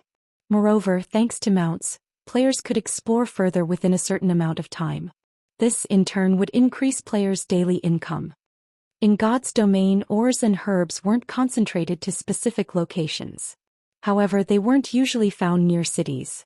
Hence, a player's daily income largely depended on how much distance they could cover in a given time. As the majority of players hadn't obtained their mounts yet, distant locations would have less competition. As a result, players could obtain even more profit. The sooner one obtained a mount, the sooner they could pull ahead of the pack and enjoy more resources. One could say that mounts were irreplaceable in determining how fast players leveled up and increased their strength. Hearing the players in the hall talk about the Eclipse Gate, Shifeng understood why so many level 40 and above players had gathered in the Adventurers Association. According to his original estimates, White River City still needed at least 10 days before it could be promoted. However, he had never imagined that White River City would fulfill that requirement while he had been in the Dark Canyon. This was definitely an unexpected surprise. With a high-resource map like the Eclipse Gate, Zero Wing wouldn't have to worry about its development in White River City. They could send a large group of players to the Eclipse Gate to level up instead of crowding in the limited high-resource maps in the White River City region. In addition, guild members could level up far more quickly at the Eclipse Gate. Most importantly, however, this was a huge opportunity for Zero Wing to make a fortune. The Eclipse Gate's outer area might be bearable for most players, but the farther players ventured, the more severe the environment would become. At the same time, players would encounter more resources and bosses. The drop rate for energy essence would also increase. If players wanted to obtain these resources easily, they first needed to increase their ice and fire resistance. After activating the Eclipse Gate, Star Moon Kingdom descended into madness in the past as players delved farther into the area. The various large guilds had frantically purchased various potions and equipment that increased ice and fire resistance. These items' prices had inflated crazily. When they appeared in the market for a reasonable price, they were purchased instantly. Shortly after Shifeng reached the Adventurers Association's second-floor VIP lounge, an elegant NPC senior administrator entered the room. "Lord Protector, how may I serve you today?" the middle-aged man asked Shifeng respectfully. "I wish to complete my Tier 2 promotion procedures," Shifeng quietly announced. Chapter 1318, SSS-Rank Reward. Chapter 1318, SSS-Rank Reward. When the NPC administrator heard that Shifeng was there to complete his Tier 2 promotion procedures, he retrieved a crystal ball and placed it atop the table. "Lord Protector, we need to test your power first. Please place your hands on the crystal ball," the administrator said respectfully. Without hesitation, Shifeng did as he was instructed. Although the system would upgrade players' attributes and physique once they completed their Tier 2 promotion quest, players wouldn't get access to all of the Tier 2 benefits right off the bat. Players first needed to register and get themselves tested at the Adventurers Association. Only after proving that they had completed their promotion quest would players be recognized officially as Tier 2 players. As Shifeng placed his hands on the crystal ball, golden sparkles flew from the orb. "It is confirmed that your physique has reached the Tier 2 standard. Lord Protector, please follow me." The administrator nodded after confirming Shifeng's upgrade. He then led Shifeng out the lounge's back door. Shifeng wasn't particularly surprised. The crystal ball was only a tool to check whether a player's physique had reached Tier 2 without the bonus of weapons or equipment. The next part was key and would determine what kind of benefits players received after reaching Tier 2. Only after players had officially obtained their Tier 2 class would they be recognized as an adventurer in God's domain and qualify to receive personal commissions. This was one of the major differences between Tier 1 and Tier 2 players. To independent players, this gap would determine how successful they would be in God's domain. The administrator led Shifeng to the Adventurers Association's arena. The arena wasn't particularly large, with less than a 30-yard radius. However, numerous magic arrays enveloped the arena, and dense mana choked the area. Shifeng's weakened state even subsided temporarily, his attributes recovering to their peak. "Lord Protector, we will test your strength next to determine which rank you can reach. This will also help determine which commissions are most suitable for you.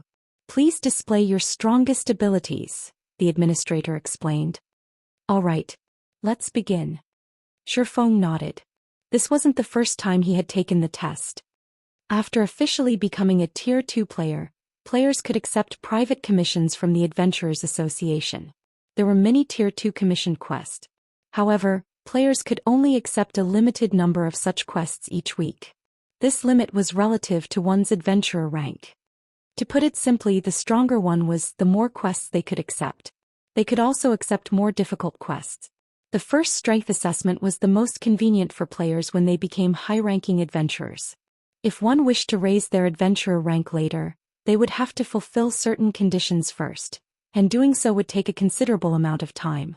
Even after completing their promotion quests, many players in the past had chosen to train for some time before taking their first strength assessment. Overall, 6 ranks divided adventurer players: Bronze, Mysterious Iron, Secret Silver, Fine Gold, Dark Gold, and Epic.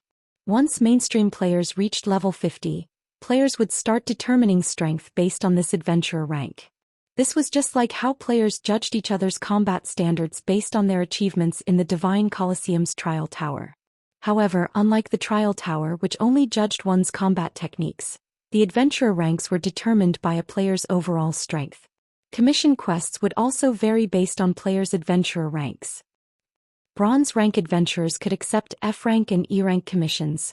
Mysterious Iron adventurers could accept up to D rank commissions, Secret Silver up to C rank, Fine Gold up to B rank, and Dark Gold up to A rank. Meanwhile, Epic adventurers could accept all commissions, including Kingdom-level quests and S-rank commissions. There was no limit to the number of people who could qualify for the first 5 ranks. However, each kingdom could only have a maximum of 10 Epic adventurers. Once these 10 slots had been filled, players who wanted to rise to this rank needed to pass the Epic rank assessment. The Adventurers Association would also hold a competition each month. In this competition, players that passed the Epic assessment could challenge any one of the 10 reigning Epic adventurers. If they won, they would take that person's place. The Epic adventurer that lost would be demoted to Dark Gold rank. If the challenger failed, however, they would have to wait another month before issuing another challenge. In the past, the names on this shortlist had changed practically every month, aside from those monster-like players. By becoming an Epic adventurer, players received the highest benefits the Adventurers Association had to offer.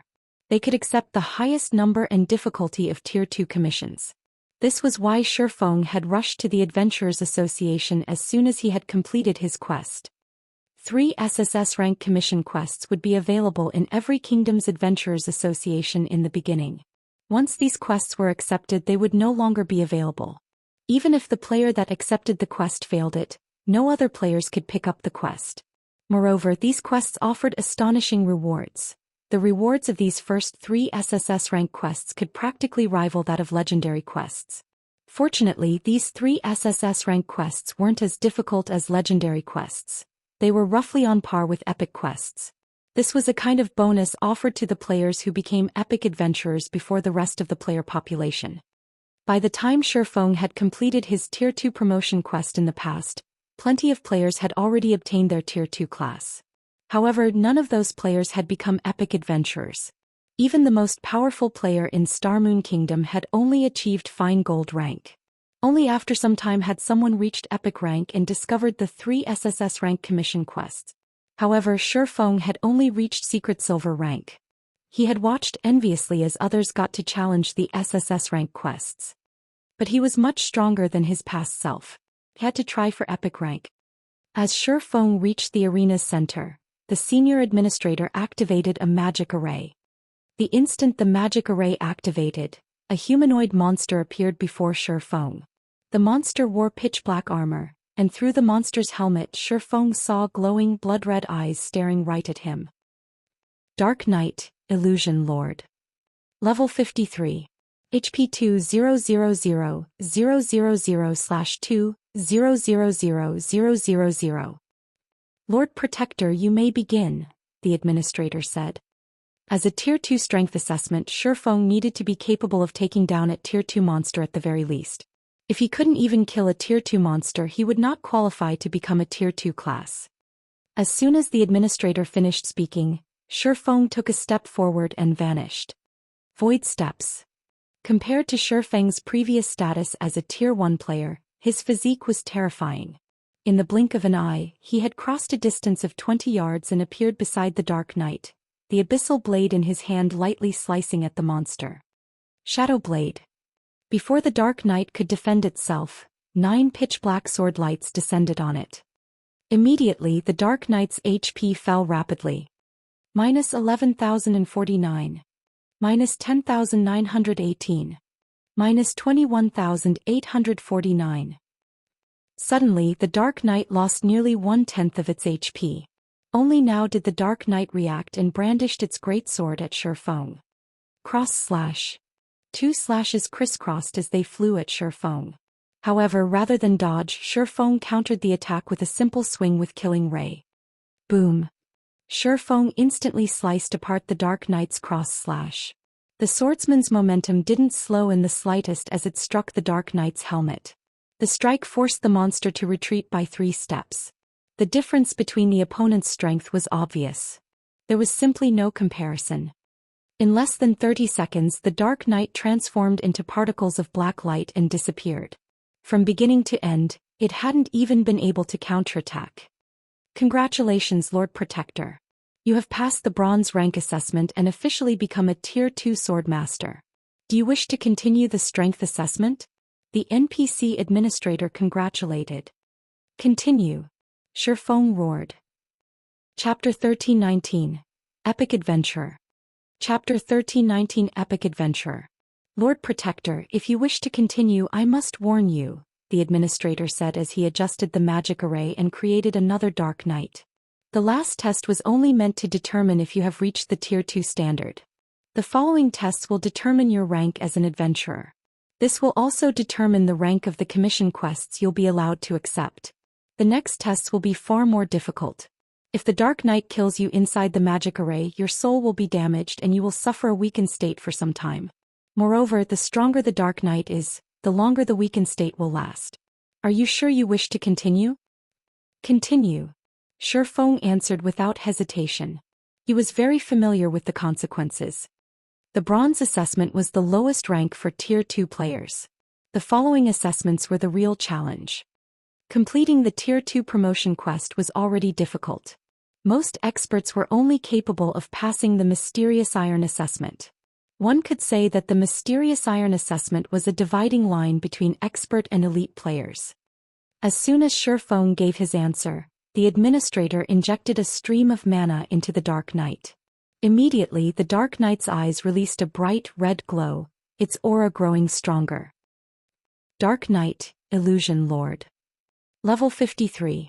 HP 3, 000/3, 000/000.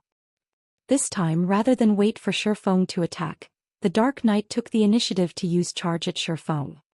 Upon arriving before Shifeng, the Dark Knight swung its silver greatsword. This Dark Knight was far superior to the last in both speed and strength. Boom! As it landed, the greatsword created a crack in the ground that extended for over 10 yards. However, this frightening, destructive power hadn't hit Shifeng. The silver greatsword had only landed beside Shifeng's feet. Meanwhile, a blue longsword pierced through the Dark Knight's heart, causing a critical damage of -25,274. The crimson radiance from within the Dark Knight's helmet brightened. Tightening its grip on its greatsword, the Dark Knight twisted as it swung its weapon horizontally. Whirlwind slash. Dang! A crisp clang echoed throughout the arena. The abyssal blade had stopped the silver greatsword in its tracks, holding it away from Shifeng. Meanwhile, the sacred sword in Shifeng's other hand descended on the Dark Knight once more.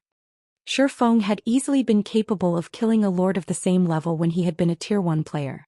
Now that he had been promoted to a Tier 2 Sword Master, killing such an opponent would be a piece of cake. In less than a minute, the Mysterious Iron rank Dark Knight faded into particles of black light and disappeared. Another Dark Knight quickly took its place. However, this monster was slightly different. Instead of a great sword, it wielded 2 double-edged axes. Its aura was also far more violent. Dark Warrior, Illusion High Lord. Level 53. HP 4, 000/4, 000/000. Lord Protector, do you wish to continue? The administrator asked again. Continue. Shifeng nodded. He was very familiar with the Dark Warrior before him. When he had become a Tier 2 player in his previous life, he had faced this Dark Warrior during his first assessment. Afterward, he had spent a lot of time and effort to improve his weapons, equipment, and techniques before he had defeated the Dark Warrior and became a secret silver adventurer. As Shifeng declared his intent, the Dark Warrior roared and dashed towards Shifeng like a wild beast. When only 10 yards separated the two combatants, the Dark Warrior threw one of its axes at Shifeng. An explosion shook the arena as the axe tore through the air, flying straight for Shifeng's heart. Death throw. Immediately after, the Dark Warrior raised its other axe before pushing off of the ground. The monster shot forward like a bullet and followed closely behind the axe it had thrown. It was clear that the Dark Warrior intended to take advantage of the moment Shi Feng dodged its axe to strike. In terms of combat techniques, the Dark Warrior was undoubtedly stronger than the prior Dark Knights. Only before the thrown axe could reach Shi Feng, a blue streak of light struck the weapon and sent it flying off course. The Dark Warrior was stunned. Shi Feng then used his abyssal blade to block the Dark Warrior's axe. Meanwhile, with Killing Ray now unoccupied, Shi Feng lightly slashed the sacred sword across the monster's massive form, leaving behind one deep furrow after another on the latter's armor. The senior administrator who watched quietly from a safe position was stunned. He hadn't been surprised to see Shi Feng overwhelm the Lord-ranked Dark Knights with his strength. However, Shi Feng achieved the same feat against a High Lord of the same level. To Shi Feng, however, this was only a matter of course. Currently, he wielded numerous epic items as well as 2 fragmented legendary items. He also had the Blade Saint class, one of the 10 Great Saint classes. If his strength couldn't rival that of a High Lord of the same level after reaching Tier 2, that would be strange. According to Shi Feng's estimates, his current strength and speed should be equal if not close to a Great Lord of the same level. Even without using his skills, he could easily deal with a High Lord of the same level. Only it would take some time to finish off his opponent. After a minute and a half without suspense, Shi Feng defeated the Dark Warrior. Then the fine gold rank Dark Warrior appeared. It was similarly a High Lord, though it possessed a few more skills than the secret silver rank Dark Warrior. Its basic attributes were also slightly superior, and its combat standards could rival a player who had reached the Trial Tower's 5th floor. It also had 5 million HP. In the past, only a handful of Star Moon Kingdom's players had defeated this terrifying monster in their first assessment. However, against Shi Feng, who had an advantage in terms of strength, speed and techniques, the Dark Warrior only lasted 2 minutes before collapsing to the ground. As the fine gold rank Dark Warrior died, a Dark General wielding a spear took its place.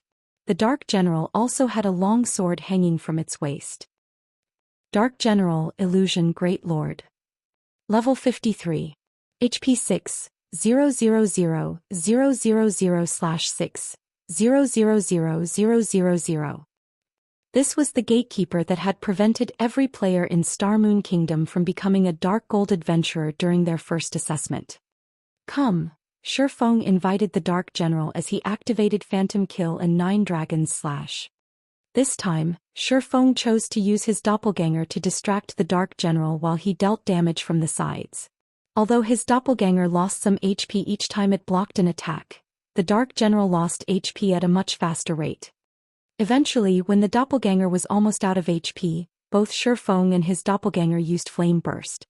After receiving 30 devastating strikes, the Dark General lost of its remaining HP. With its final struggle, the Dark General took Shi Feng's doppelganger with it the grave. As the Dark General disappeared, the magic array covering the arena went berserk as it devoured mana from its surroundings and diverted it to the center of the arena. Gradually, a 3-meter-tall knight decked out in golden armor and dual-wielding 2 crimson greatswords formed. King of Darkness, Illusion Grand Lord. Level 53. HP 8, 00000/8, 000000. Although Shi Feng had known about the epic assessment's difficulty, he was a little shocked as he met the King of Darkness for the first time. Were this not an assessment but an actual Grand Lord of the same level, he could simply turn tail and run. After all, a Grand Lord's HP and battle recovery alone were enough to overwhelm him. After Shi Feng rested, he started the challenge. Immediately, the King of Darkness waved its 2 great swords. 3 level 53, Lord rank Dark Knights then appeared by its side. Though, unlike the previous Dark Knights, these only had 800,000 HP each. However, as these Dark Knights died, the King of Darkness could summon them again. Moreover, each Dark Knight's death would heal the King of Darkness for 400,000 HP. To ordinary players, the King of Darkness was an unreasonable opponent. However, Shi Feng had prepared for this fight. Immediately he stabbed the abyssal blade into the ground. Abyssal Curse. Suddenly, the ground transformed into a dark swamp that trapped the King of Darkness and the Dark Knights. But contrary to Shi Feng's expectation, Abyssal Curse hadn't decreased the King of Darkness's attributes. Shifeng no longer held back as he activated Heavenly Dragon's power. His strength attribute instantly surpassed that of the King of Darkness. He then activated Instant Strike and appeared before the Grand Lord. Phantom Kill. 9 Dragons Slash. His doppelganger also activated Instant Strike the moment it appeared, its attack speed and damage skyrocketing. Shifeng and his doppelganger then launched a barrage of attacks at the King of Darkness. Shifeng dealt over -90,000 damage with each strike, -200,000 with a critical hit. As for his doppelganger, it dealt nearly -80,000 damage. Sword lights descended on the King of Darkness like rain. The Grand Lord's HP vanished at a rate visible to the naked eye. In 3 short seconds the King of Darkness's HP fell to 50%. It raged as it broke free from Abyssal Curse's binding, brandishing its twin greatswords. In response, Shifeng cast Abyssal Bind on the King of Darkness, not giving the Grand Lord a chance to counterattack. Although Abyssal Bind couldn't restrict the King of Darkness for 4 full seconds, Shifeng only needed 1 or 2 seconds. Thundering Flash. Thunder Flame Explosion. Dragon Breath. Flame God's Fury. One skill after another mercilessly collided with the King of Darkness. Once the Grand Lord had 1/3 of its HP, any additional damage Shifeng dealt caused a part of its golden armor to turn black. At the same time the Grand Lord's aura seemed to grow stronger. The 9 pitch-black chains that bound the King of Darkness began to shatter. It was obvious that the King of Darkness had a passive skill that boosted its attributes as it lost HP. The King of Darkness was already life-threatening. The Grand Lord's frightening, destructive power even shocked Shifeng. When the King of Darkness was nearly free from its bindings, Shifeng and his doppelganger used flame bursts simultaneously. 4 miniature suns illuminated the arena. Although the King of Darkness eventually freed itself and blocked some of the 30 devastating strikes, each of Shifeng's strikes that hit dealt over -200,000 damage, -400,000 for critical hits. Even though the Grand Lord had blocked a fraction of the attacks, Shifeng finished off the King of Darkness by the time Flame Burst ended. As the King of Darkness died, the sound of a system notification reached Shifeng's ears. System, congratulations.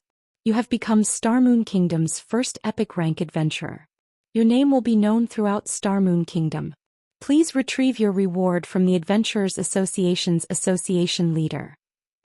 Chapter 1320. A Quest that Determines the Fate of a Country. Chapter 1320. A Quest that Determines the Fate of a Country.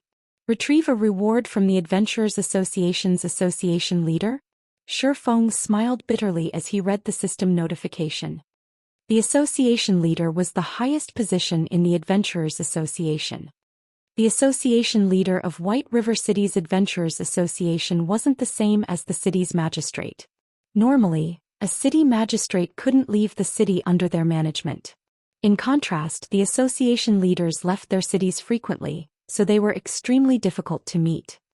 Although it had been referred to as a reward in reality, it was a considerably high-difficulty quest.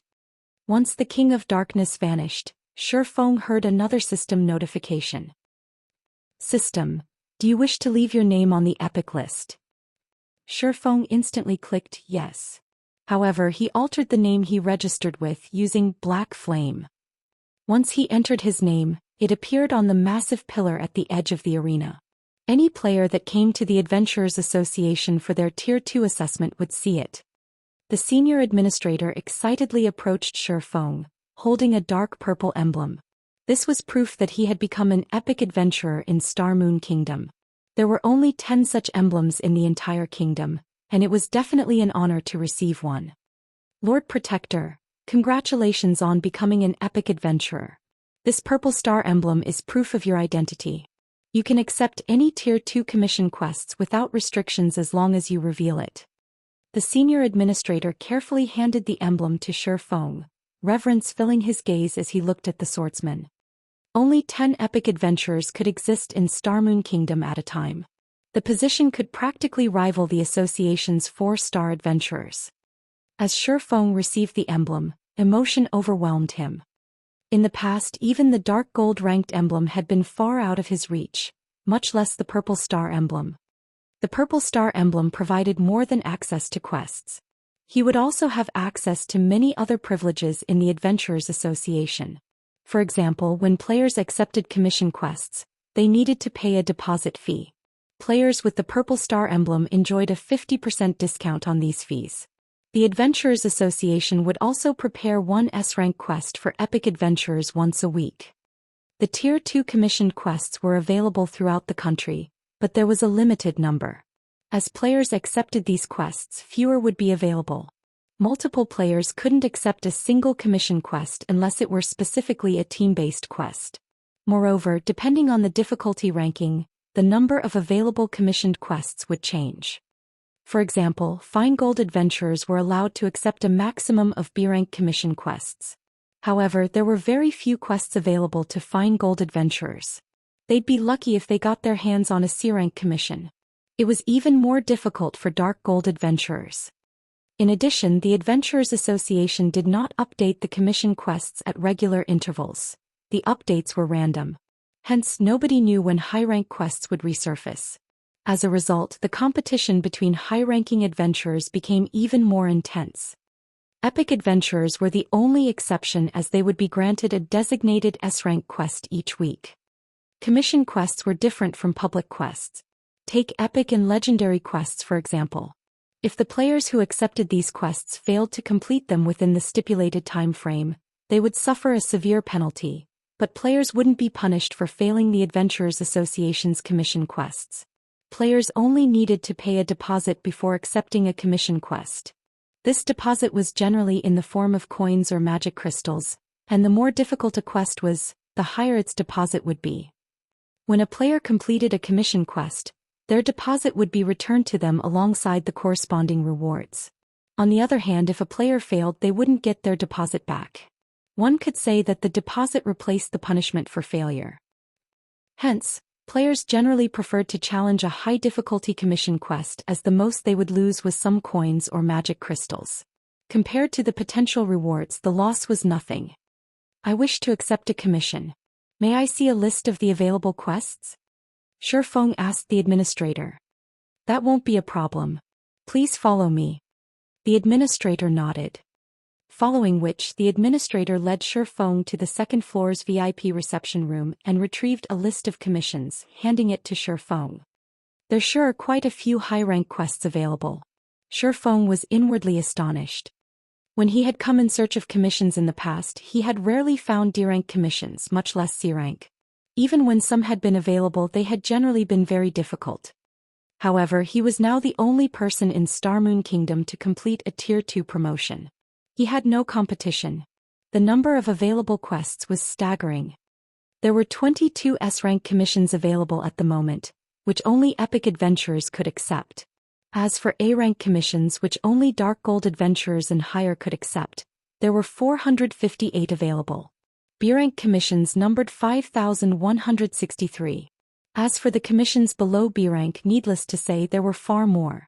All of these commissions were available throughout the various cities in Star Moon Kingdom. Shifeng was simply amazed. B-rank commissions already offered bountiful rewards. Even the most common B-rank commission would award a piece of secret silver equipment of the same level, with more difficult quests awarding fine gold weapons and equipment of the same level. After reaching level 50 and beyond, it would be extremely difficult to obtain secret silver equipment, not to mention fine gold equipment. However, these factors weren't the most important aspect of commission quests. Once players completed a commissioned quest, the Adventurers Association would award a corresponding number of contribution points.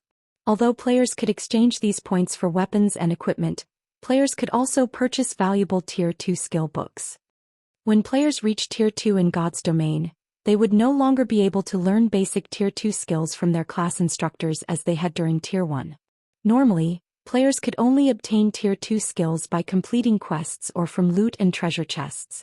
One of the most frequently used methods to obtain Tier 2 skill books was through the Adventurers Association. Tier 2 skills were much stronger than Tier 1 skills. Whenever Tier 2 players obtained a Tier 2 skill or upgrading their Tier 1 skill to Tier 2, their combat power would increase significantly. Many players had rushed to the Adventurers Association to compete for commission quests every day in the past. As the game progressed, the Adventurers Association would become even more popular. Sure enough, these 3 quests are still the available SSS-ranked commissions. Shifeng quickly located the 3 most difficult quests available throughout Star Moon Kingdom. Normally, S-rank commissions were considered kingdom-level quests. In other words, success and failure could affect an entire kingdom. Needless to say, these were incredibly difficult quests. Only powerful epic adventurers could hope to challenge them. S-rank quests were obviously more important than S-rank. Normally, these quests could affect 2 or 3 kingdoms or an empire.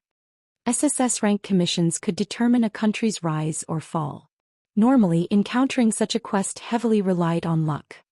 Now, however, 3 of these quests were available, and they were Revenge of the Fallen, Undead Resurrection, and Ancient Orc Empire. These 3 quests had been very well known in Star Moon Kingdom in the past. However, not a single player had completed any of these quests.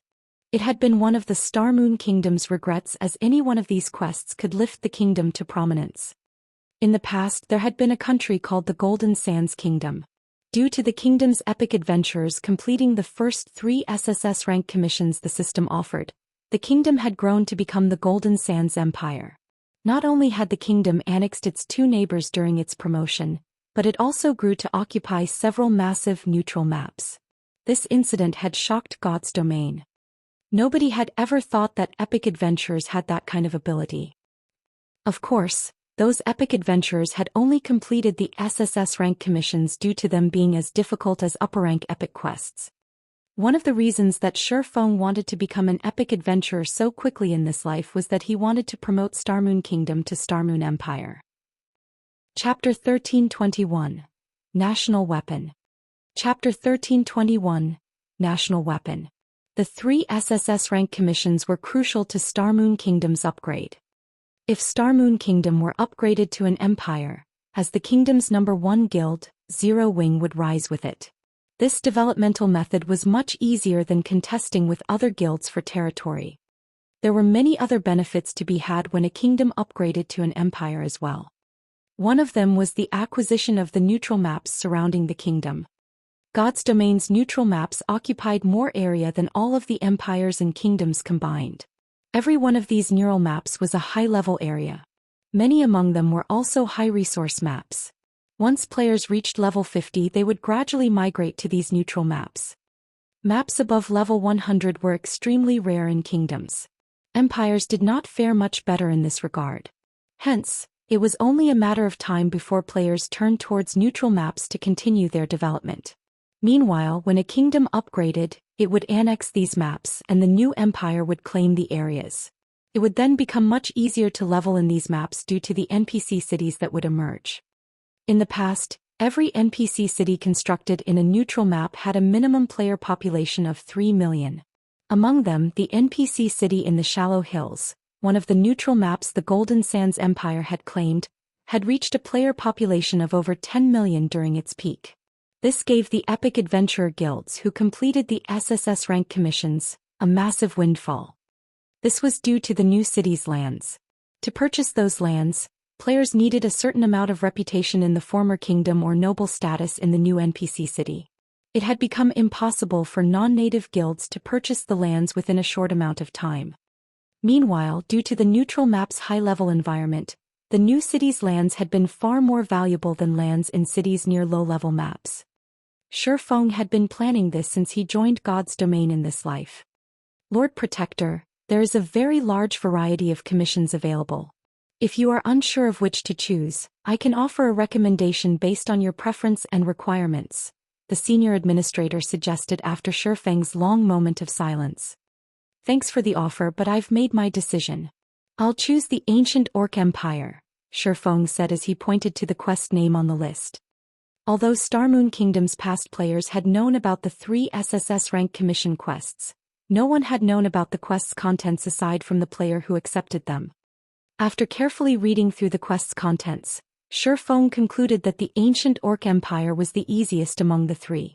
Based on his current abilities, completing the other 2 would be impossible. Revenge of the Fallen required him to kill 5 Fallens that hid within Star Moon Kingdom. The Fallen within Star Moon Kingdom would not be as easy to deal with as Baron Wuxia.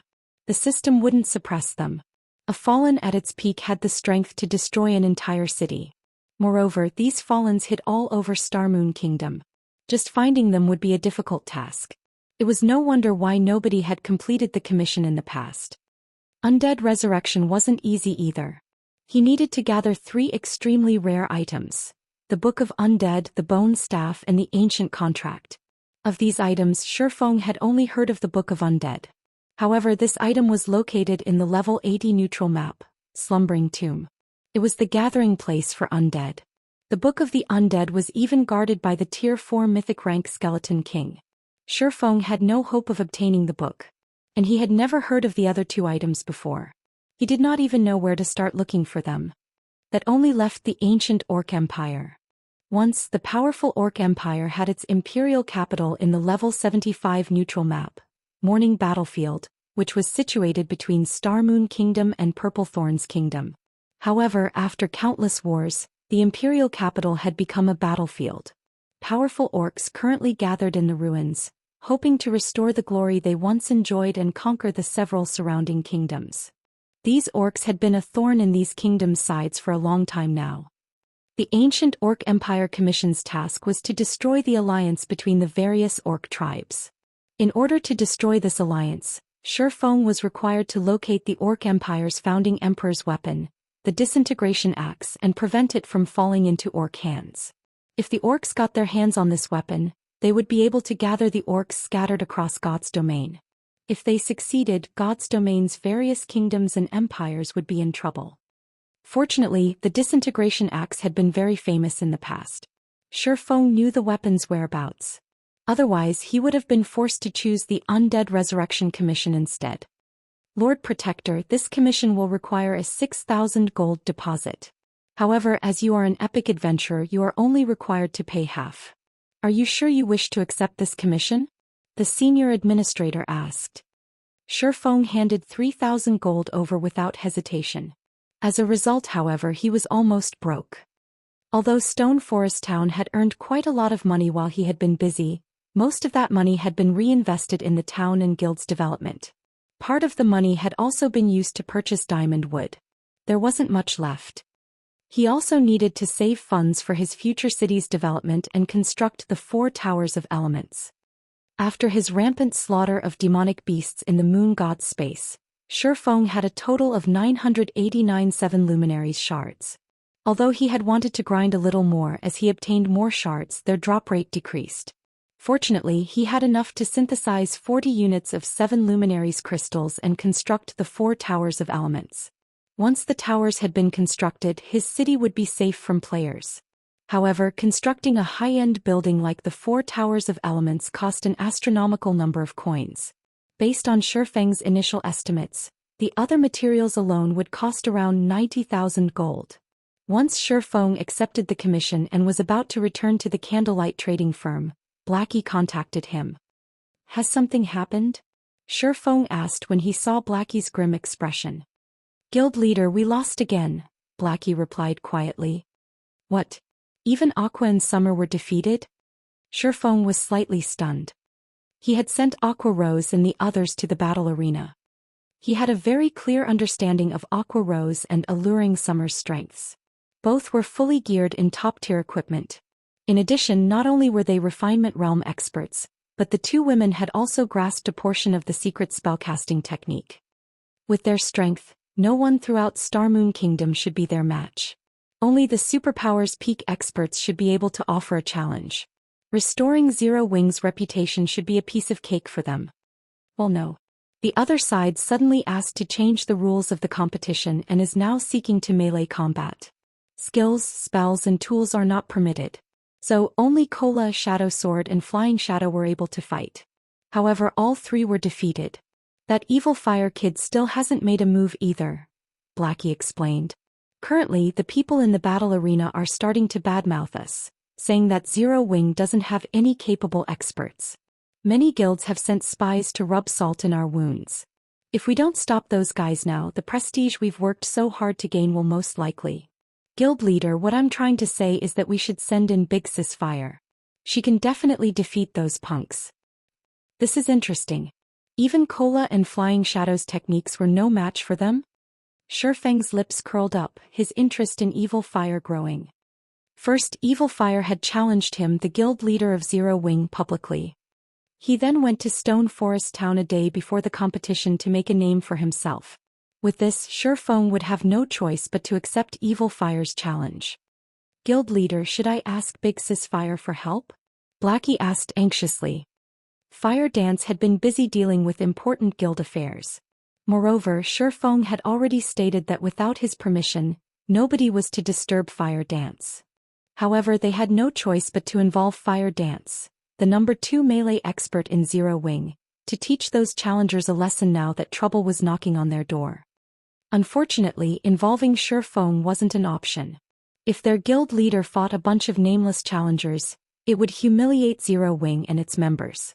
After all, Zero Wing was no longer some small, upstart guild. It was Starmoon Kingdom's number 1 guild. No. I'll make a trip myself. Shifeng smiled as he shook his head. Chapter 1322. Unlocking a new function. Chapter 1322. Unlocking a new function. Stone Forest Town. When Shifeng stepped out of the guild residence, the sight before him was foreign. Rows of 1- and 2-story houses had stood before the guild residence previously. Now various virtual shops occupied both sides of the street. There were also advanced hotels, restaurants, bars, and other establishments. The street was now as busy as White River City's most popular areas. There was no lack of expert players that had exceeded level 40. Some players even roamed the street atop mounts. Aside from adventurer players, quite a few lifestyle players chatted merrily on the street. Many wandering merchant NPCs hawked their wares from temporary stalls along the main street. The NPC traffic was just as shocking as the number of players. The lively scene made Stone Forest Town look like a city rather than a town. Shifeng was surprised. After just a few days, Stone Forest Town had undergone such a massive transformation. If the town continued to develop at this rate, it wouldn't be long before it could be promoted to an advanced town. If Shifeng hadn't already started his city's construction, Stone Forest Town could have served as Zero Wing's main headquarters. As Shifeng slowly made his way to the battle arena, he eavesdropped on the conversations throughout Stone Forest Town. More experts are gathering in the battle arena each day. Before this, I could have easily ranked among the daily tournament's top 100 and earned the consolation prize. Now I can't even get within the top 300. That's right. Only our team leader can hold his rank in the top 100 now.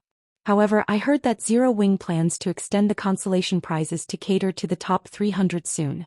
The top 100 contestants will get priority in purchasing exotic stamina potions from the Candlelight trading firm. They'll even get a 10% discount. But they will be limited to 3 bottles. Priority in purchasing the exotic stamina potion? That's great. Candlelight only sells a limited number each day, and the various large guilds and second-hand dealers usually claim them. That's right. Fortunately, we have our team leader. We'll be able to buy 3 exotic stamina potions every day. As long as we stockpile, we'll be able to explore those high-level maps. Our income will be amazing. I heard that the Sharp Edge Adventurer team went on an expedition earlier, venturing into the core of the Ghost Ruins and making a fortune. I've also heard that they're already preparing to buy their second private house in Stone Forest Town. All that's left is to wait until Zero Wing sells more. They made that much money? I heard that the private houses auctioned for more than 600 gold. I'm guessing that they'll be far more expensive during the next auction. Of course. They came across a fine gold treasure chest during their expedition and obtained a secret silver-ranked combat boots design from it. They sold it in the auction house for a fortune. The exotic stamina potion is awesome. Practically nobody explores those distant maps. I wish we could get a private house in Stone Forest Town. We'd be able to participate in the battle arena's daily tournament every day. We could also purchase special tools from the wandering merchants. That's right. Unfortunately, our leader is still hesitant. He's unsure of whether or not we should equip each team member with a mount first. The players' eyes sparkled as they discussed Stone Forest Town's private houses. No one had thought much of the town's private houses previously. After all, there were transport carriages that traveled to and from other NPC towns, saving them plenty of time. However, these players realized that there was a world of difference between the teams that owned a private house and those that did not. Not only could the teams that owned private houses send their strongest expert to the battle arena, but they could also purchase various items from the wandering merchants when the NPCs restocked. Most importantly, team members could accumulate the double EXP buff. They also had the option of using their private houses as warehouses. It seems people are starting to realize the benefits of private houses. However, this is only the beginning. Shi Feng's confidence in his plans grew as he listened to the public's growing interest in Stone Forest Town's private houses. In reality, private houses offered more than just easy teleportation for their owners. Their companions could also utilize this function. Unfortunately, only a small number of players could teleport at a time. Moreover, the cooldown between each teleport was considerably long. In addition, private houses needed to reach a certain rank before this function would be available. To put it simply, private houses could be upgraded like guild residences, private rooms and shops. In fact, player-constructed private houses were much easier to upgrade. It simply depended on whether or not the house's town had reached the required standard to unlock the group teleportation function. This was also why players preferred to purchase private houses in large guilds' towns and cities. First, it granted them some security. Players wouldn't have to worry about other guilds invading and capturing the town. Second, large guilds' towns tended to develop quickly. This, in turn, meant that the private houses could be upgraded very quickly. Currently, Stone Forest Town was an intermediate town. Owners could already upgrade their private houses. Unfortunately, the town had yet to unlock the group teleportation function. Two conditions needed to be met to unlock this function. The first condition was a player population of over 300,000. For Stone Forest Town, meeting this requirement was a piece of cake. The second condition was the town's security. This condition was a little more complex. The town needed a sufficient number of defensive structures and a certain quality of the NPCs guarding the town. Once these conditions were met, the town would unlock the group teleportation function. Stone Forest Town had already met the requirement for defensive structures. The only problem remaining was the quality of the NPC guards. Although the guild could recruit NPC guards, it couldn't nurture them. Hence, the quality of the NPCs depended on the town's standard and luck. It would take time to meet the requirement. Fortunately, things had changed. Shi Feng had intended to use the Heroes chapter in his new city. After reviewing the situation, though, Shi Feng decided that this was a good opportunity to develop Stone Forest Town. Before Shi Feng had realized it, he had already reached Stone Forest Town's most popular location, the battle arena. A large crowd of players was trying to squeeze into the battle arena, now the size of Jinhai City's city center sports arena. The scene wasn't any less lively than the White Tiger Dojo's friendly competition. Meanwhile, in the battle arena's fourth-floor tournament hall, players filled the stands as they constantly cheered on the fighters on the stage. Among them, many were level 40 and above experts. At this moment, the fight on the stage reached its conclusion. The victor was a cloaked berserker. However, the spectators hadn't cheered because the match was so exciting. Rather, their cheers were due to another Zero-Wing expert's defeat. Sure enough, Turtledove isn't a match for them. Blackie sighed as he watched the stage. Both Rampant Blade and Yi Wumian had fought as well. However, their opponents had been too strong. Neither had lowered their opponent's HP below 50%. Only Flying Shadow and Shadow Sword had reduced their opponent's HP to nearly half. The unknown challengers were ridiculously strong. Haha. It seems Zero-Wing's experts only amount to this much. They are only slightly stronger than those first-rate guild peak experts we challenged before. Zero-Wing, just send whatever expert you've got. I'll accept the loss if you can get my HP below 50%. A 2-meter-tall, cloaked berserker said, laughing. Damn it. They're looking down on Zero-Wing. Shadow Sword slammed his palms on the guardrail, wrathful flames burning in his eyes. If Big Sis Fire were here, she would beat them to a pulp. Zero-Wing's other members nodded in agreement. Fire Dance was the undisputed number 2 melee expert in Zero-Wing. Only the Vice Guild leader Gentle Snow could put up a fight against her. No one else could even offer a challenge. Suddenly, a familiar figure slowly approached the stage. When Blackie and the others saw this figure, their jaws dropped. Guild leader Chapter 1323. Overwhelming. Chapter 1323. Overwhelming. Blackie, Aqua Rose, and the other core members of Zero Wing in the spectator stands blinked in surprise. Guild leader, you're going to fight? Turtledove, who stood by the stage, could not help but ask in surprise as Shifeng walked towards her. Shifeng wasn't wearing his black cloak, his appearance on display for all to see. However, even with an identification skill, players would only see his name, nothing else. I want to see their true strength for myself. Shifeng nodded. Although Blackie had sent him some of the opponent's battle videos, Flying Shadow and the others hadn't been able to force them to exhibit their true strength. They hadn't used anything unique, so it wasn't easy to relate them to God's Domain's past experts. Guild leader, you need to be careful. When I fought him, I had the feeling that I couldn't exert my full power. It was as if all of my attacks had struck a ball of cotton. The technique he used to finish me off was particularly mysterious. When I watched the battle videos of when he had used the same technique during the previous rounds, I only saw him move. There were no afterimages or anything. But when I had faced him myself, it felt as if he had been everywhere around me. Ghost steps. Hearing Turtledove's experience, the only combat technique that came to Shifeng's mind was ghost steps. Like void steps, ghost steps was an advanced footwork technique. The technique made it difficult for opponents to predict the user's attack trajectory. In the past, very few people in God's Domain had used this technique.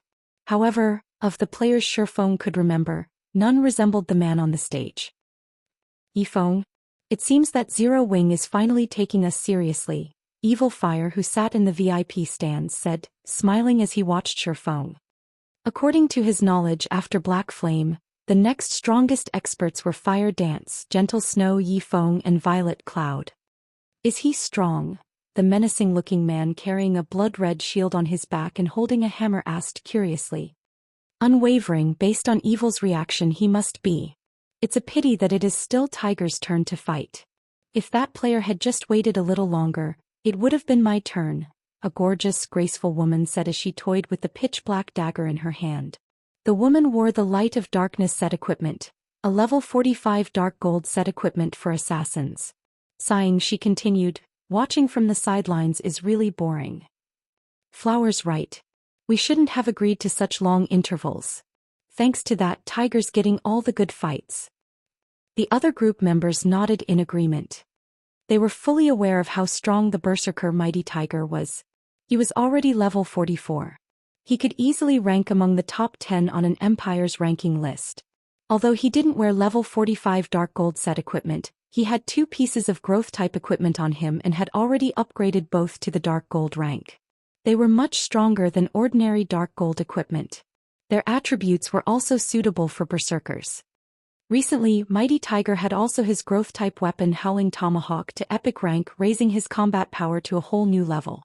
Even their team leader had said that with Mighty Tiger's standards he could already challenge the top 200 experts on the God's Domain experts list.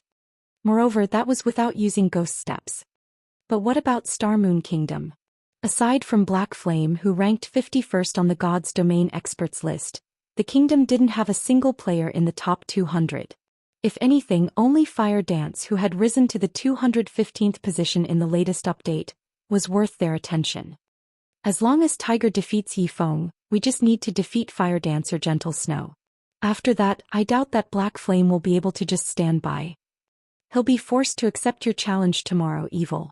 Unwavering Hand said as he shifted his gaze to Aqua Rose and the other Zero Wing Corps members. Evil, make sure to give it your all. The leader has a very favorable view of you.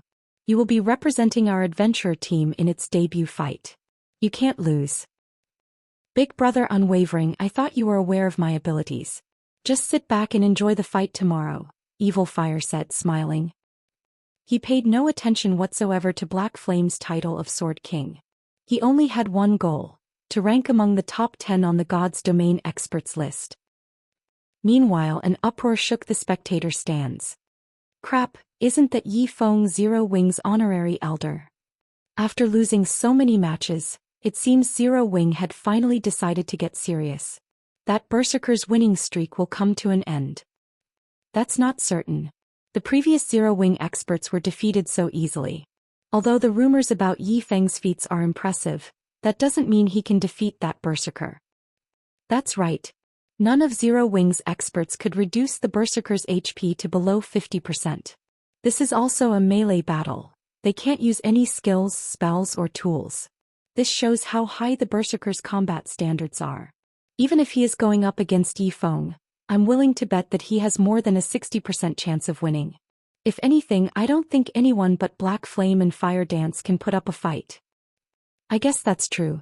Although the rumors about Yi Feng say that he is very powerful, his battle records are old. Now that everyone's been playing God's Domain for so long, their combat standards have improved significantly.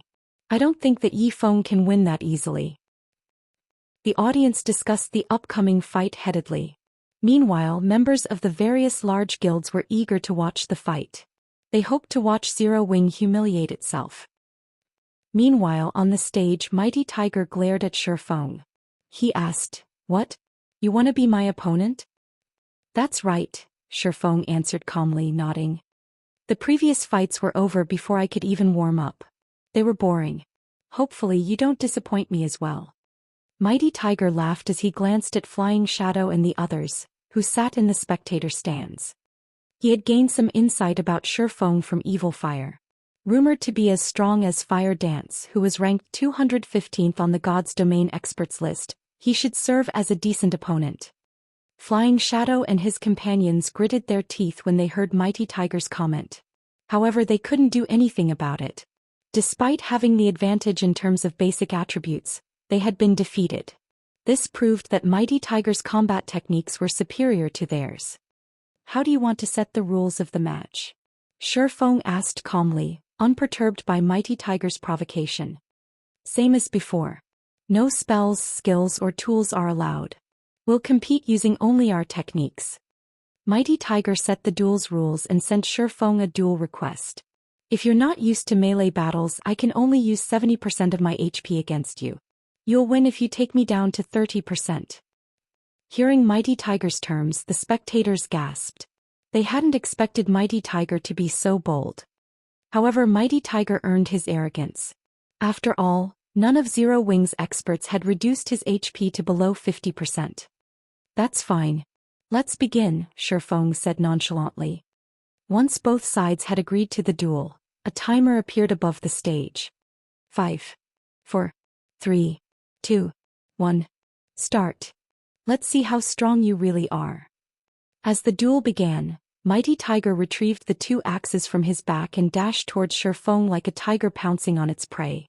Shi Feng could feel the berserker's icy killing intent lock onto him. It was clear that the berserker wasn't like the players who only fought in games. When Mighty Tiger was 10 yards away from Shi Feng, his footwork changed. Sure enough, he's using ghost steps, Shi Feng thought when he saw Mighty Tiger's body suddenly split into two identical clones, both moving in different directions. Very quickly the two clones split into 4 and so on. It was as if Mighty Tiger had used a skill to create doppelgangers or illusions. To players who could not use skills or spells, this was an extreme disadvantage. Tiger is taking this too seriously.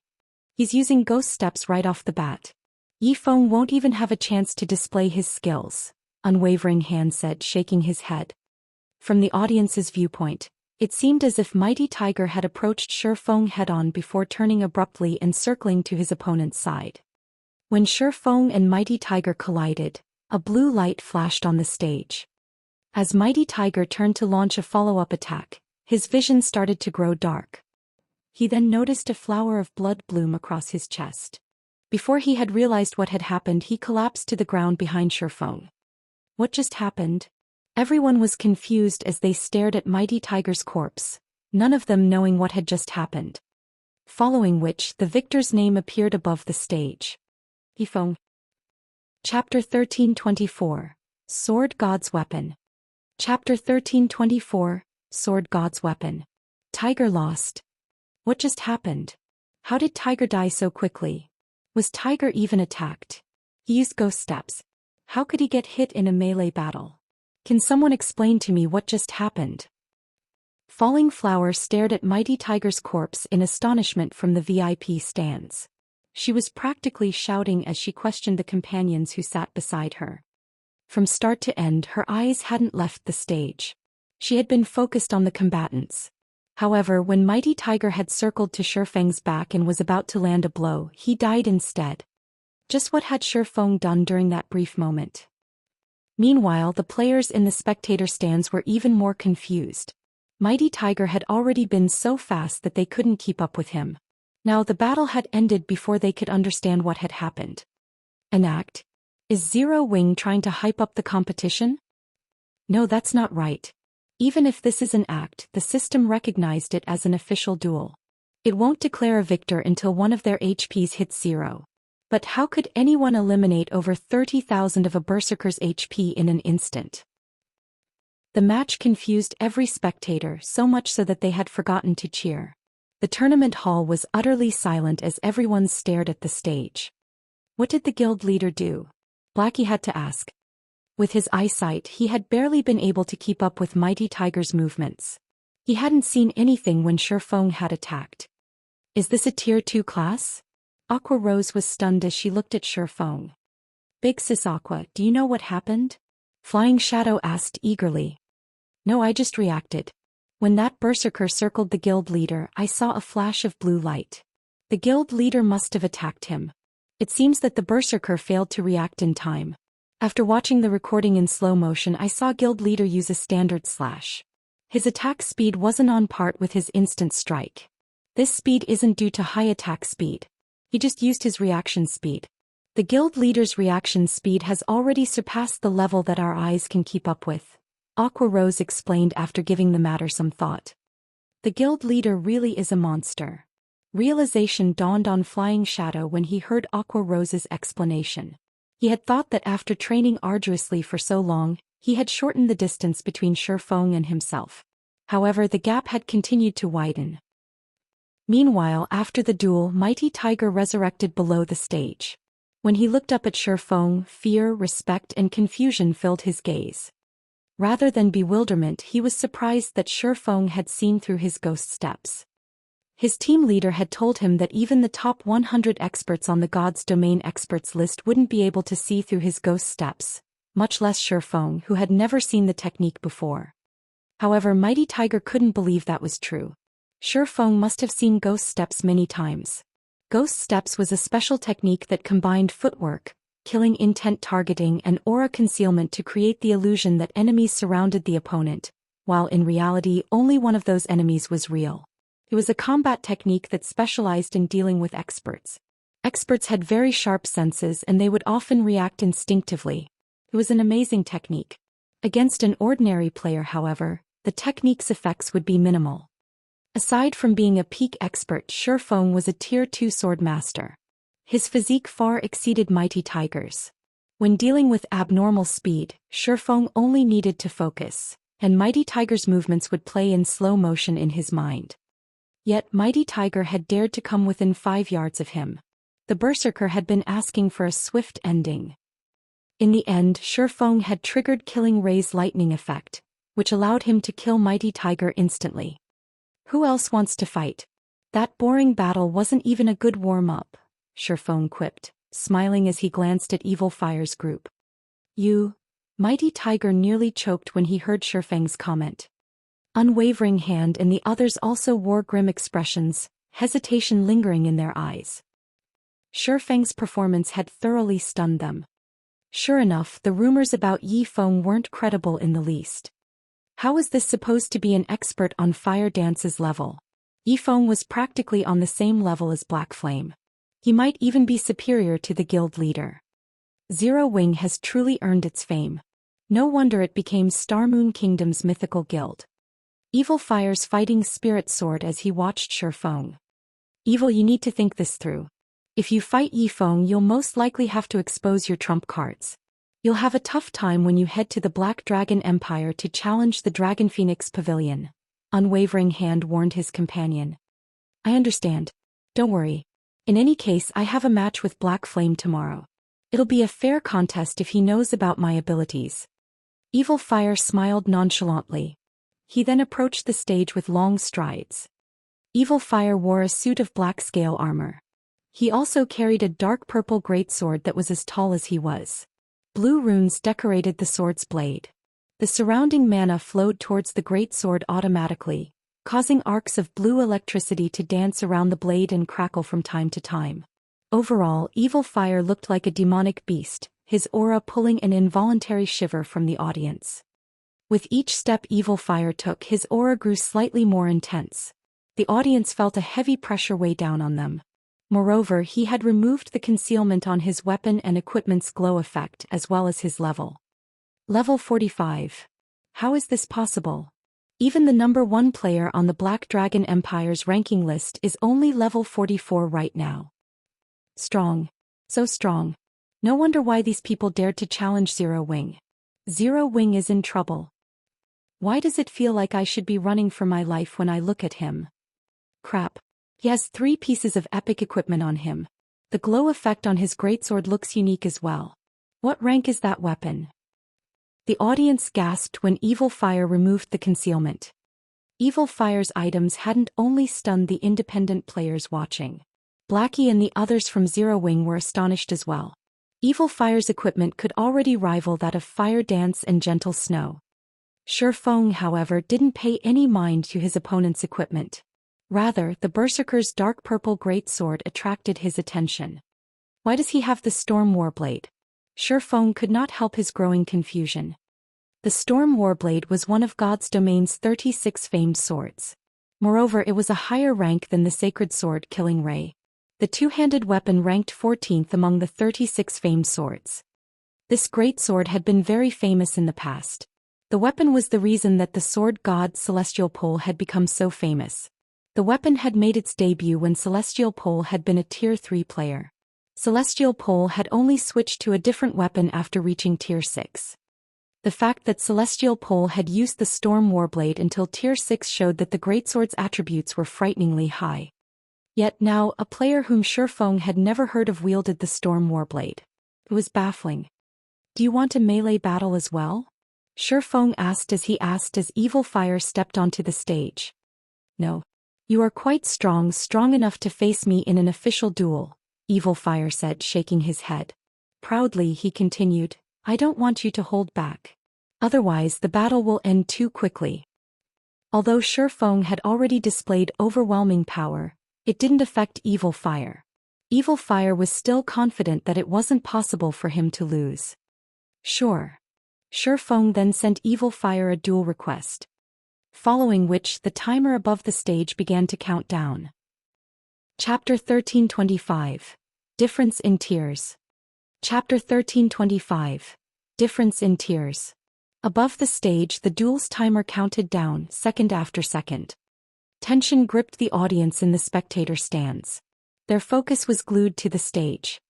It was the first time a match of such high standards had occurred in Stone Forest Town's battle arena. Not even the major tournament, which was held once every 15 days, could hold a candle to this upcoming match. After all, Shifeng, who had killed today's undefeated champion instantly, stood on one side. On the other side stood Evil Fire. Although Evil Fire had yet to fight, his weapon, equipment and frightening aura were enough proof of his strength. There was also the fact that Evil Fire's group treated him like a leader.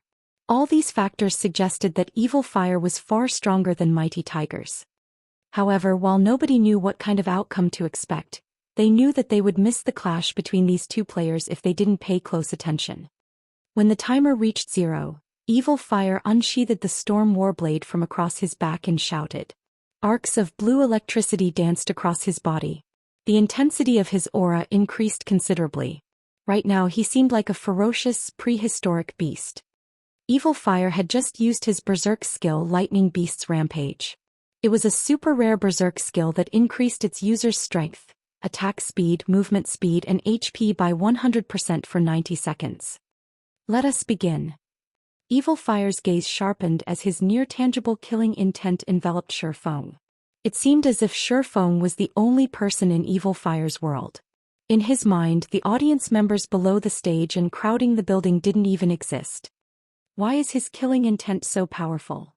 The approaching Berserker surprised Shifeng. His mind constantly warned him of an imminent threat, and he couldn't help but focus on his opponent. With his current strength he could even go toe-to-toe against a Grand Lord. Only Tier 4 mythic monsters might be able to give him a challenge, yet Evil Fire achieved the same by activating a Berserk skill. For a moment, Shifeng even felt as if Evil Fire had surpassed a Tier 4 mythic monster. It was unbelievable. Even the audience struggled to breathe, their expressions becoming indescribably grim. So strong. His aura alone is so powerful. Zero wings in danger. Many expert players looked at Evil Fire with fear in their eyes. Meanwhile, Evil Fire left an afterimage behind him as he used charge against Shifeng, his speed increasing tremendously as he approached his opponent like a violent gale. When Evil Fire was only 10 yards away from Shifeng, he adjusted his footwork. Like Mighty Tiger, Evil Fire turned and circled around Shifeng. He used the same strategy as Mighty Tiger.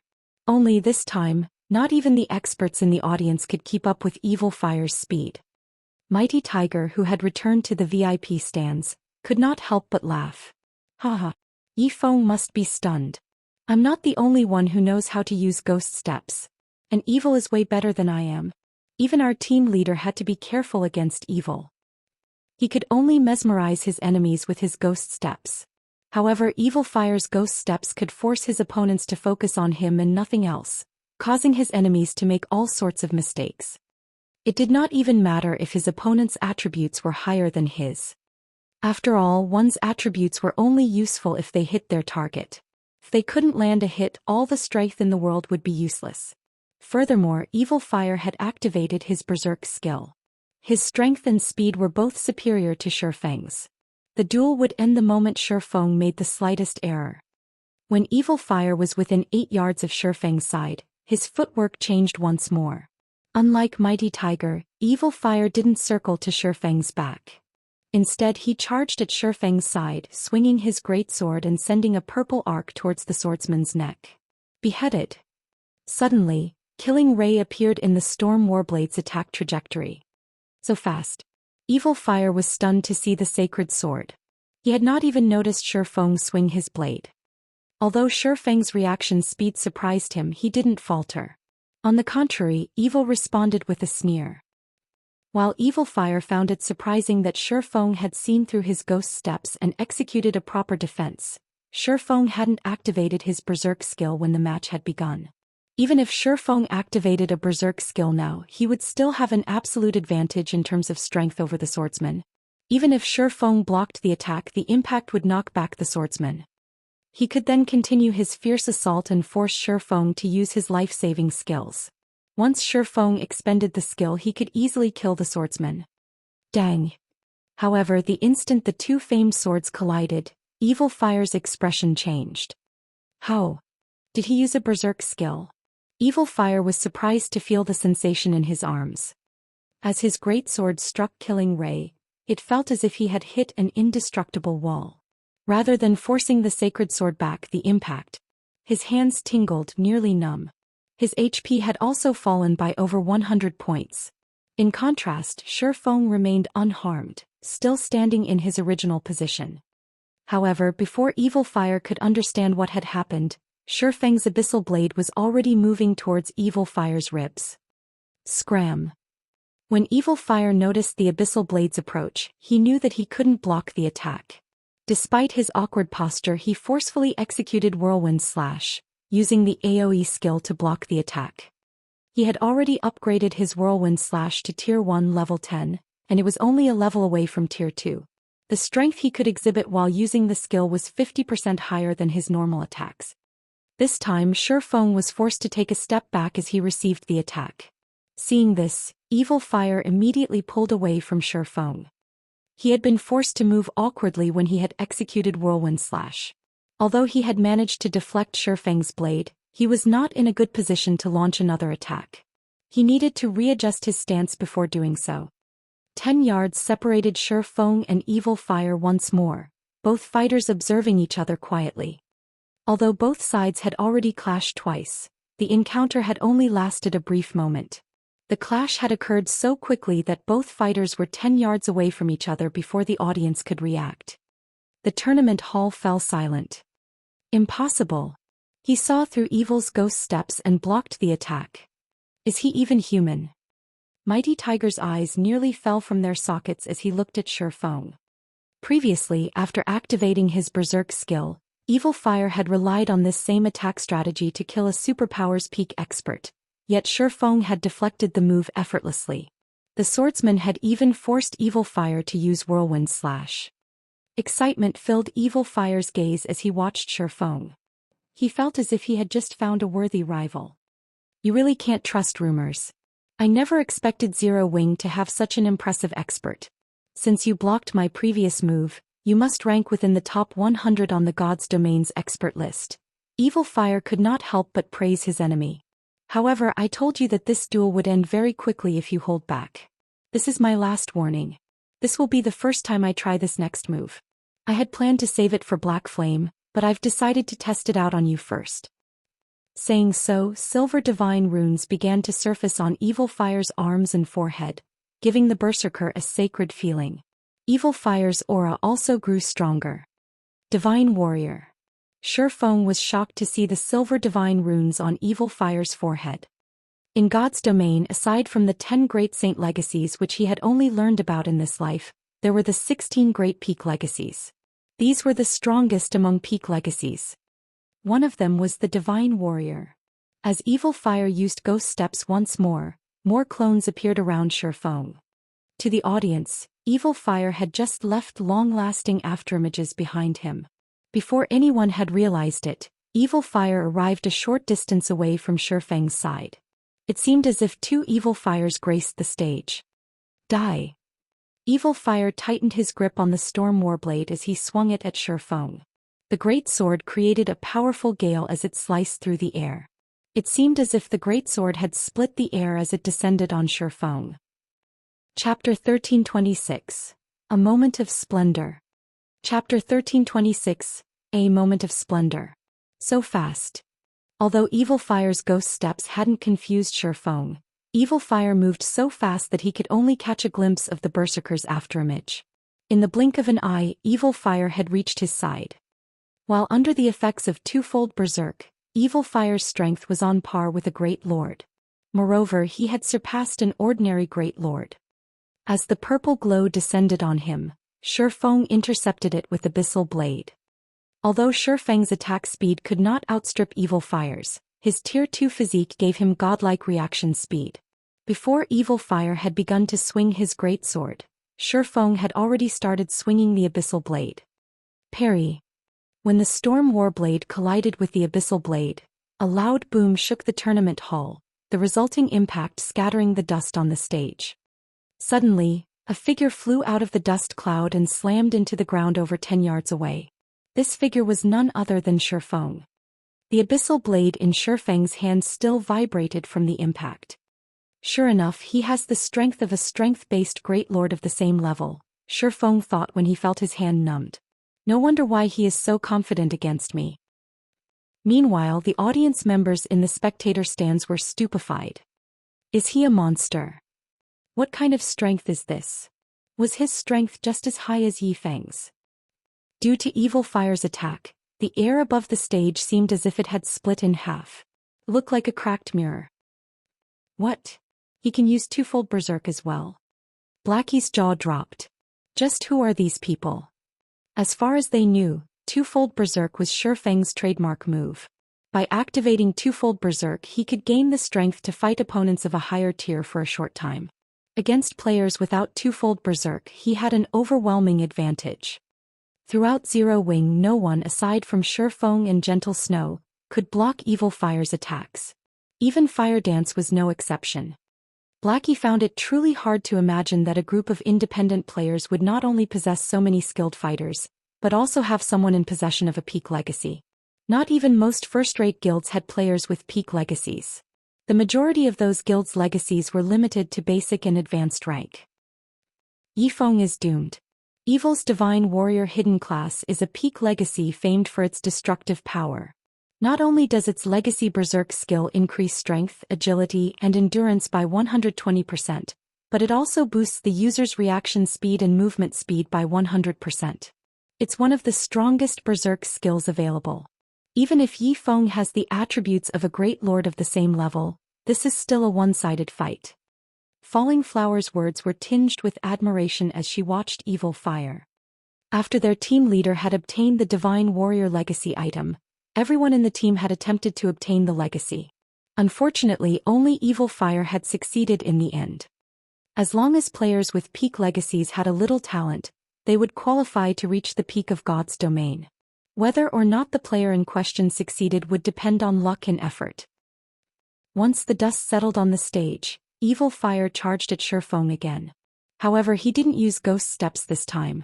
Instead, his dash was straightforward without techniques. He also completely disregarded his defenses. As he reached his opponent, Evil Fire used Cross Slash, which could even injure a Tier 3 Great Lord against Shifeng. Against one of the publicly acknowledged strongest peak legacies in God's domain, Shifeng couldn't be careless. Heavenly Dragon's Power. Suddenly, golden scales covered Shifeng's body. Dragon's Authority. Suddenly, Shifeng exuded an aura that froze the space above the stage, creating an eerie silence. The change forced Evil Fire to slow slightly. However, he quickly reacted by activating a control removal skill. Although he couldn't dispel Dragon's Authority's suppression, holding it off for 2 or 3 seconds would be enough. With only 8 yards separating the fighters, Evil Fire adjusted his attack method abruptly, changing his Storm Warblade's trajectory. In the next moment, 4 purple arcs flew at Shifeng. All 4 arches moved at the same pace and targeted Shifeng's blind spots. The 4 extreme slashes. Shifeng could not help his surprise when he saw this move. The extreme slash was Miracle Dragon's trademark move, unavailable to outsiders. Although Evil Fire used the same technique as Miracle Dragon, who could easily execute 6 extreme slashes, executing 4 extreme slashes was impressive. Sword's Orbit. Ding, ding, dang. Shifeng blocked all 4 slashes perfectly before they were within 5 yards. Stunned, Evil Fire stopped his advance. How is this possible? How is his strength higher than mine? Evil Fire stared at Shifeng in shock. Not only had his slashes failed to damage Shifeng, but he had also lost over 800 HP. Although he had more than 150,000 HP in total, the fact that he had lost in a direct confrontation was unbelievable. However, Shifeng did not intend to give Evil Fire any time to think as the Abyssal Blade soared towards the Berserker's neck. Shadow Blade. Suddenly, 9 shadow weapons appeared around Evil Fire, surrounding him. Each shadow could exert 120% of Shifeng's strength. The attack was already close to that of a Grand Lord. As Evil Fire realized the precariousness of his situation, his gaze turned serious and he shouted. Suddenly, countless wind blades formed around Evil Fire's body. The wind blades then flew out in all directions, shattering Shifeng's shadows. The swordsman was forced to stop his assault as he used Defensive Blade to protect himself. Even so, Defensive Blade's block count was insufficient to stop all of the wind blades. Once the block counts were exhausted, each wind blade dealt around -3,100 damage. In total, Shifeng had been struck 11 times, his HP decreasing by over 34,000. In the blink of an eye, Shifeng had lost 1/10 of his HP. Is this the Storm Warblade's Storm Assault? What a terrifying weapon. Without Heavenly Dragon's Power's defense and HP boost, I would have been forced to activate Absolute Defense. Evil Fire, who was enveloped in flowing, purple-hued air, had surprised Shifeng once again. The Storm Warblade had 2 major skills. The first was Storm Assault. When activated, the skill created hundreds of wind blades that the user could control to attack any targets within 30 yards. Each wind blade possessed 110% of the player's strength. However, they could only cause 50% of the player's damage. The skill had a duration of 5 seconds and a cooldown of 15 minutes. However, the current Storm Warblade before Shifeng was incomplete. Evil Fire couldn't control hundreds of wind blades yet. Though controlling dozens of wind blades wasn't a problem. The second major skill was called Storm Domain, and it was the cause of the purple whirlwind enveloping Evil Fire. When activated, the skill allowed the user to suppress any target within a 50-yard radius using powerful wind.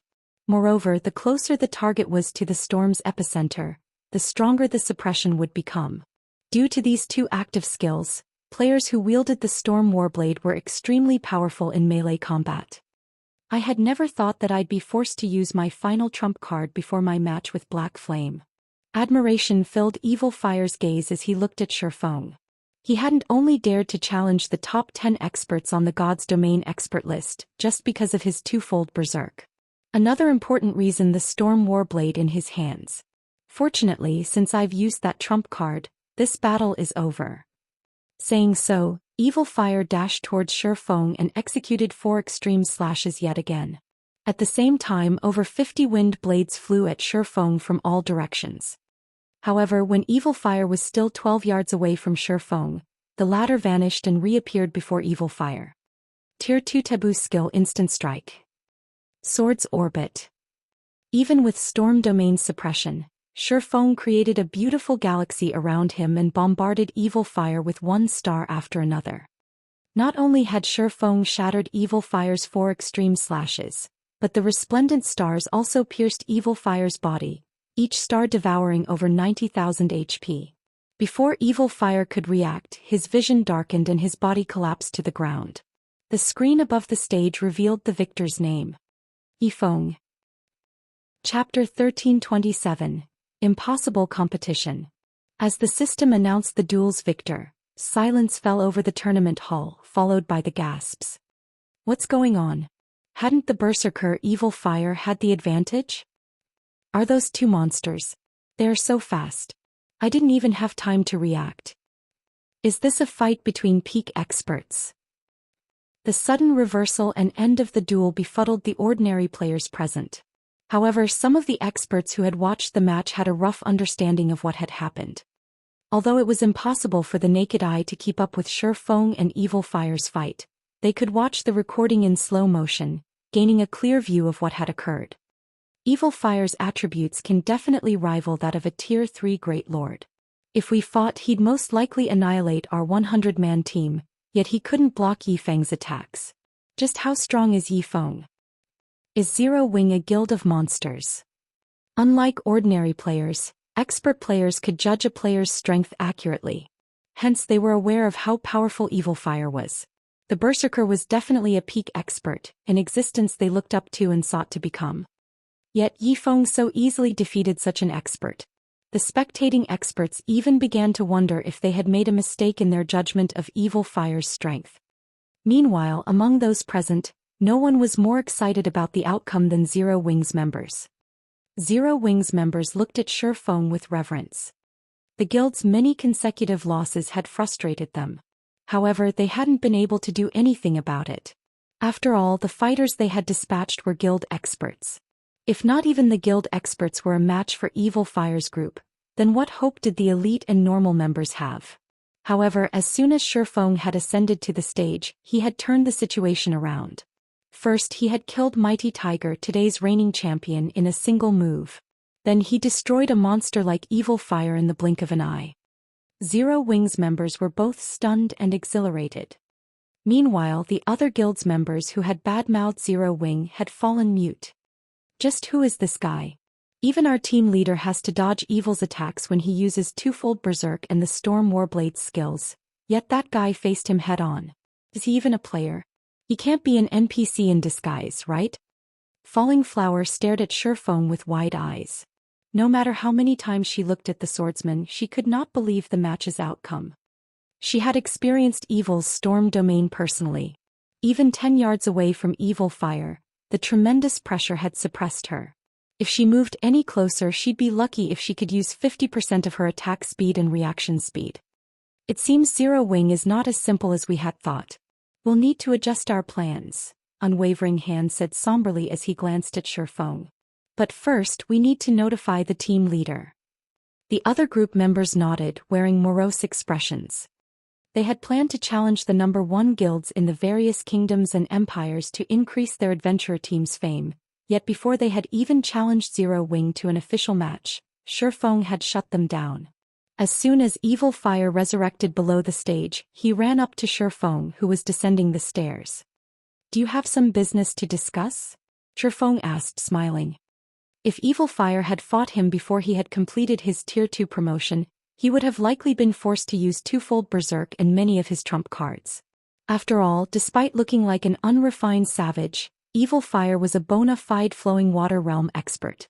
Zero Wing didn't have a single expert aside from himself that had a chance of defeating the Berserker. Reaching the flowing water realm by the age of 20 was a miraculous feat. He would definitely be considered a genius in any superpower. If given enough time, Evil Fire could reach the apex of God's domain. I'd just like to say a few things. I lost this match. I won't challenge Black Flame until I can defeat you. It won't be long before I issue another challenge. I will win and then I'll challenge Black Flame to an honorable duel. Confidence shone in Evil Fire's eyes as he spoke with Shi Feng. While he had suffered a miserable loss, he had gained just as much. He had only recently obtained the Storm Warblade. He hadn't had a lot of time to get used to the weapon. Most importantly, he was close to completing the 4th phase of an epic quest. After he visited the secret land and obtained the skill that could counter Shi Feng's godlike speed, he could definitely put up a good fight against the swordsman. Challenge me. Shi Feng could not help but laugh. Allow me to refuse. I don't have that much time on my hands. What? Are you afraid? Evil Fire ridiculed the swordsman. You don't have to provoke me. I really don't have that much time, Shi Feng said, chuckling as he shook his head. If every person were like you and challenged me once every 2 or 3 days after their defeat, I might as well stop playing this game. If you really want to challenge me, I'll make you a deal. Defeat either Flying Shadow or Shadow Sword. If you succeed, I'll accept your challenge. How about it? Are you kidding me? Although they are skilled, they can't even beat Mighty Tiger, who's just at the refinement realm. How could they possibly defeat me? Evil Fire growled angrily. I don't mean right now. 7 days. In 7 days you can challenge either one of them. As long as you defeat one, I'll accept your challenge, Shi Feng said, laughing. If you don't feel up to it, you can always give up. It'd be easier for me. 7 days. Evil Fire gave Shi Feng a cold look. You think they can grow strong enough to defeat me in just 7 days? What a joke. Since you don't believe me, why don't we make a bet? Shi Feng offered as he turned to the distant Flying Shadow and Shadow Sword. If you defeat either of them in 7 days, you'll win. If not, I will. If you win, you can tell me to do one thing. If I win, you'll have to do something for me. What do you think? If I win, I'll make you leave Zero Wing. Are you willing to do that? Evil Fire said, scoffing. Of course. Shi Feng nodded seriously. Fine. You better not regret this. Evil Fire glanced at Flying Shadow and Shadow Sword. Although he did not know what kind of tricks Shi Feng was trying to play, those two wouldn't be able to defeat him in God's domain even if they had another 10 years to train. As Evil Fire left, Aqua Rose walked over to Shi Feng. Guild leader, have you lost your mind? Aqua Rose said, clearly angry. In her eyes, Shi Feng was simply too irresponsible. He had actually agreed to such a bet. What if he lost? You are fully aware of how strong Evil Fire is. Snow is likely the only one aside from you with the strength to fight that man. Even Fire would be forced to run and dodge if he used twofold berserk. Although Flying Shadow and Shadow Sword have improved very quickly, they are still a long way from reaching the refinement realm. How can they possibly defeat Evil Fire in 7 days? Relax. God created the world in 7 days. I should be able to do this much, Shi Feng said, chuckling at Aqua Rose's wrath. Evil Fire was a bona fide genius. Although he had not heard about the Berserker in the past, with Evil Fire's status as an independent player, it would be a huge waste not to poach such a talent. If he wanted to recruit a prideful expert like Evil Fire, this was the quickest and most effective method. It might have been impossible to train Flying Shadow and Shadow Sword to defeat Evil Fire in just 7 days before, but the situation had changed. Seeing Shi Feng's confident smile, Aqua Rose could not help but sigh and give up her attempt to persuade him.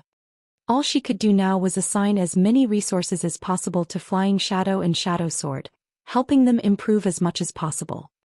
Once the duel had ended and everyone prepared to leave the tournament hall, Shi Feng walked onto the stage once more. Immediately, he attracted everyone's attention. What? Is there going to be another match? The money I spent to watch today's fights were worth every coin. Everyone grew excited when they saw Shi Feng on the stage. Although the majority of these players couldn't keep up with battles between experts of Shi Feng's level, such fights were an eye-opener. Ladies and gentlemen, thank you for coming to watch the competition today. On behalf of Zero Wing, I have two announcements. Starting tomorrow, Zero Wing's candlelight trading firm will sell a limited number of Stone Forest Town's private houses each day. Zero Wing has also activated the private house upgrade system. From now on, owners can upgrade their houses. The players in the venue gasped and cheered like raving lunatics. Many of those present contacted their companions to convey the shocking news. The news spread like the plague, causing a commotion throughout Star Moon Kingdom.